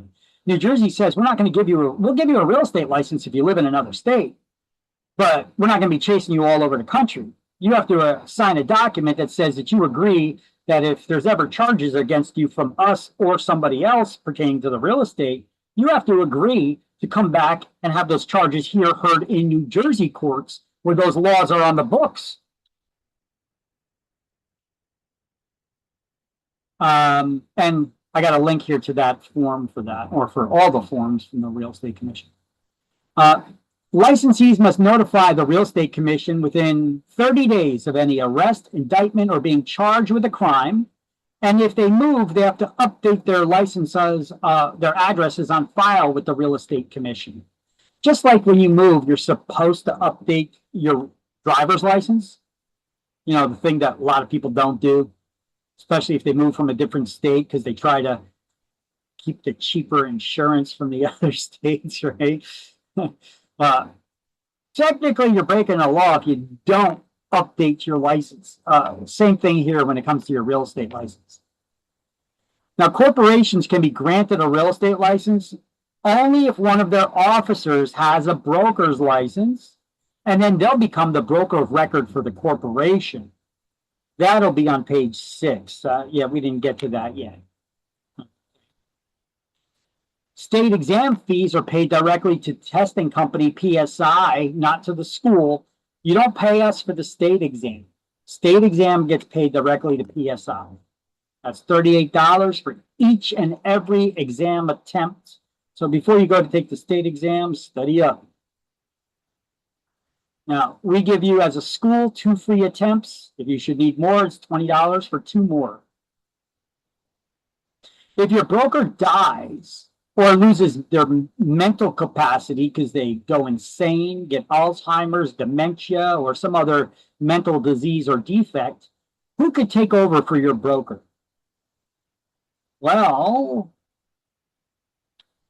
first they'll see if anybody in that office has a broker salesperson's license, and then they could just step right in, right?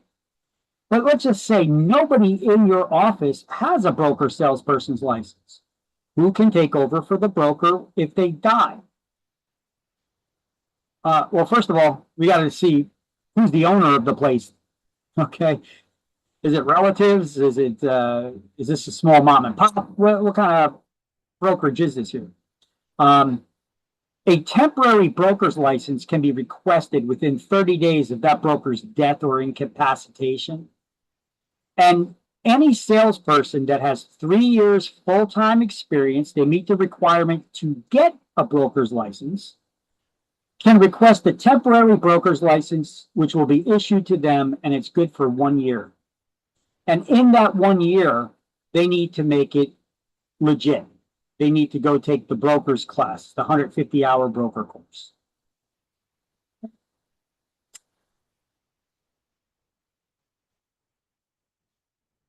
Now, if you fail to renew your license can be reactivated anytime within the next licensing term, which is how long?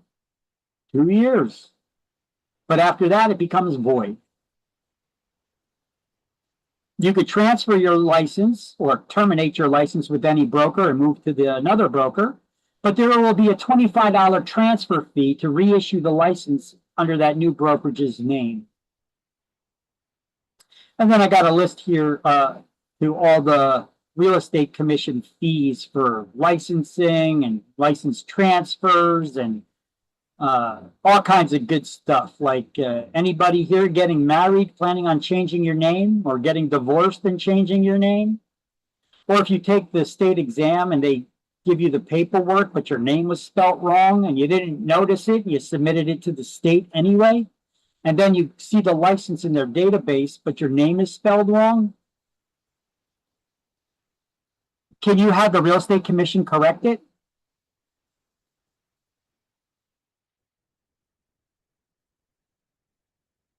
Can you?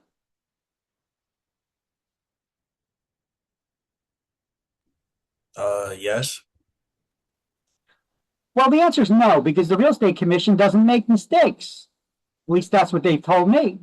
I've had students that came to me, they did this at one time, PSI, they spelled their name wrong, and then they didn't notice it, and they submitted the application until after they submitted it and the license was issued with the misspelled name. They said, hey, PSI spelled it wrong. My name is wrong. Can you correct it? The real estate commission said, no, we don't make mistakes. We wrote the license the way that it was submitted. However, if we could change the name, and it's $50 to change your name. So before you submit your paperwork, after you pass your state exam and you get the paperwork from PSI that to submit to the state, make sure your name is spelled correct. If they cannot change it to correct it at that point, PSI, the testing center, can't, this is what you do. You take a pen and you draw a line through the misspelled name. Don't scribble it out completely, just one line through it, and do the correct spelling above it. And include a copy of your driver's license or other photo ID that includes the correct spelling of your name. And this way they'll issue your license with the correct spelling. Okay? No. So these are some of the things we've already gone over, and these things, a lot of these things are exam questions based on. Okay, so here's some additional licensing issues. So let's do the highlights of these things. A lot of this stuff we just went over on the previous slide. So just do the highlights on them, like time limit on the application. This is on page 6. Non-residents able to get their New Jersey license, which you sign that paper called an irrevocable consent to service the process. In other words, a consent to be sued in the state. That's the way they word it on exam intent. Can a corporation be granted a real estate license? Yeah, only if one of its officers has a broker's license, and then they become the broker of record for the corporation.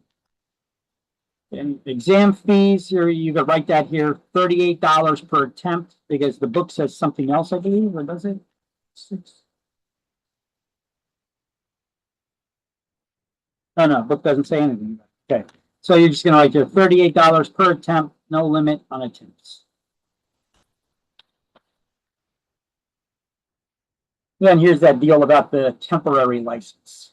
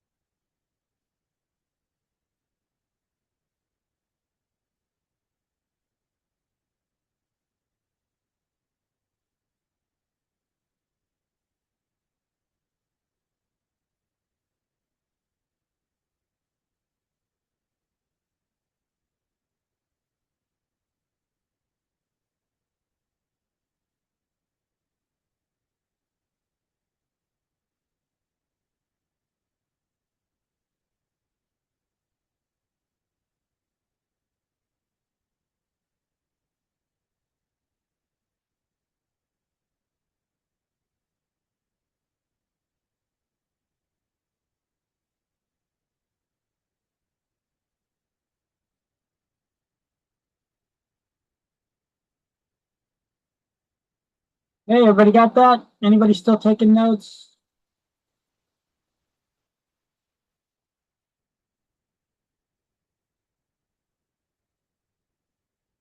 Take your silence as nope, you're good. Unless you unmute yourselves and say otherwise. So page 7, continuing education requirements for license renewal. We already went over what those requirements were on one of my slides there, where I gave you all the information you needed to know about CE. Here's where you would highlight it in the book now on page 7.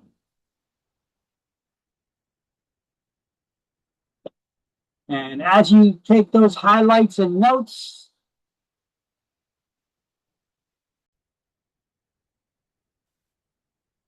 take a call as well. All right, so everybody should have this by now. So if you don't renew your license by June 30th, right, you lose it. It becomes inactive. And then you can reactivate it within the next licensing term. But you need to complete CE 2 months before license renewal. So by April 30th, right? So what do they say here? Completion between May 1st. In other words, if you didn't finish it by April 30th, and June 30th of the renewal year, you'll get a $200 processing fee for the late completion of the CE. If you didn't finish it on or before April 30th. And then over here, make sure that you change this. I'm not sure in your book what it exactly says right there, because I wrote over it to say, let's see, that's on page 7. It says 3 hours of other core topics. It should say 2.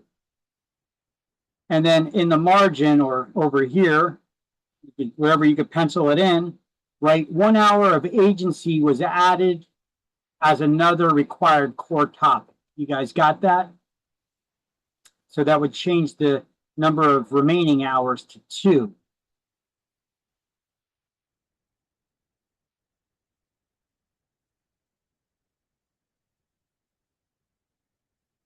Okay.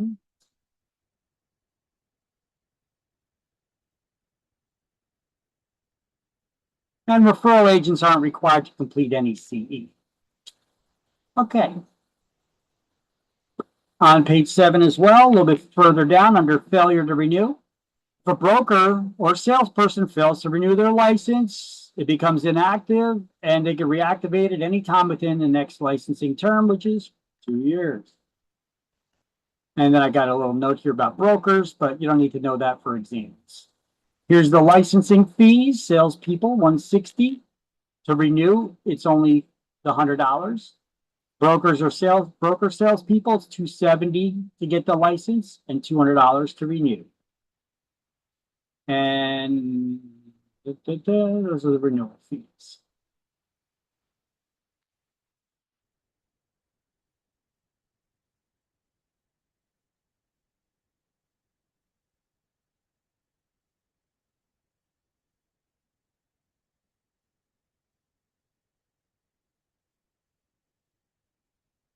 Okay. All right, so what happened here? Additional licensing issues. Licensees, they have to notify the real estate commission within 30 days of them moving, or any arrests, indictments, or being charged with crimes. And here's some examples where some people did not notify the real estate commission of that, so then they got a $500 fine. And this one's probation, license was put on probation for a year and a $100 fine as well. See, they do catch people doing things like that. And change of the license status. I told you guys you could change your license status from referral agent to salesperson, or from salesperson to referral agent. It's $50 to change the type of license there. And then $25 to transfer it to a referral agency or out of a referral agency to another brokerage firm anytime you transfer the license to get it reissued under that new brokerage's name. And if you're getting married or divorced, or your name was spelled wrong, you need it corrected or changed. It's a $50 fee to change your name. And then this is just about the different, a guide about how much CE classes you need to take of changing your license from referral agent back to a salesperson. I suggest that nobody ever initially, here's my advice to you guys. Even if you want to be a referral agent, I suggest you initially do not activate it as a referral agent. You initially activate it, even if it's for 1 day. This is a way to get around the rules a little bit, to manipulate the system because it's their rules. Initially get your license as a salesperson and then change to a referral agent. Because if you just start out as a referral agent and you never initially got your license as a salesperson, it could require you to take a lot more CE classes to change back, and or require you to take an exam again or take classes again. Here. This is that link. When you click on that link, this is the guide that gets pulled up here for your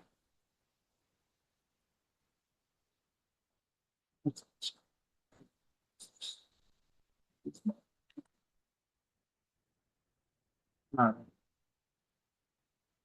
So a licensed referral agent who was not previously licensed, as a broker, salesperson, or salesperson. You initially got your license as a referral agent. If you are hanging it as a referral agent for less than 1 year, You shall be eligible for a license as a salesperson without being required to complete any CE.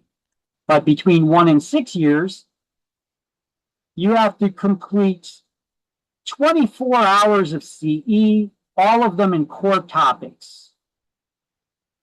The 24 hours of CE shall be completed within 2 years immediately preceding the application for a salesperson. If it's more than 6 years that you are hanging your license as a referral agent, you may be required to complete the pre-licensing education requirement and passing the state exam all over again. However, if you initially got your license as a salesperson and it's less than 3 years, you need to complete 12 hours of CE in core topics. If it's between 3 and 6 years, you need to complete 18 hours of core topics. And if it's more than 6 years, you need to complete 30 hours of CE, 24 hours which shall be in core ethics, fair housing, and agency, and you need to pass the salesperson license exam, but you don't need to retake the entire salesperson course again. You see, there are some benefits to initially getting your license as a salesperson before converting it to a referral agent. That's all I'm trying to say. Okay. And if you guys want that guide, this little guide is on our website, but let me also share you the link to it. So there you go. That's that guide that I just showed you.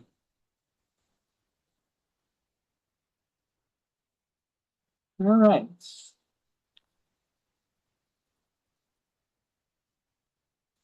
Come on.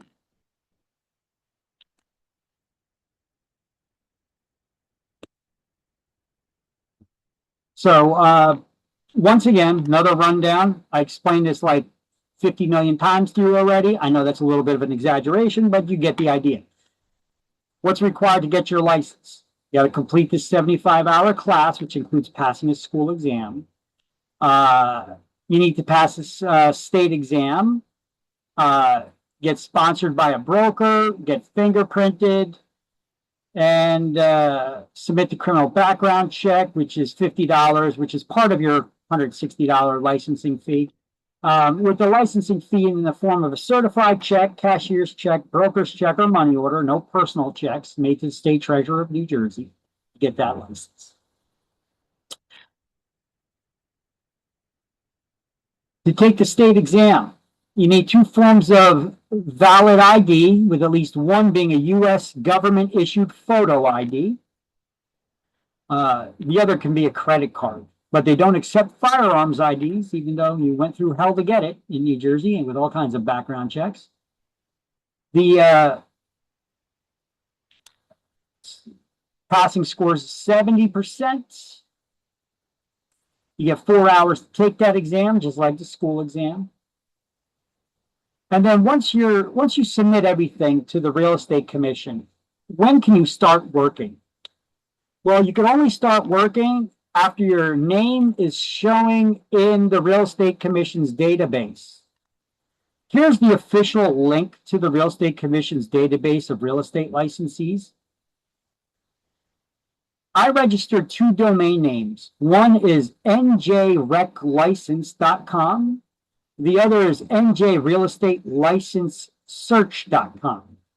They both point to this same place here, the Real Estate Commission's website.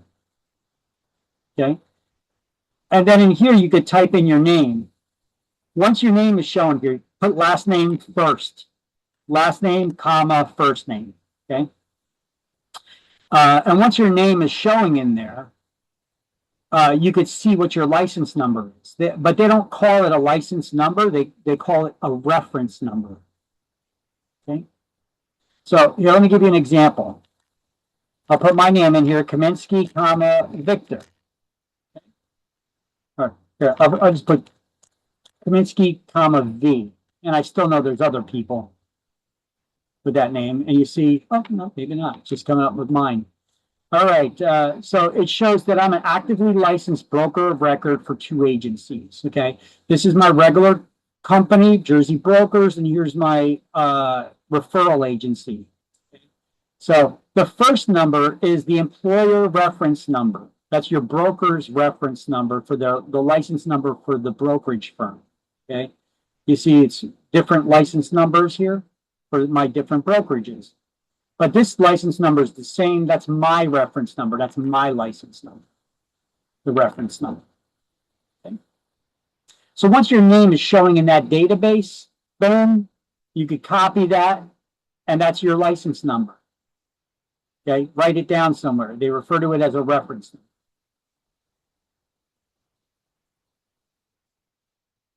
And these two links, these are easier to remember than this one. This is case sensitive, and there are dashes and underscores and capital letters and lowercase letters. So you either copy and paste that link somewhere, or you remember one of these domains like njreclicense.com. You see, I pointed it, I clicked on it. All I did is click on it, and boom, it takes you to the same page. And you could put in your name here, Kaminsky, V. Well, just to look, let's see, how many Kaminskys are there? Okay, apparently there's quite a few actually. But inactive, these two are me. Here's someone else. Active, broker salesperson, inactive, inactive, active. Okay, so there's a couple other Kaminskys, it looks like. So once your name is showing in there, you grab your reference number.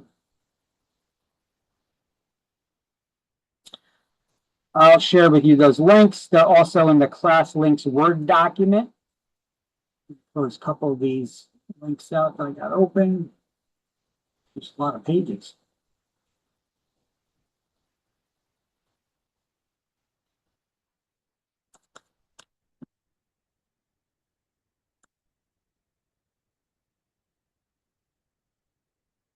Get to share it with you.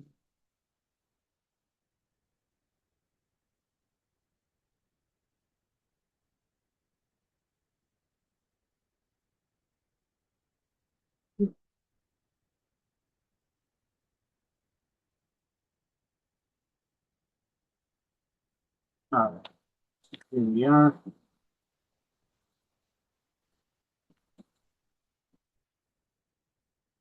So you can begin working once your name is showing in this database.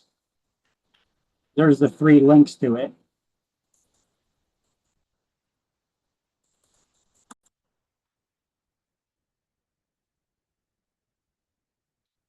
And here's a question on exams too. I don't know how they worded it in there, but it's in there somewhere.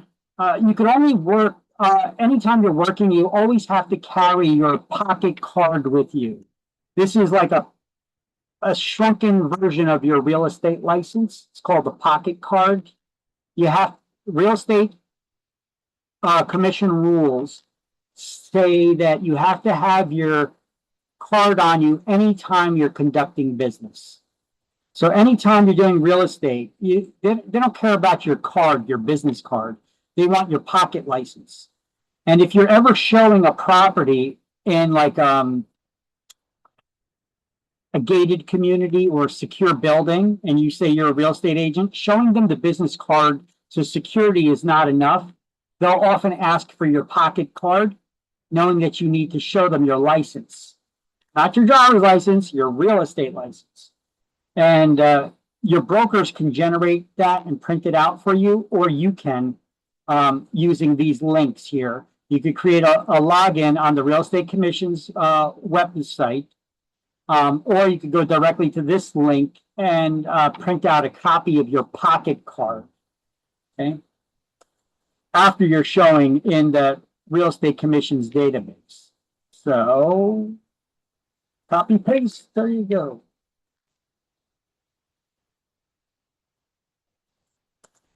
All right. And this is what it looks like. Here's what your license looks like. And it'll say, there'll be a date on there. So on this screenshot that you see of my pocket card, it'll print out the date.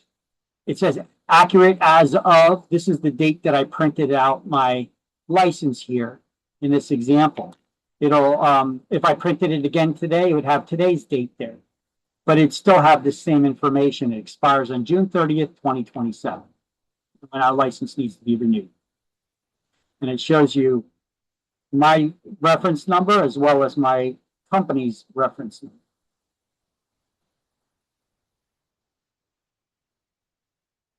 And then here are all the testing centers for PSI if you want to go take the state exam at one of their physical locations on one of their computers.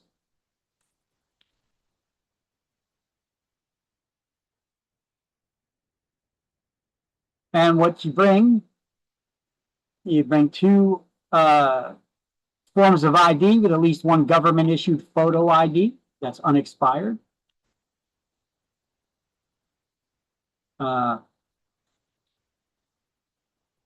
Firearms IDs are not accepted. So the secondary ID could be a signed credit card, Social Security card, United States issued birth certificate with the raised seal.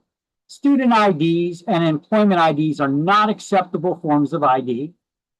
Neither is a firearms ID. They're not accepted for some reason, but yet they'll accept a signed credit card. That blows my mind. Such high security standards, huh? All right. This is page 8 and 9 here.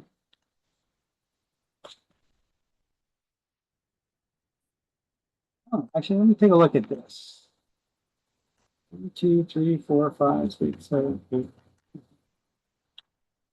1, 2, 3. Okay. So the same one still.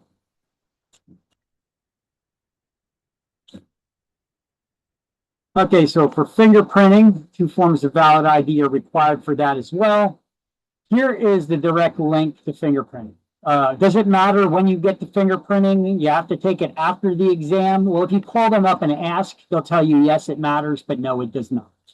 Okay, just keep in mind that the fingerprinting is only good for so long. I think it's like 90 days or something like that. So, types of ID required for fingerprinting. You could search there yourselves.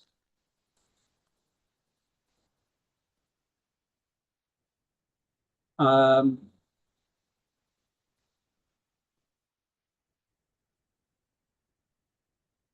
for you have the states page here that has that link to that form you could print out, or you could go to uenroll.identigo.com to register for the fingerprinting. But you're going to need that ID, that 2F1 FTK there.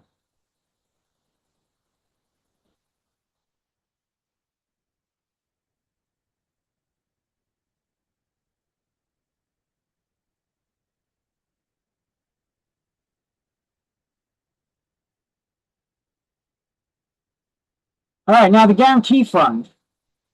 What is the purpose of the guarantee fund? When you get your license, you have to pay how much into it as salespeople?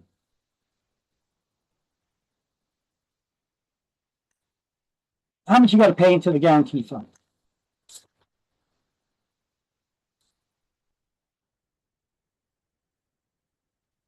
$10. $10, make me holla. $10. That's it. All right. So every salesperson pays $10, and every salesperson pays, every broker salesperson or broker pays $20 to the guarantee fund at the time they get their license. So let's highlight the notes here for the guarantee fund. It's basically the guarantee fund was established to reimburse members of the public who suffer a monetary loss due to wrongdoing, such as embezzlement, conversion, or unlawful obtaining of money or property in a real estate transaction by a licensed broker, salesperson, or unlicensed employee of the broker, and who can collect in no other way. So the party must first obtain a court judgment naming the real estate commission as party to the suit so that they're aware that something is going down. And if the party suffering the loss is unable to collect on that judgment, they can apply any time within 6 years to the guarantee fund for reimbursement for payment. But you need to file a criminal complaint against the offending party, whoever it was that stole your money. No spouse or licensee can sue their spouse, who's also a licensee, in order to make a claim against the guarantee fund. It's amazing that they have that statement in there. I guess some idiot tried that at some point in time. They had to put a disclosure there for that. At time of initial issuance of license, each salesperson contributes $10, and each broker or broker salesperson contributes $20 to the guarantee fund, which is maintained by the state treasurer and administered by the commission. The maximum payment for any single claim is $20,000 per offense, so I hope they didn't give you any down payments or deposits of more than $20,000, because that's all they're going to be able to collect from the guarantee fund.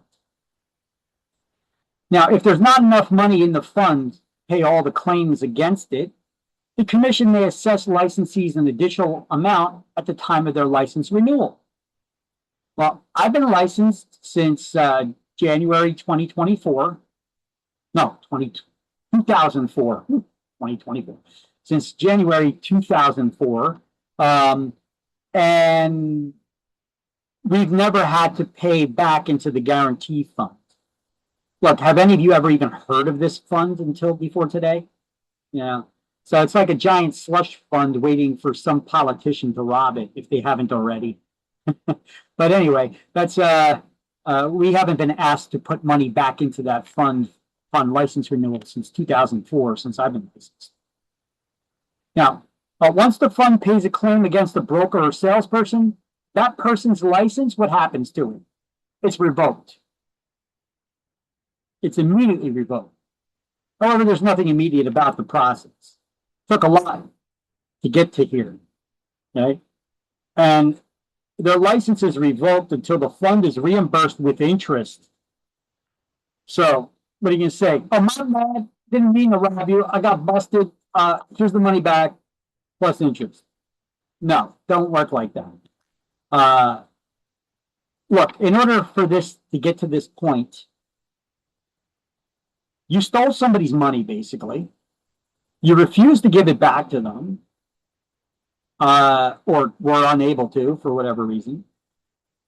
They had to sue you. They got a judgment against you, and they were unable to collect that judgment from you. So they filed a criminal complaint and then applied for reimbursement to the guarantee fund. So at this point, if you're like, where they're now revoking your license, you're like, oh, don't do that yet. Here's the money back. Sorry, my bad. You know, like you did a lot of bad stuff up until this point. You robbed someone, you refused to pay them, they sued you, they filed criminal charges against you. These are all reasons to lose your license, you know? So you're not getting your license back. It's going to get revoked at this point. So what are they talking about that your license is revoked until it's reimbursed with interest?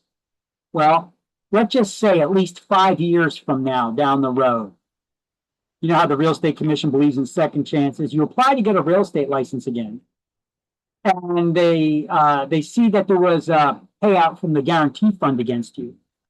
They're going to see, has that money been reimbursed to the guarantee fund? If not, you need to pay that money back and add interest on top of that. And then we'll consider whether we're going to give you the license back. That's what they mean. Okay. Let's see. Payment of the guarantee fund is the only circumstance that results in automatic revocation of the real estate license. Yeah. Anything else requires a hearing before the Real Estate Commission, et cetera, et cetera.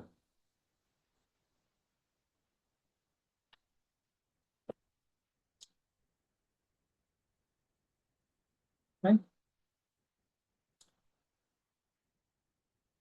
And I got all this stuff on this slide too. This is just a slide where I break it down. And I give that little explanation. The agent license is revoked until the fund is reimbursed with interest. It may be possible to get your license again years later if paid back with interest and the agent shows remorse that they changed their lives around.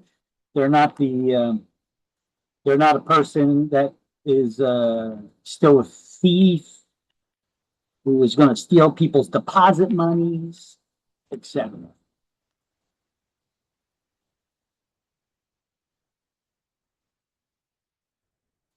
Okay. Now, here's an example that it does happen. It's rare, but it does happen. Look at this guy, Leon Kabarkis, licensed broker in Passaic. 2020. What did he do?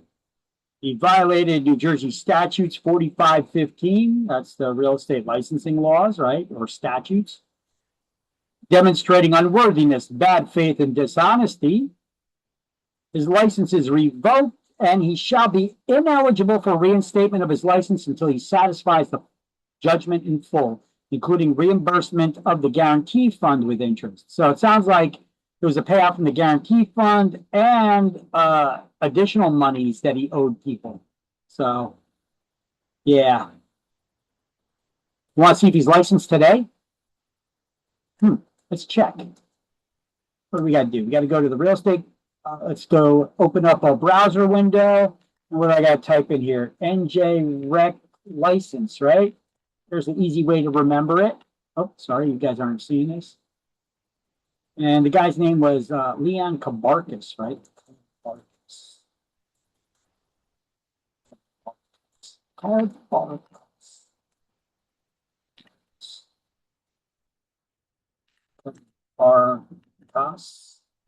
Leon. Let's see if he got his license back. Nope. Still inactive.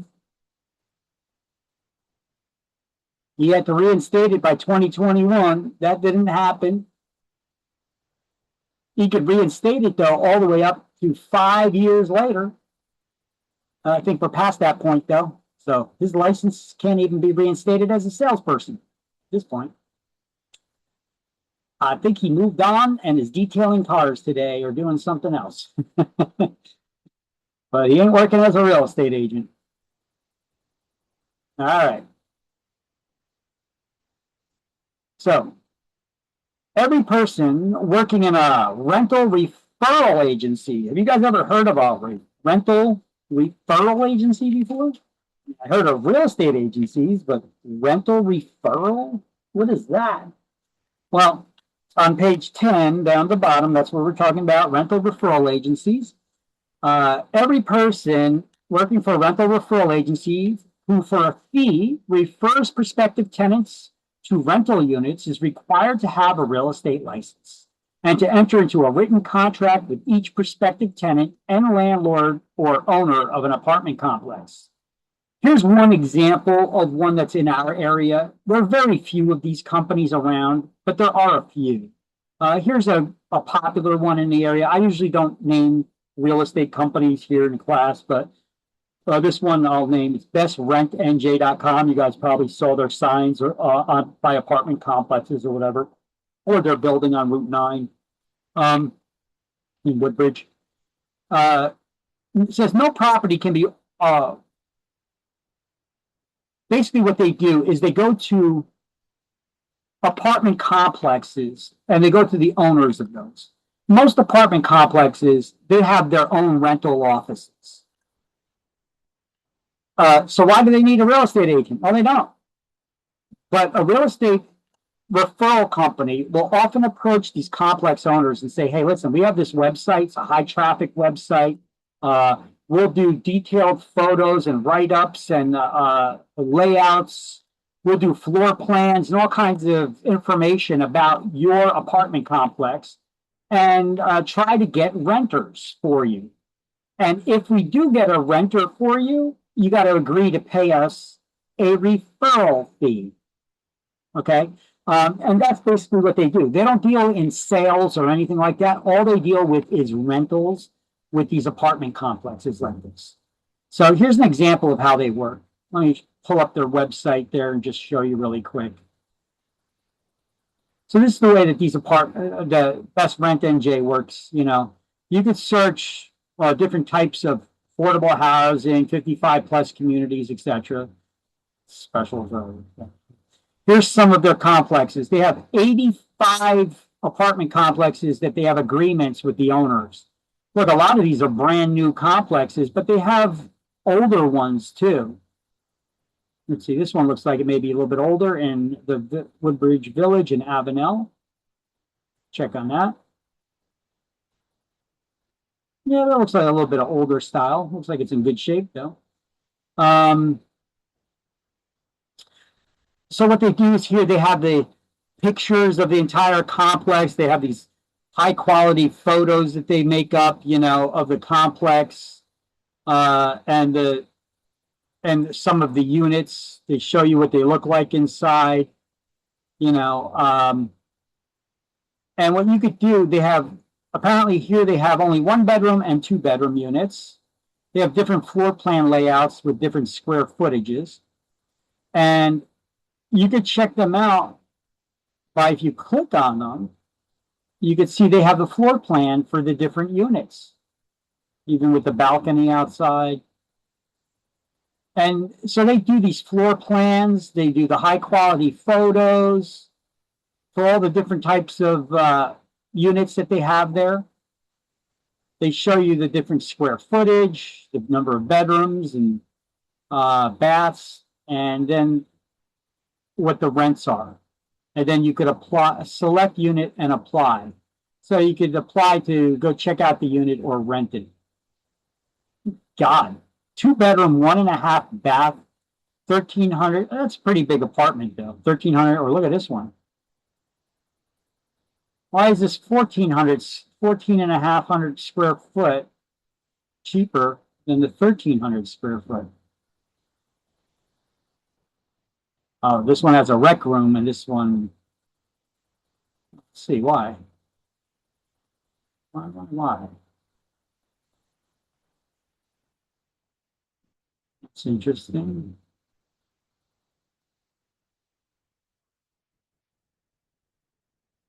I don't see much of a difference between the two, but either way, damn, look at those rental prices for 2-bedroom apartment. These are prime people to push into buying. If you could afford to rent and pay that much, you should be able to afford a mortgage to buy a house or a condo. Right? So these are good people, good places where to find buyers too, by the way. Apartment complexes. Anyway, you can see all the high quality photos they have of the common areas, the swimming pools, some of the apartments. This looks like a common area more than an apartment. Could be wrong. Could be just decorated up. No, it's common area. Gyms and all that stuff.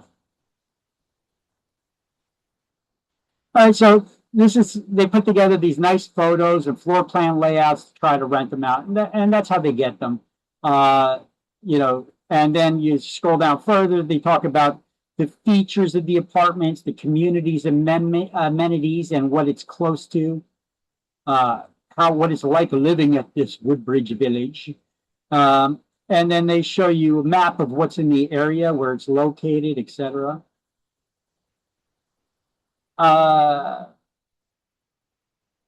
And the different schools in the area, restaurants, transportation, yada, yada, and other nearby properties in the area too, that they could possibly inquire about. Okay. So this is their whole entire business, just doing these rentals like that. And then they charge a commission. However, they charge the rental commissions, whether it's 1 month's rent as commission or 10% of the term that they sign up for, whatever agreement they entered into with the apartment complex owner. And no property can be offered or a commission earned without the owner's written consent. In other words, you can't offer a property for sale or rent without the owner's permission. Makes sense, right? can't just stick a for sale sign on your front lawn and say, hey, if I find you a buyer, now you got to pay me a commission. No, we need to enter into an agreement about that and negotiate a little bit, right? So,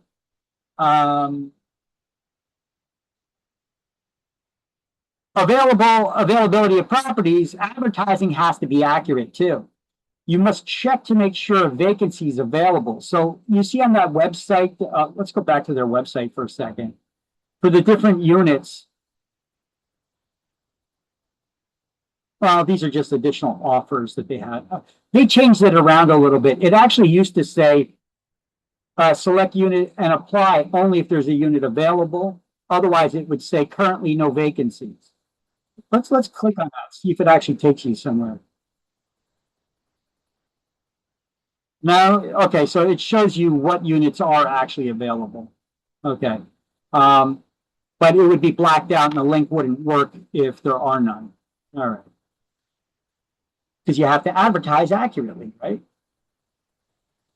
You know, I had a broker, an old school broker one time. He told me, he's like, yeah, you know, we were having a conversation. He's like, yeah, I've been in the real estate business for a long time. My family has. My dad was in the business. My dad's dad was in the business, you know. I was like, oh, okay, so it's generational. He's like, yeah. He's like, growing up, he's like, we moved around a lot. My house was always up for sale. And I was like, oh, you moved a lot? And he's like, no, it was just always up for sale. We always had a for sale sign on the front lawn to get people to call up. And I was like, but you weren't selling the house? You just had a for sale sign? Yeah, it's a great way to get leads. I was like, oh, you can't do that, all right? That's false advertising. You can't advertise properties for sale that aren't actually for sale. But I guess some people do, but you're not supposed to do that. Don't get any ideas from this story, by the way, okay? This is what not to do. But anyway, that's how some people act. So when it comes to availability of properties, the advertising needs to be accurate. You have to check always to make sure, like they have agreements with the apartment building complexes, but they got their own rental offices. They can still rent them on their own. So because they have this agreement and they're advertising these still, they need to check with the apartment building owners to make sure there's units that are still available. So advertise properties that they advertise, they need to call them up and check them every day to see if there's a unit still available if they advertise them. And they do on their website. So they got to check every day. They got people calling up to make sure that there's a unit available every day. Now, if they have listings that are only available in-house for people, potential renters who come to them to look for rentals that they could show them, they don't advertise them, but there are listings that they have with them. They need to check them every 3 days to make sure that one of those units are still available, that the owners did not rent them out on their own already. You need to know this. These are exam questions. How often do you need to check for rental referrals? How often you need to check if a unit's available? If it's advertised, every day. If it's a listing, but it's not advertised, once every 3 days. And any advance fees of $25 or more need to be put into an escrow account or trust account. So if it's like to hold an apartment for me or to whatever it's for, any advance fees paid in advance to the real estate agent, we put it in an escrow account. That's a bank account where we keep other people's money in for temporary periods of time. Anything $25 or more has to be put into an escrow or trust account. It's the same thing. They're two words that describe the same thing. It's a bank account for other people's money, escrow or trust. Okay.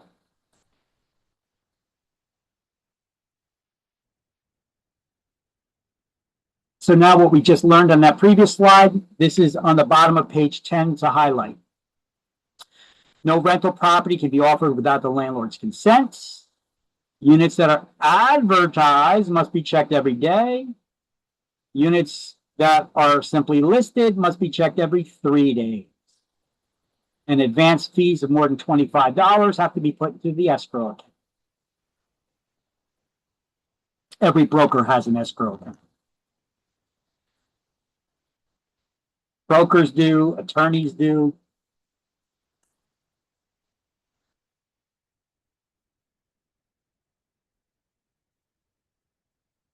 See, this is from a screenshot where it was all on one page.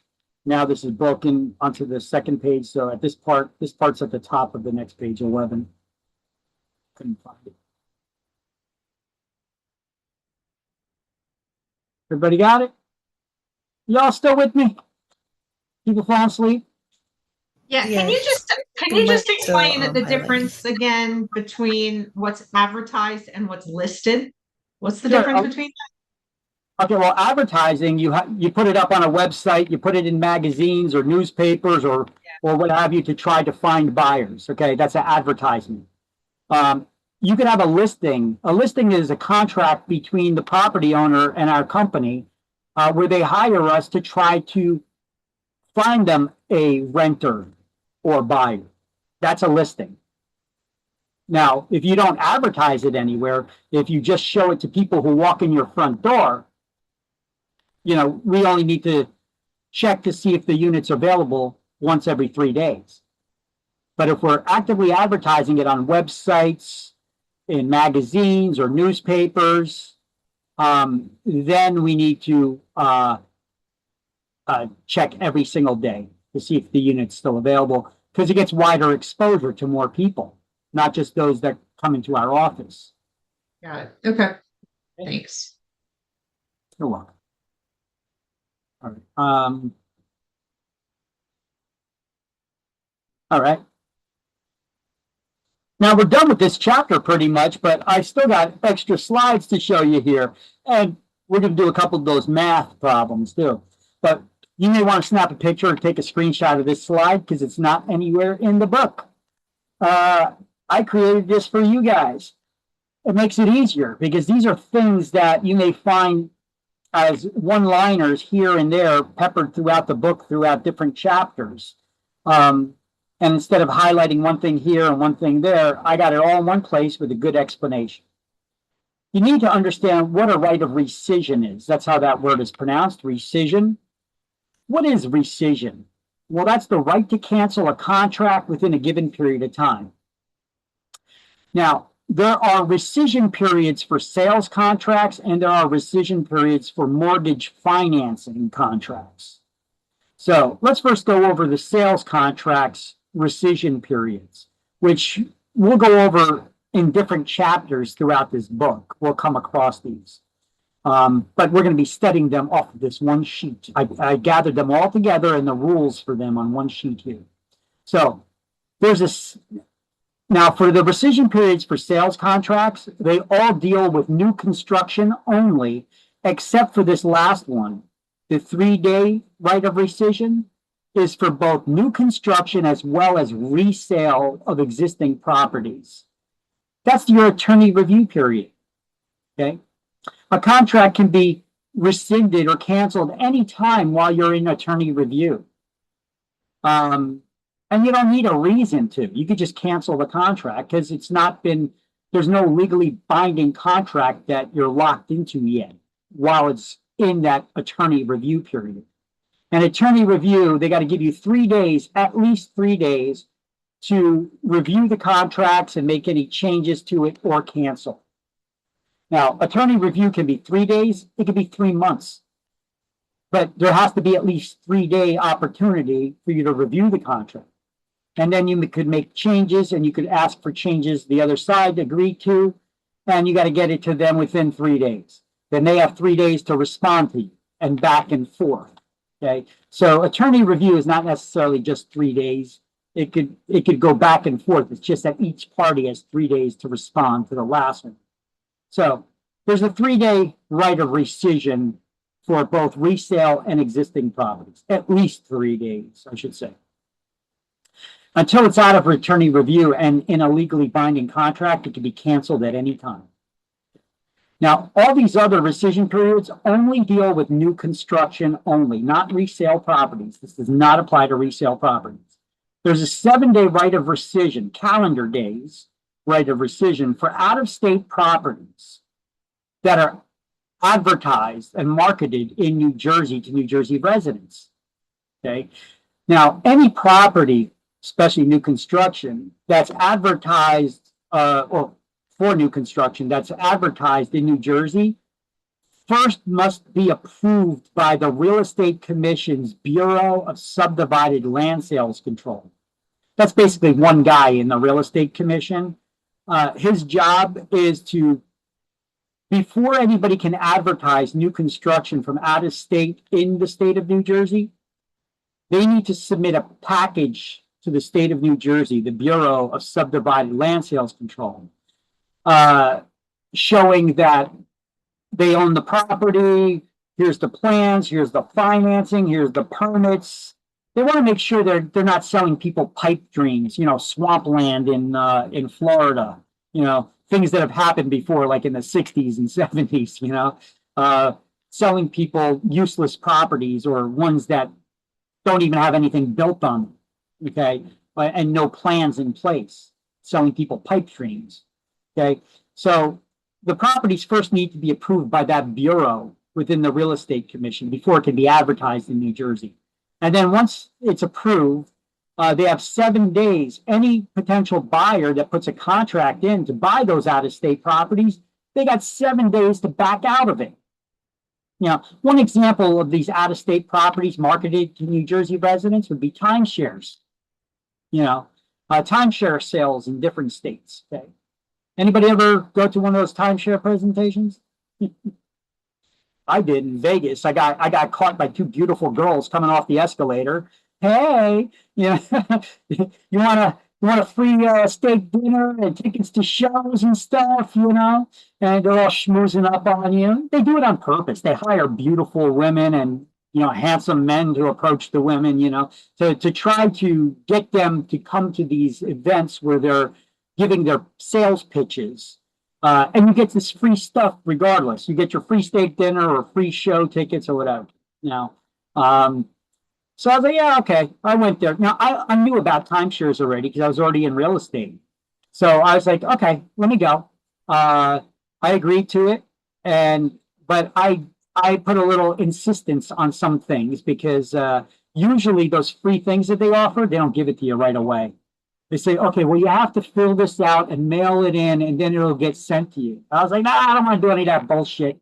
Like, if you want me to buy a timeshare, I need my free steak dinner and I want to enjoy my show tickets today, so otherwise I'm not interested. And then I kind of negotiated more stuff out of them than they offered. But anyway, that's a story for another day when we're going to go over timeshare. But anyway, I ended up buying a timeshare, worst purchase you could ever do.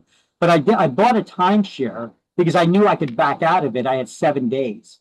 So when I got home from my vacation, FedEx package sitting on my front step. It was for that timeshare. Before I unpacked my bags, I ripped it open, pulled out the right of rescission with the other FedEx return envelope, and I signed it and returned it and canceled my purchase of the timeshare. So I got all my free stuff that they were offering, but I never bought the timeshare. Booyah. All right, now, because I knew the law. I knew I had 7 days to back out.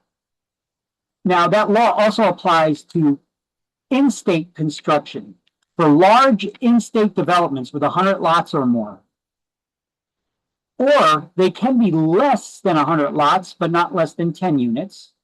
If there are common area elements involved, like with condominiums and cooperatives, they have these, swimming pools, tennis courts, the common areas, the recreational facilities and stuff. There's a 7-day right of rescission for new construction like that in New Jersey, too.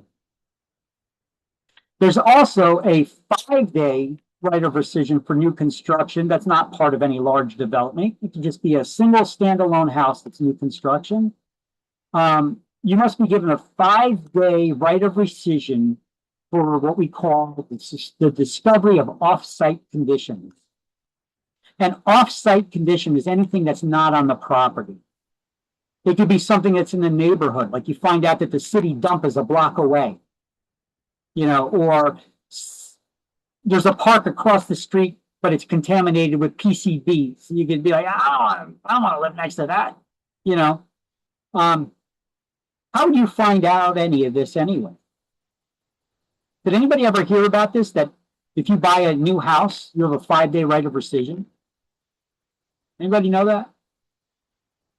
Well, how do you find out about these off-site conditions? Well, you go to your city clerk's office. Every city clerk is required by law to have a list of all off-site conditions that they must provide if upon requests to interested parties that want to move into an area. You know, it'll tell you about contaminated sites and all kinds of others. Okay. Most people in the general public don't know about this. Hell, most real estate agents don't know about this, which blows my mind. But nonetheless, I'm teaching you guys to be good agents, so you guys will know about this stuff now. Okay. Well, anyway, there's a 5-day right of rescission for off-site conditions. All right. Now, for mortgage financing to get the loans to buy the house, there are 3-day right of rescissions for properties that you already own for refinancing those loans. What is refinancing? Refinancing is when you get a new loan to pay off an existing loan. Why would anybody want to get a new loan to pay off an existing loan? Any ideas? Lower mortgage rates. The most common reason to get lower rates on your loan, exactly. Or to maybe to take out some equity. You know, you do a cash out refi, you know. That's another reason. So you have 3 days to back out of this and just return the money and back out. Now, when it comes to loans to buy real estate, we call these purchase money mortgages. Is any loan used to buy real estate? There is no right of rescission, zero. No right of rescission for loans used to buy real estate. Okay, for purchase money mortgages. Read it backwards. Mortgage money to purchase. That's what a purchase money mortgage is. That includes seller financing to buy real estate. There's no backing out of it because that money got distributed to pay pay off any balance on the seller's existing loan, to pay the real estate agent's commissions. That money's got divvied up so many different ways. You're not clawing it back. So there's no right of rescission for loans to buy real estate. Okay. Everybody got a screenshot of this slide? It's got all those different right of rescission periods that you need to know.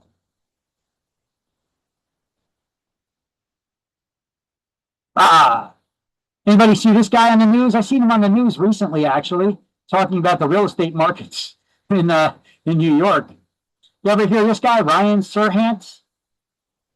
He actually has his own real estate brokerage now in New York City, and started a little franchise for himself. I don't know what the hell it's called. I watch his show. Yeah, he used to be on a show. I don't know. He still could be. I don't know. He has his own new show now. Oh, he's got his own show? What's it called? Selling Manhattan or something like that. Okay. Yeah. For years and years, he was on a show called $1 Million Agent or $1 Million Listing Agent or something like that. $1 Million Listings. For years and years.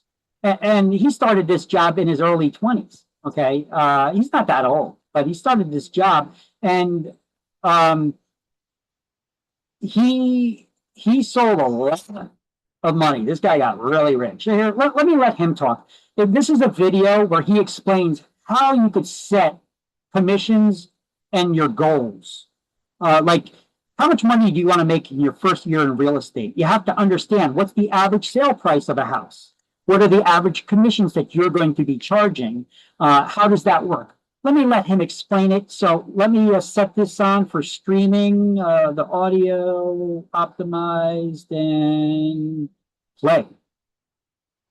I sold over $4 billion worth of real estate over the last couple years. But what does that really mean? How much real estate agents actually make? Hello, all you beautiful people. A few things before we get started. Yes, the book is still strapped to my damn hand. If you could please pre-order Big Money Energy. My new book comes out February 2nd. I wrote it during quarantine. Link is in the caption. And if you haven't subscribed, please subscribe. The little thingy right here. Really, really, really important. I love you so much. Like all that, send this to your friends. Most of you probably know me from $1 Million Listing New York on Bravo, a show I've been on for nearly 10 years. And on that show, they show me making money. The show is about selling property, personal life, and all that, but it's always capped by sale price, commission. And people see it, they're like, whoa, $2 million commission, $600,000 commission, wow, wow, wow, wow, wow, wow. But it doesn't go into the splits, doesn't go into the taxes, doesn't go into the marketing fees, doesn't go into all the little details that break out that entire commission dollar amount. And so I want to bring some clarity to all of you who might be thinking about getting into this business, because this is the greatest business in the world. And until a house can figure out how to sell itself to another house, there will always be a need for real estate agents. Now, let me state the obvious. New York City real estate is very different from the rest of the world. Our average price point in New York is just over $1 million for maybe a room this exact size. The rule of thumb in New York is you're paying about $1 million a bedroom. Now, obviously, we've sold things that are much, much, much more expensive. We just sold a 3-bedroom for $36 million. And there's also things that are much, much, much less expensive. But on average, that's the way you work. The rest of the United States, the average home sale price is just under $300,000. So commission amounts obviously vary, and you have to sell a lot more in other places to be able to make nearly as much as real estate agents make in New York City. But keep in mind, the splits that real estate agents in New York have with the house, so the main brokerage, are a lot lower than what you'll find in the rest of the country, and for good reason. There are massive expenses in New York. Do you have any idea how much it costs, not just to live in New York City, but how much it costs to operate a business in New York City? It's very, very, very expensive. So for all of you who are not yet in the real estate business and you're thinking about it, but you're nervous because you know there's no salaries and everything is commissioned and you have bills and you have loans, you have life to pay for, I want to walk you through exactly how the numbers work, okay? So let's say you sell something for $1 million. The average commission in the United States, including New York City, is 2.5%. Now, sometimes if you represent both sides of the deal, if you're in a state where you can do that, you can get 5% or 4% or 3%, whatever you negotiate with that seller or whatever you've negotiated with that buyer going into that deal. But more often than not, in the United States, the seller is paying a commission that is pre-negotiated with the seller's agent. The seller's agent then lists that property for sale in the MLS. By the way, in New York, no MLS. I know, it's crazy. And they advertise what the commission percentage is that they are willing to then pay the buyer's agent. So most often, the selling agent goes to the seller and says, we can list it for X amount, so let's say $1 million, and the commission is gonna be 5%. Because there's most likely going to be a buyer's agent and we need to pay 2.5 to them and 2.5 to us, and we split it 50-50. So let's say you're bringing the buyer. You bring the buyer and it's an amazing place, well priced, you jump on it, you get it for the $1 million, boom. Commission on $1 million listing would then say $25,000. Now, if you're a brand new agent, most real estate brokerages start their agents on a 50-50 split, meaning for every dollar you bring in, the brokerage gets 50% of that. And again, for good reason. They're helping you, they're training you, they're providing leads a lot of the time. They're giving you all the resources, everything, so that you don't have to come out of pocket. Remember, everyone needs to make a living. And the less the brokerage makes off of you, the less they're gonna help you. So $25,000 then is split in half if that's the split with the brokerage. So that's $12,500, and that goes to you. Now, if there were marketing costs, marketing fees that are taking off the top, maybe you had to get a taxi or some other expense and the brokerage paid it for you so you didn't have to come out of pocket, that then gets deducted. Other real estate brokerages have desk fees, they have lead generation fees. So make sure you know when you sign up with your... Or they could have things like franchise fees. I highly suggest that you guys, especially as new agents, do not go working for anybody that's charging you a desk fee. That's basically rent for hanging your license at their office, whether you're doing sales or not. You do not need to be doing that. There are plenty of brokerages that will not charge you desk fees. Usually, if they're charging a desk fee, it's because you don't need any help or assistance from them, and they are giving you a higher commission split in exchange for you paying them rent, regardless if they have any sales or not. Brokerage to be very, very clear as to what fees, costs, and expenses you are going to be responsible for, both upfront and what will be deducted from your check. I have agents who reach out to me every day who got into the business because of me, flattered, thank you, who say, hey, I just sold my first place. I was supposed to get $3,000, but I got $2,252 and all these things taken out. This is bullshit. Sirhan, have you ever dealt with this? Yeah. That's how the business works. Now, if you've only sold one place and you sold it for $1 million and you're a brand new agent and you're split with your brokerages 50-50, then all you're going to make that whole year is $12,500. And if you don't have any other marketing expenses, that's great. Your check will be for $12,500. Boom, bang, models and bottles. Hold the phone. Now remember, there's also taxes. One of the big things that independent contractors, which all of us in the United States and most of us in the world forget, net after taxes, costs, and expenses. Remember that. You live in the net. You don't live in the gross. You live in the net. That was important for me to remember too when I first got into the business. One of my first checks ever was for $24,000. And I was like, dude, I can do anything now. Smarts come a lot later, especially when your tax accountant then says to you, oh, hey, by the way, we need X amount of dollars. And you're like, from where? From you. But I don't have that. If you're in New York, it's upwards of 50%. So make sure you understand what your income tax liability is in every single state. One of the reasons I love this business so much is that everything is in your control, which is good and bad, right? The good is that you can sell as much as you want. No one is ever going to tell you that you've sold too much real estate. The way you're going to make the most money isn't by just selling one home, it's by selling lots of homes. I haven't sold billions and billions and billions of dollars worth of real estate because I sit there and count every single commission check and every single expense. I focus on goals. Let's say you want to get to $100,000 in income by year 2 or 3. Okay? How are we going to do that? Let's break it down by how much you need to actually sell. So if the average home sales price in the United States is just under $300,000, let's say $300,000. Okay? The average commission is 2.5%. So $300,000 times 0.025, okay, is $7,500. That is the total commission. Whatever the split is with your brokerage, you can do the math, follow along with me.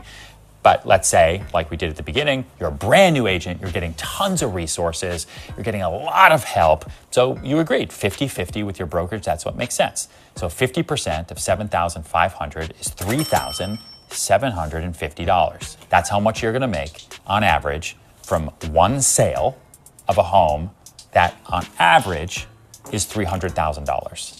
You want to make $100,000? Your average home sale price where you are is $300,000. You need to sell, on average, just over 2 homes, hopefully more, every single month to make that number. The more people you know and that know you as a real estate salesperson, the more leads you're going to generate, the better your chances are of getting those 2+ homes sold every single month. 2 homes or 2 sides of a transaction. And keep in mind, that's only at that value. There's a lot of real estate value has gone up a lot since this video was made. So it'll be a lot easier to earn that commission. All right. So that's that for what his story is, what he's got to tell you about setting goals. So let me get back to. I sold. All right, let's do a little bit of math now. We got a little bit of time left. Oh, shoot. Actually, we don't. We're done. Let's see how many slides I got left here. If we could take, should we just start in the morning with this math, or can we finish this up? Let me see how many problems I got.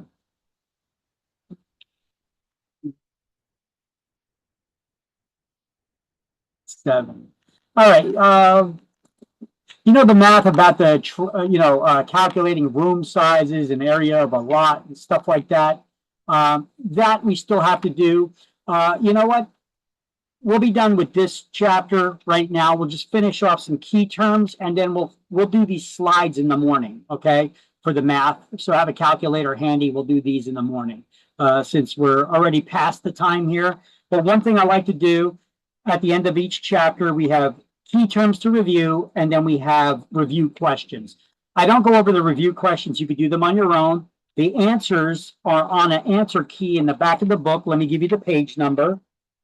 617. You want to write that down somewhere? 617 is the answer questions to all the chapter review questions and key terms. But review questions, do it on your own. If you have any questions about how they got to the answer, you could ask me tomorrow if you're doing them. And I like to go over the key terms at the end of each chapter with you. So I like to do that before we dismiss for today. The way it works is this. On page 12, we have the key terms to review. There's only one for this chapter. And I like to do it like this. I read out the definition on the right side of the page. You guys shout out what you think the corresponding key term is on the left-hand side of the page. There's no penalties for wrong answers, so shout them out as you got them. Are you ready? Are you ready? Yes. All right, then let's do this. Law governing the practices of real estate in New Jersey. What is the law governing the practice of real estate in New Jersey? Title 11, Chapter 5. Mm-hmm. No? Nope. It's the Real Estate License Act, also known as New Jersey Statutes, Title 45, Chapter 15. So 6 is A. And if you want to pencil in there just above it, NJ Statutes 4515. That's what the Real Estate Licensing Act is also known as. NJ Statutes 4515.